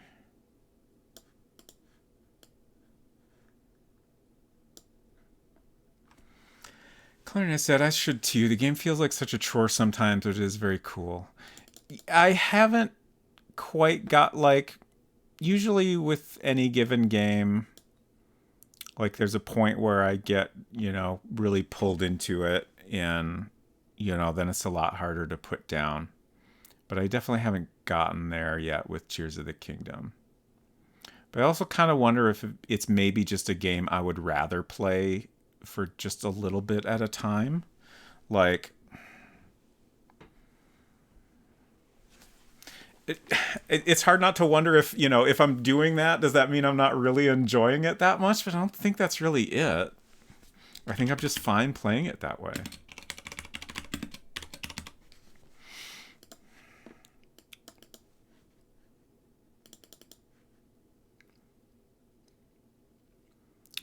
Okay, so that's all good. Now back to what I was doing, which was, I don't know which one of these I left off in. Great.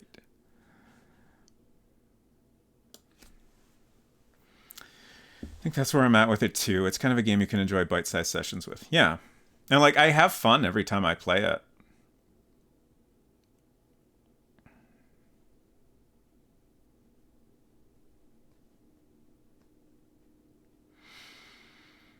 Wow, Robust Friend says, some of my favorite games I've played spread out over the course of multiple years.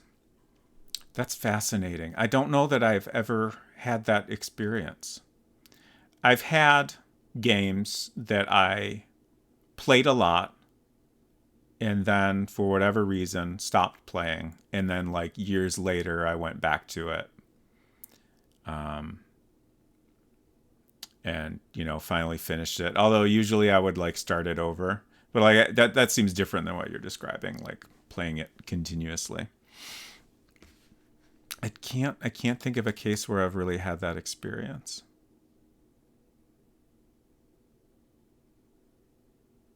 But that does sound great.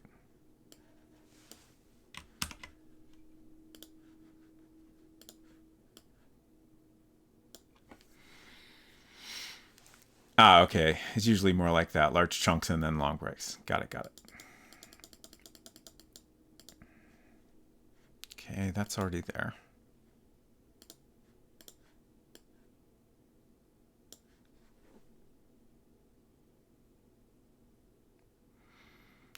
Like I had, well, like honestly, the biggest one for me is Zork, which I played as a kid, and like there were tons of things in that. Like there was no internet. I had no way to get help with the game, and there were so many things I just could not figure out. And the great part is, it turns out some of it was just the game trolling you, basically. So yeah, there were things I could not stop thinking about and trying to understand, and then it turns out there's nothing there. But there were other things that I struggled with that, like 20 years later, I finally came across some explanation of how to deal with it. So I did finally finish that one day, and that was like so satisfying to finally get through. And then another one that comes to mind is Final Fantasy VIII. I played that. I bought that game around when it came out, I think. But I didn't have any PlayStation at all. I have only done that with a couple games. I also bought Ocarina of Time for Nintendo 64. Never owned a Nintendo 64. Eventually, in that case, I borrowed a friend's Nintendo to play it. And then Final Fantasy VIII. I can't remember if I borrowed a friend's PlayStation or just, eventually played it on PS2. But anyways, eventually I played most of it. And then I got to one point pretty late in the game. And I'm pretty sure what happened was there was like a scratch on the disc or something, and just this part of the game wouldn't load. So I just kind of gave up on it. And then years later, I bought a digital copy of it, I think on PS3, and then I played it that way. And I was able to transfer my save files over and load it up. And I got to the part where I remembered getting stuck, and like it wouldn't let me do what I thought I was supposed to do. So I tried a bunch of things. I tried to like look online, I think even, and I couldn't figure out what was wrong. And then another long wait later, I eventually bought it again for Switch and finally finished it. That was like, I think last year. It was very recently anyways. But it was great. And it turns out, I think the thing I was missing was like, I just needed to go talk to some guy. But like, since I loaded up a save that was like, years since I last played it, I had no idea that was even a place that made sense to go to. But I did very, very enjoy finally playing that game. That's such a good game. I think it might be my favorite Final Fantasy overall. Conrad says, "Oh no, that happens so much with rental games." Oh, I bet. Final Fantasy VIII is one of my favorite games. My wife and I had our first dance to Eyes on Me from Final Fantasy VIII. That's great. Hinton says, "So many games I mean to go back to." Yeah, that's definitely a thing I can relate to as well. But usually for me, like, usually if I start a game, I'll finish it. Or I've decided I don't care about finishing it. I keep losing track of where I was. It's fine.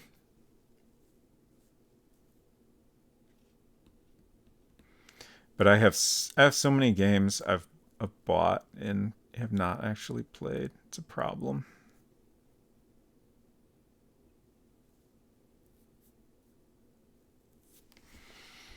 If I became a full-time streamer, I bet I could get through all my games.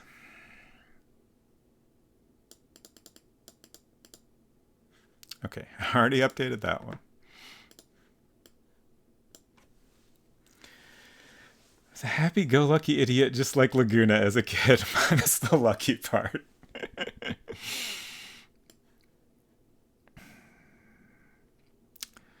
I feel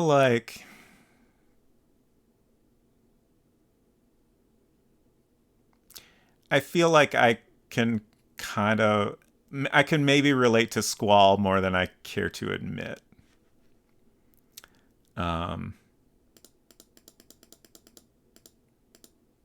Yeah.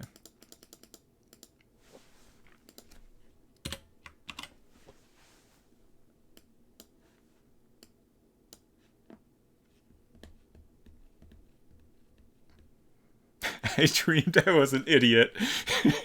It's one of my favorite lines in any video game. That's pretty good. Okay, so we're moving our invisible button between all the screens. Now we need to go back through all these same screens and add code to deal with it. We'll start with this one that I just closed. It's fine.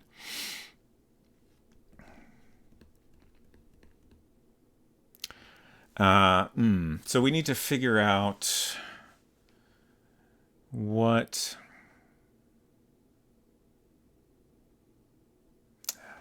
Okay. We'll figure this out. This is going to be a little bit of a pain, but we'll get there. Okay, so we have here code for dealing with other buttons. And we're going to add the battery cover code to the end of that. So if click $ equals PDA cover or text $ single equals. And this is where it gets tricky because we want to allow, I think, both open and remove for the verb. Also, side note, the great thing about the Playdate port is I won't have to worry about any of this. It'll be so much easier. But we want to allow, for example, open cover, but we also want to allow like open battery cover. So I think we'll just say open battery. And then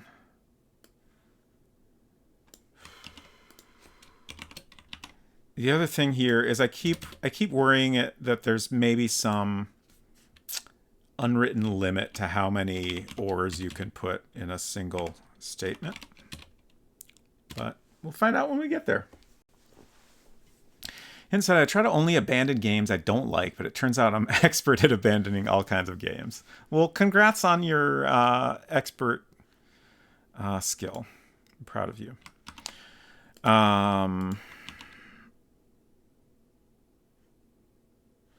Okay, so I just pasted the same thing 3 times. Remove cover, remove battery cover,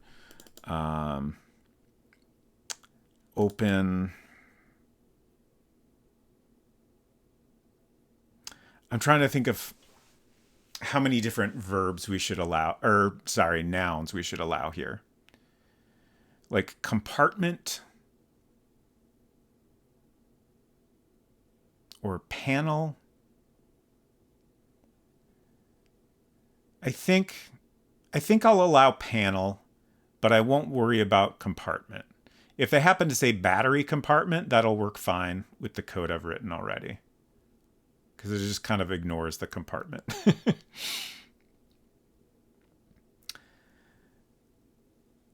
Can you program for Playdate in Java? No. Yeah. You can write code in Lua or C. I think it's just plain C. Oh, Culinary was just talking about that. Yeah. When I get my Playdate, I'm definitely going to try making games for it. I'll probably start with Lua, but if I need more complicated things, I'll move to C. Yeah, that's been my thought as well, although I don't really want to have to worry about how to write stuff in C. Like, I'm pretty sure I could figure it out, but I'd rather avoid it. And I feel like with the stuff I want to do anyway, there's just the kind of games I want to make that's probably not a concern. I think it's mostly an issue if you're doing something, like an action game where you have a lot going on and you need the best performance possible. But yeah, Lua's been pretty easy to get the hang of. I feel like I know JavaScript very well, and just the general experience feels very much like writing JavaScript. Like you don't get there's lots of things you might write code incorrectly for and you won't get an error. You just have to run it and see if it works or not, which is annoying, but I'm used to it. And obviously the syntax is a little different than JavaScript, but it hasn't been too difficult to get used to. I frequently forget. I'll do curly brackets instead of writing end or whatever, and arrays are not zero indexed, which is upsetting. But it's fine. I guess not everyone can offer the best programming language. No, this is in Lua Culinary.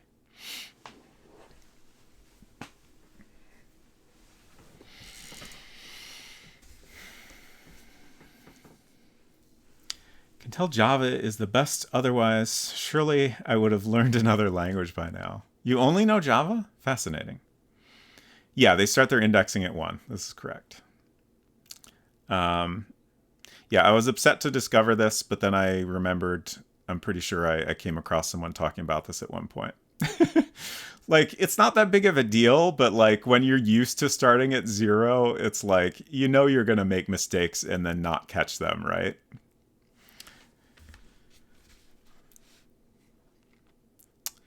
All right, back to the code. So we have open cover, open battery cover, open battery compartment, etc. Remove cover, remove battery compartment, remove battery panel. So I think we just want to add open panel or remove panel.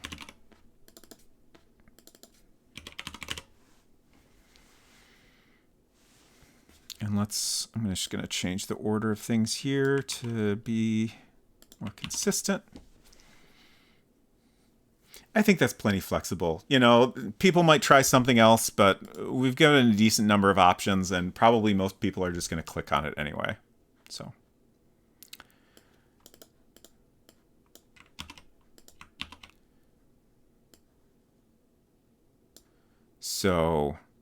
in most cases, we're just going to say something like, you should... Well, I'm trying to figure out what kind of... I've had a hard time keeping a consistent voice in the responses to certain things, but here we say you should close the Sweetie first if you want to drop something. So I think you should turn off the Sweetie before you open the battery cover.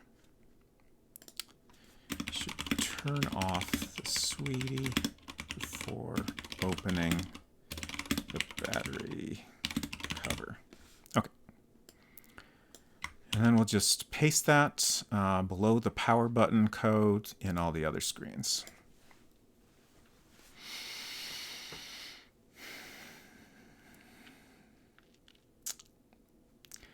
Anything I've coded that isn't games doesn't count. Too boring. I think that's fair. Games are good. Yes. Robot's friend says, I assumed zero indexing only made sense in things like C, where you're literally specifying an offset in memory, but it's so ubiquitous at this point, anything else is weird. Yes.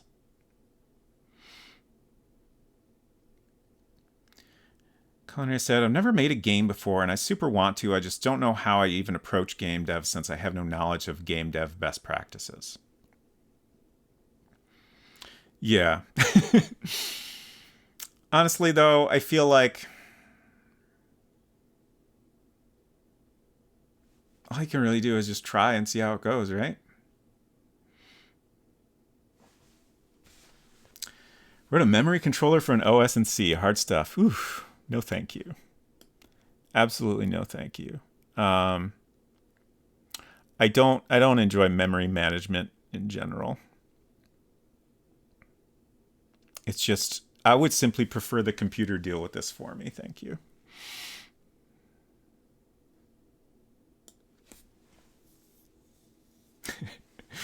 Simply use game dev worst practices. Good idea.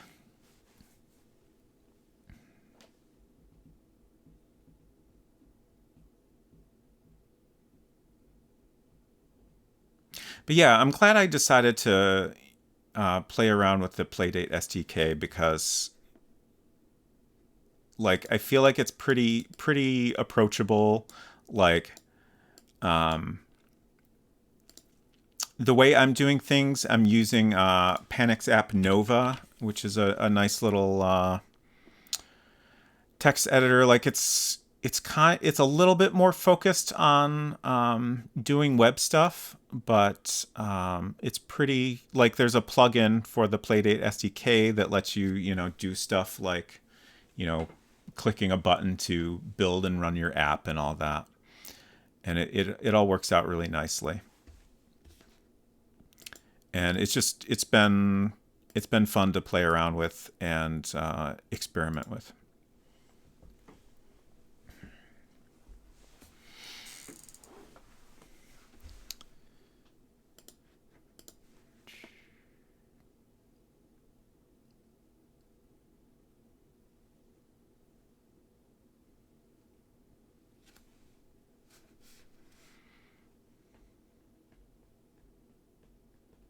This email screen is currently the biggest screen by far, just because when I was splitting things up, I got to a point where it was split up enough, but I still had all the, like, currently there's one scene that handles looking through the lists of emails and then displaying the actual email contents as well.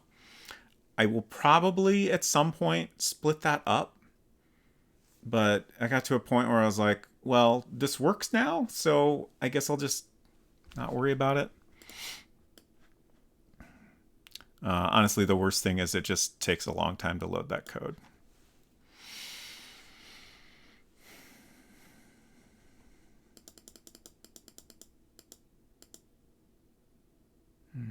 Power.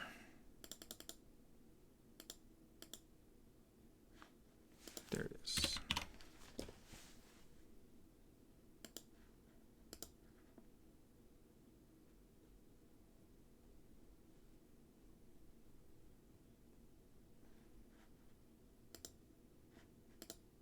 Let's see, what are we up to with this one?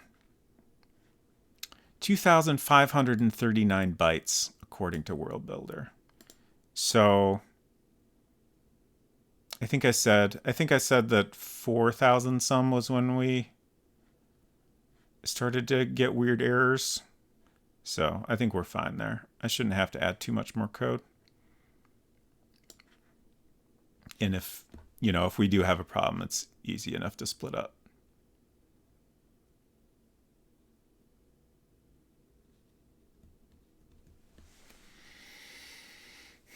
Oh yeah, the locked state is also a lot of code.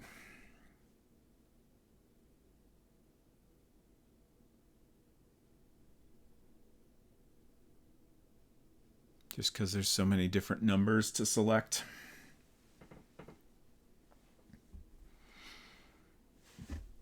Excuse me.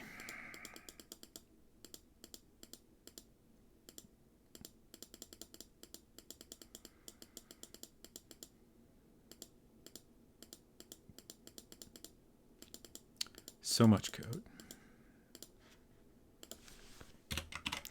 The more I go through and do this, the more I'm like, I really should have tested this on one screen before I went through and pasted it on all of them. I'm pretty sure it's fine, but it'll be annoying if I have to redo this.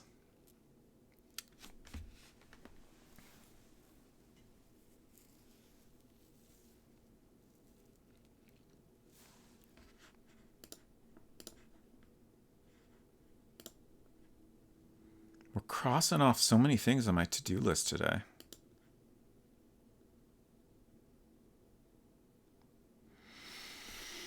Oh yeah, we still have some toilet flushing mechanics to work out.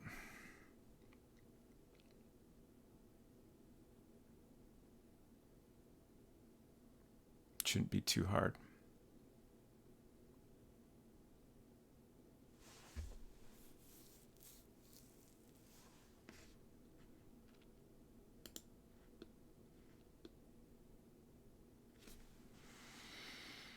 I want us to give you more things for your to-do list. If you want to give me things, I will put them on my to-do list. I can't promise I will do them, but you're quite welcome to suggest things. I will absolutely add all good suggestions to my where'd it go?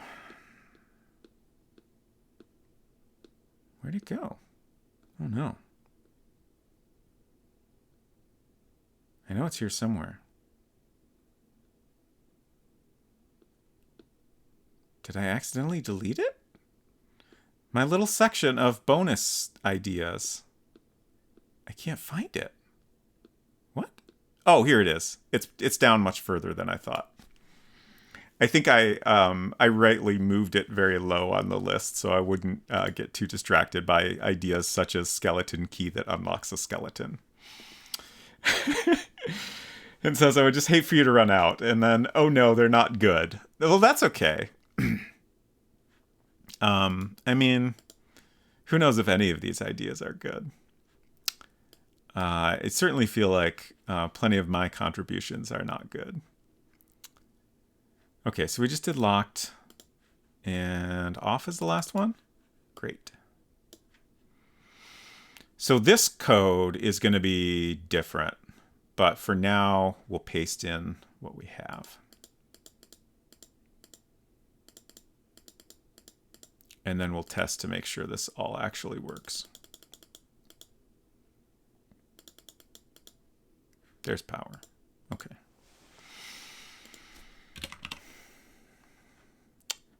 Okay, obviously this text does not apply. We'll say you remove the battery cover. And now we have to add another thing to my to-do list, just in case I forget. Finish battery cover code. Okay.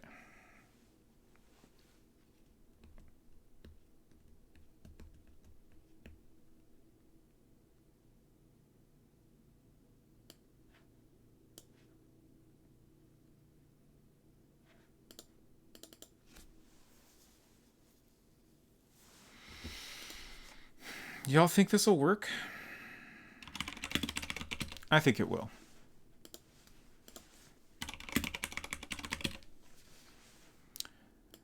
Click. You remove the battery cover. Great.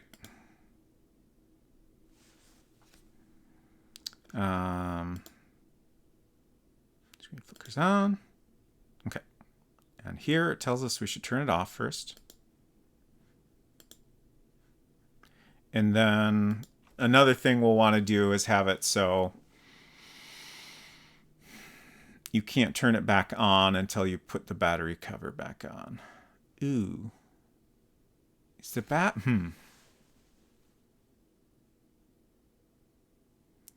I don't really want to have the battery cover go into your inventory just because that's an unnecessary hassle. I'm just trying to think of how do you close the battery cover? Maybe it should kind of slide up or down. Just so there's something to click on to close it, I think would be good. But anyway, let's make sure I didn't goof up any of the other screens. Thanks for the follow. Welcome. So this is a screen that just shows the start screen. That's good. Also good. And then we should be able to turn this off, go back to here, turn it back on.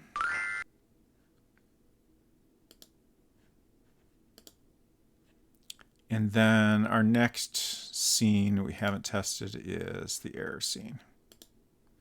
And that works too. And we can also do commands like open battery cover. Same response. Remove panel. Great, perfect. So next we'll do, I just noticed at one point I added some subtle highlights here, and I guess I didn't add them to this scene. So just little white lines here. Which is one of the few annoyances of having to split this up into multiple scenes.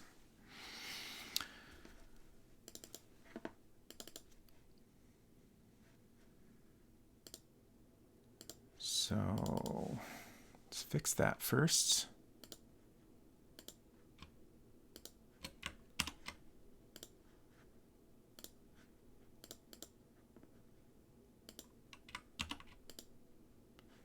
Easy. And then, how am I going to do this?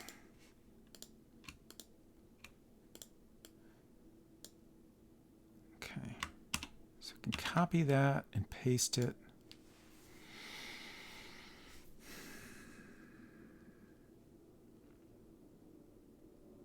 I'm just trying to think of how this should look. Like, should I make it kind of look like it's sliding open?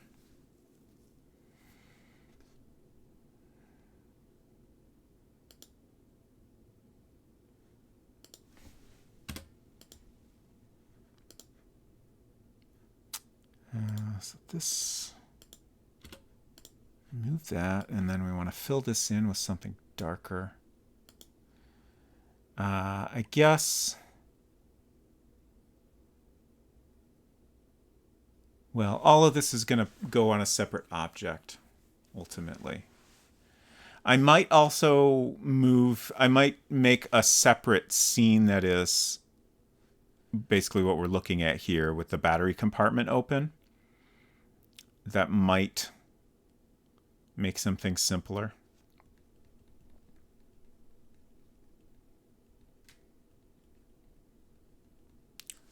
Just trying to think about whether that makes the most sense. Like, I feel like this looks a little weird. Let's see what happens if I overlap it a little. Like, I feel like if this was actually a sliding compartment, well, that looks terrible. If this was actually a sliding compartment, it wouldn't, you know, there would be a little overlap when it's fully open.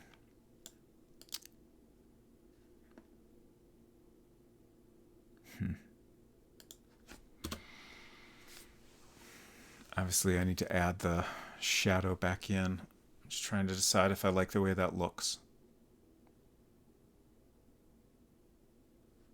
I guess I don't 100% love it, but it's maybe the most sensible solution to this problem.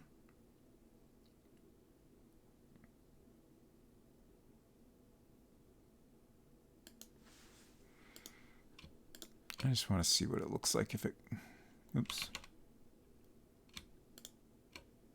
slides down here instead of up.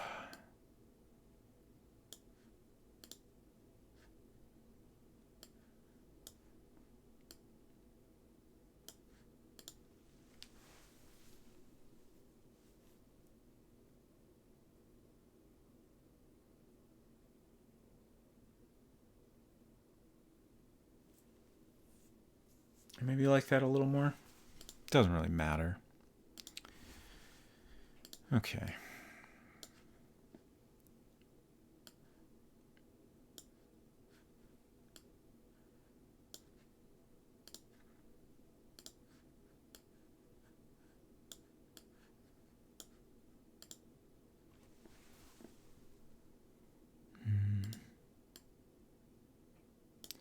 Pretty sure I have a highlight shape here that I maybe don't actually need.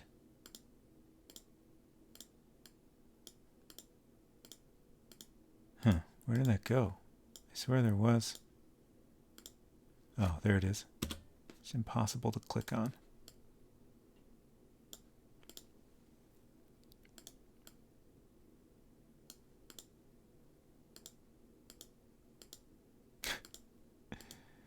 I don't know why sometimes, like the click point is the tip of the arrow, but for whatever reason, sometimes it selects something that's not under that point. So it's like I can't, I'm trying to click on the battery icon specifically, and it goes from clicking on that shadow to the shape of the panel. There, I finally got it. I found the 1 pixel that worked.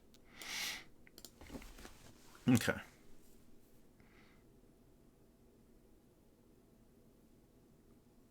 I think I'm reasonably happy with that. So let's, for now, cut all that. Say no.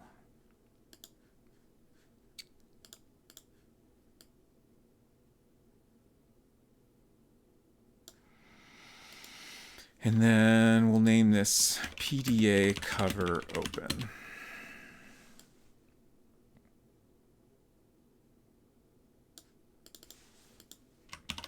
Paste that in. And then before I forget, I'm setting the object properties. So this starts out in storage and is a mobile.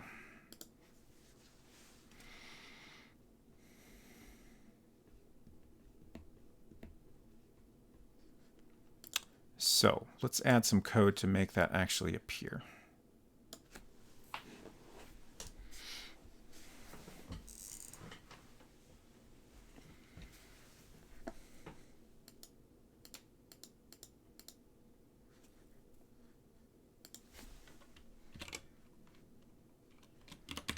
So we'll move PDA cover open to the scene. And that's it. And then this is where I start to wonder if maybe it's easier to have that be a separate scene, because we also need code to close it, which would need to make, we would need the code to make sure that the battery cover is in the correct state. Like if it's already open, you can't open it again. If it's closed, you can't close it again. And then once we have the battery being removed or put back in, that's like another thing to, we have to make sure the panel's actually open before you do any of those actions. So if we have that on a separate scene, maybe it's easier. And I feel like I should probably just go ahead and do that now. I think I should just do that now.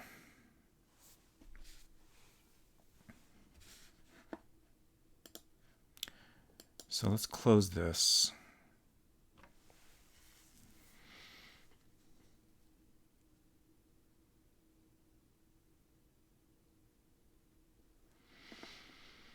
And I think I want to have this scene next to the off state since it's also an off state. So we'll move all these over.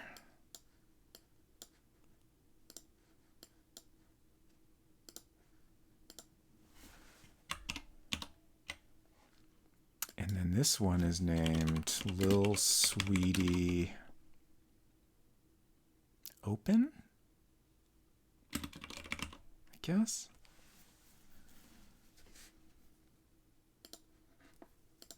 That makes sense. I've also... That's not what I meant to do. Since I split this up into separate scenes, I've had to use a variable to keep track of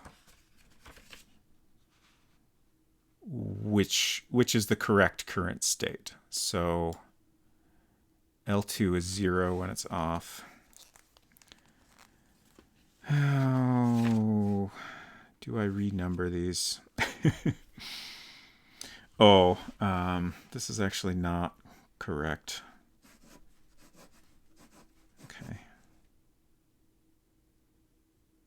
I think I'm going to renumber these. Just since I changed the order, it's going to get confusing if I don't. So this will be locked. This will be start. This will be email lists. And 5 is error. And then 1 is open. I think there's only one place I need to update the... Yeah, because that's all in the global code. So that's all in one place. And then I just need to update the numbers to match. Okay. So that's correct.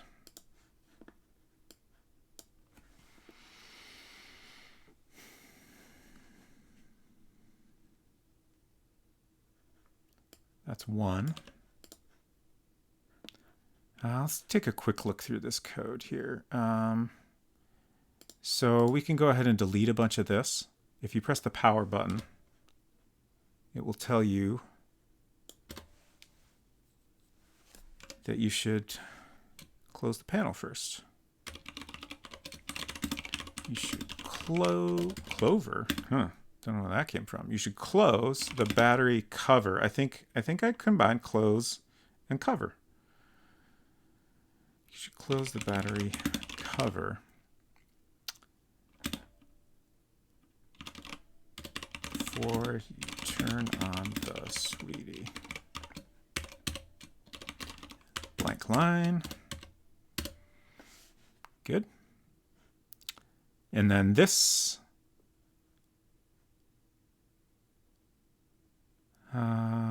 battery cover open. We'll have an invisible object for clicking on that. And we'll have close cover, close battery cover, etc., close panel, etc. Remove, I guess replace is kind of the logical opposite of remove. Seems okay. And then this code needs to change. So instead of that, we move the player to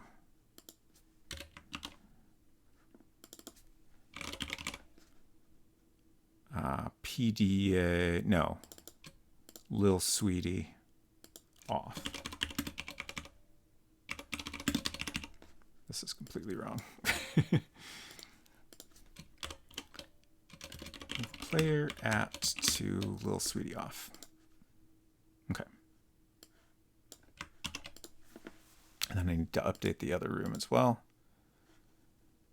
That doesn't really apply here, but it's fine. This code is all correct still. That's correct. Oh, that's funny. I already have code here. Crap. All right. I'm just going to make a note to deal with that later. Clean up duplicates battery cover code. I had already written some code to handle if you type certain commands like open, open compartment, open panel, etc. For the most part, I could probably just delete that. I'm just going to leave it for now and decide how to change it later. Drop, can't drop anything. Okay, so one thing I added is if you search, it points out the battery compartment. I should probably change that wording to cover. It points out the battery compartment on the right side. Just, I thought that was a nice thing to, make sure you didn't miss it. But obviously if it's already open, it doesn't make sense to mention that.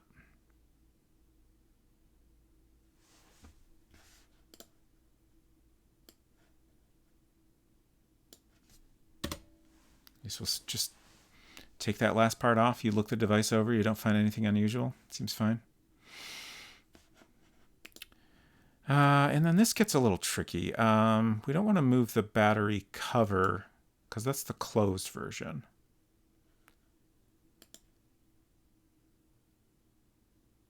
So move battery cover open. Just to make sure that's present. I don't know if that's necessary, but I'll do that for now.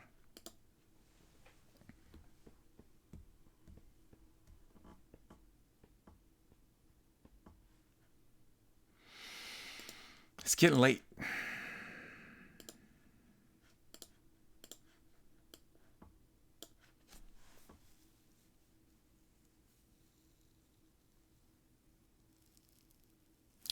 I should probably wrap up soon, but I am notoriously bad at allowing myself to stop while I'm in the middle of something.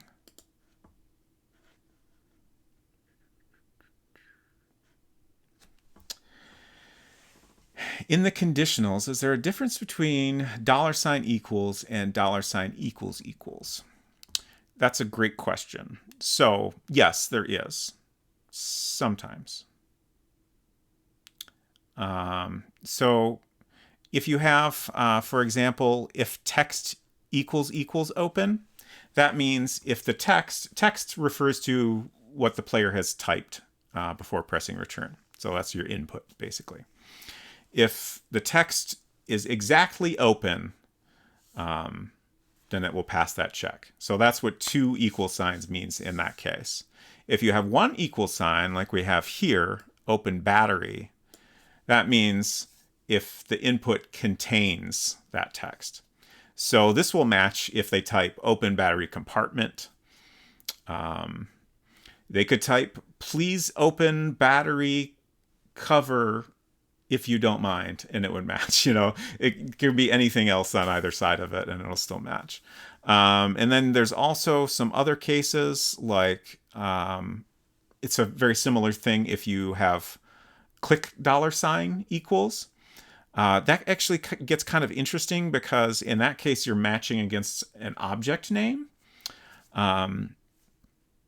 So you gotta kind of be careful there because some potentially unintentional things could happen if you only type 1 equal sign. Because if you have multiple objects that contain that text, then clicking on any of those objects will execute that code. But if you use 2 equal signs, then it's an exact match. So same, scenario there, more or less. But then there's other cases where, like, for example, if loop number sign equals 0, this is a case where there's only one possible thing to compare against. Like there's nothing where 2 equal signs is used. So in that case, you can only use 1 equal sign. I feel like I kind of would have preferred it if it went the other way. You could only use 2 equal signs in that scenario. But that's how it works. Hinton says I should stop. I'll stop soon. I do want to finish this up. You're welcome.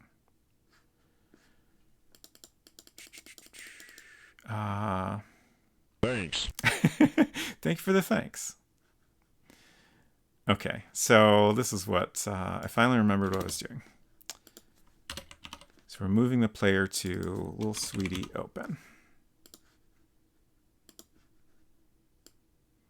Okay, I'm going to cancel that real quick. Okay, oh, wait, we're in off, so that's correct. Let's go through, I'm juggling a couple different things in my head here, maybe.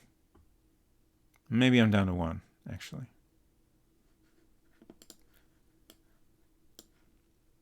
But let's make sure all these numbers are correct. L2 equals 1 in open. I'm just trying to make sure everything matches my mess of a notepad here. So this one needs to be updated to 2. Basically, all the other screens we need to add 1.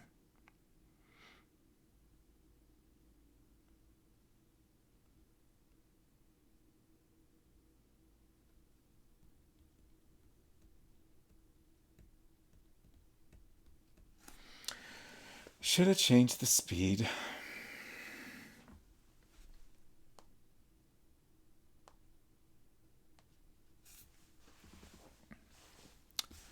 We're in. 2.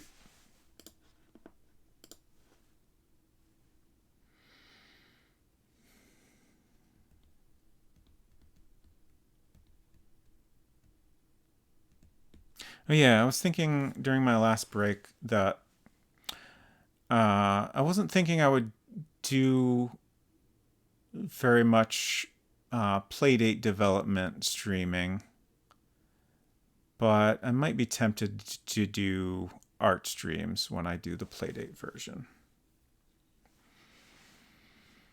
Like that is a thing where it's nice to have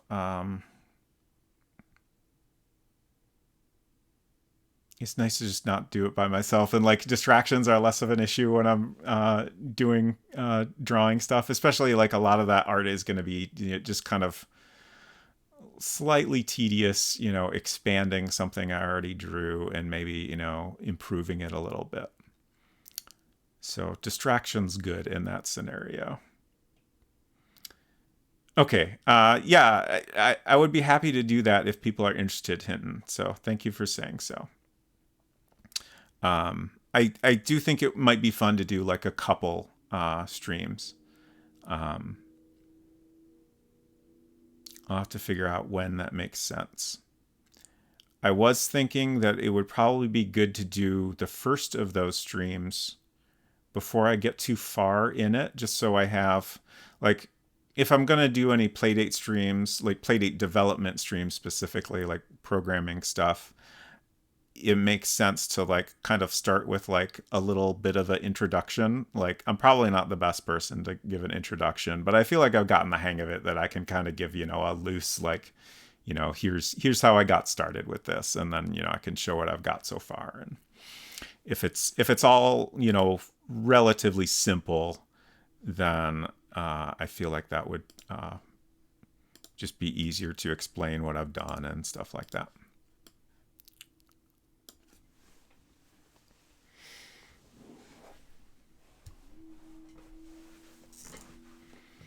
Honestly, the trickiest thing with that is like it'll be very different from any other stream I've done.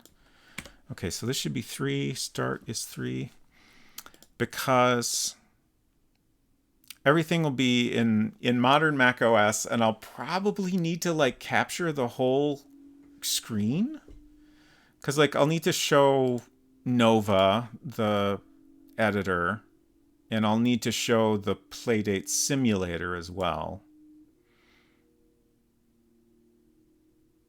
So it seems like it's probably easier if I just capture the whole screen, but that like kind of that complicates my setup basically. Yes, modern Mac OS. Could you imagine?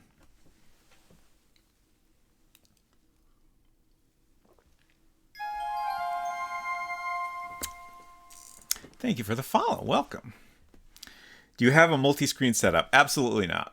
Well, I guess technically, because I have my iPad over here, but our streaming computer just has a single display. And I just kind of organize things on the window as best as I can. Let me kind of explain. So I've got generally the game, or in this case, the System 6 window is in the upper left. And then below that, I frequently have my notes, which, in this case is just like to-do lists and stuff like that. If I'm streaming a game, I often have, a bit of info I'm sharing about the game or whatever. Most of the rest of the screen is OBS. So I have chat right next to the game window or whatever. And then I try to keep a little camera preview that's kind of close to below the camera. So if I need to see what I look like, I'm not like looking off in the other direction. And then there's all kinds of other things, like all the OBS audio mixers and stuff like that. It's a little chaotic, but honestly, it works really well. And then on my iPad, I usually just keep the Twitch app open. So if I ever need to make sure like things are working or whatever, I can see over there that, the stream is actually still working or not. It does not sound like an ideal coding setup. Yeah. Like, I don't know how I would do it. We don't really have a good... Ooh, I could put... So, a thing I didn't mention is that we've started putting... we've been mirroring the computer display on the TV, which is behind the computer. But if I put OBS up there, that might work. It sounds a little bit weird, but it might be okay. But I definitely need to figure out a different way to arrange things. Okay, error is 5, and then I think we're done with that renumbering. Yeah, I have experimented a little with using the iPad as an extended display. At one point, I was thinking maybe I would use that for whatever game I'm playing, especially if it's like an older game that, is typically designed for a smaller screen anyway. But I've never actually done that for a stream. Just because ended up figuring out different ways to do stuff. Okay, so the next thing we need to update, that was weird, it's the global code.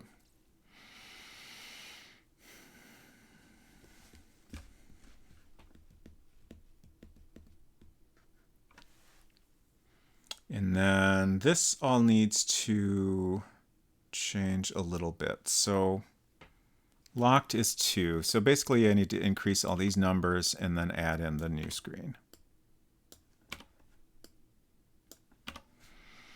So 5 is error, 4 is emails, 3 start, 2 locked.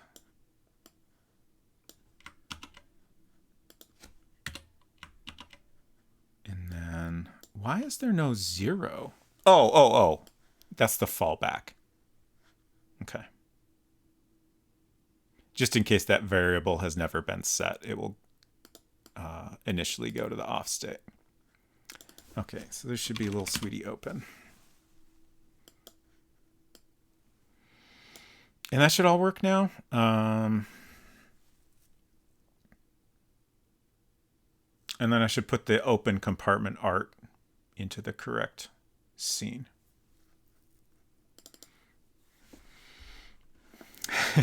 Maple Mystery says, I also want to see Playdate programming for selfish reasons. Great. I will do that then. Happy to oblige.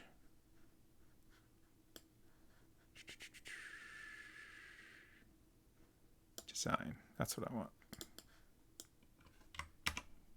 So I am going to put an invisible button in here, but we'll come back to that. So this will have, we can get rid of all these objects.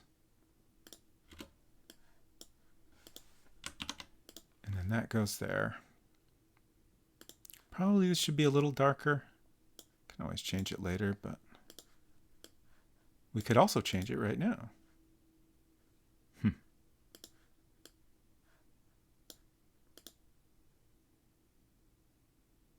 I feel like I like this shade, but I don't love how the pattern is lining up. It makes this line look thick, and there's not a lot I can do about that.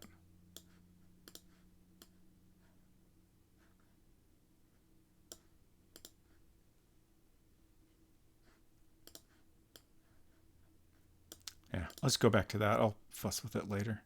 I'll probably want to add like a little bit of shadow effect in here.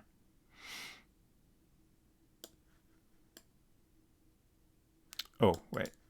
So this object we want to copy, and that'll be our invisible button.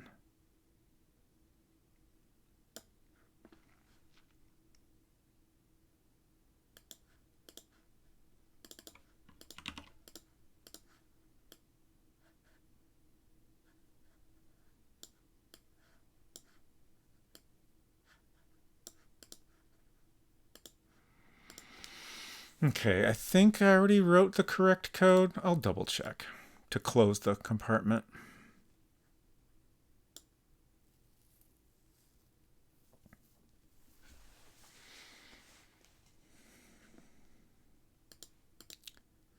So if you click PDA cover open, close, etc., you replace the battery cover, and then we move back to the off state. Good, good, good. Let's see if it works.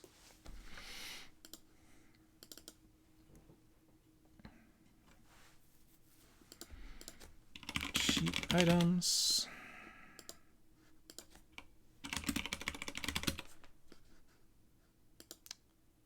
You remove the battery cover. Good. Put it back. Great. And obviously we'll need to have a battery under there when that is appropriate. Okay, you should close the battery cover before you turn on the sweetie. That's good. All the other buttons say nothing happens. Let's try some text commands. Open cover, close cover, replace cover when it's already there. It's confused by, which is good. Open, remove panel. Replace battery panel. Great. I'm satisfied.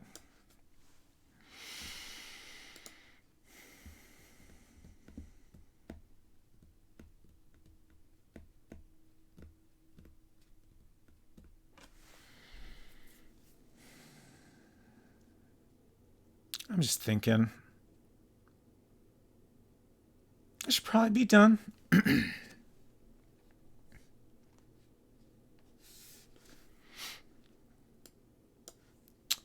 Yeah, I think that's best. We accomplished a lot today.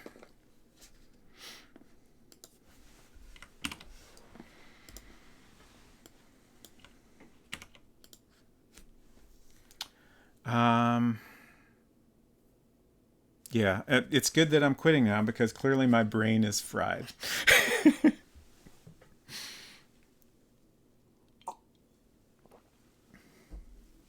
Thank you, thank you. So, I am not going to say that I will do a bonus stream this weekend, but you should know that if I ever suddenly decide to do a bonus stream, it will probably be on a Sunday. I'm not saying I'm going to do one this Sunday because I feel like too many times I've said that and then I didn't. But you never know. My next scheduled stream will be on Tuesday. And I will be playing Enclosure 3D, which has been a lot of fun so far. I'm very curious to see where that all is going to go. Also curious how much longer it'll be. I might need to have a backup in case we have extra time. And we'll do more World Buildin a week from now. Also, Unsecret Crush will be streaming on Monday. I believe she's caught up enough in Genshin that she's going to do another Nier Automata stream on Monday. Let's find somebody to raid. I appreciate you all hanging out. It has been a lovely time as always. Why does this look weird? Twitch, why do you look weird? Okay.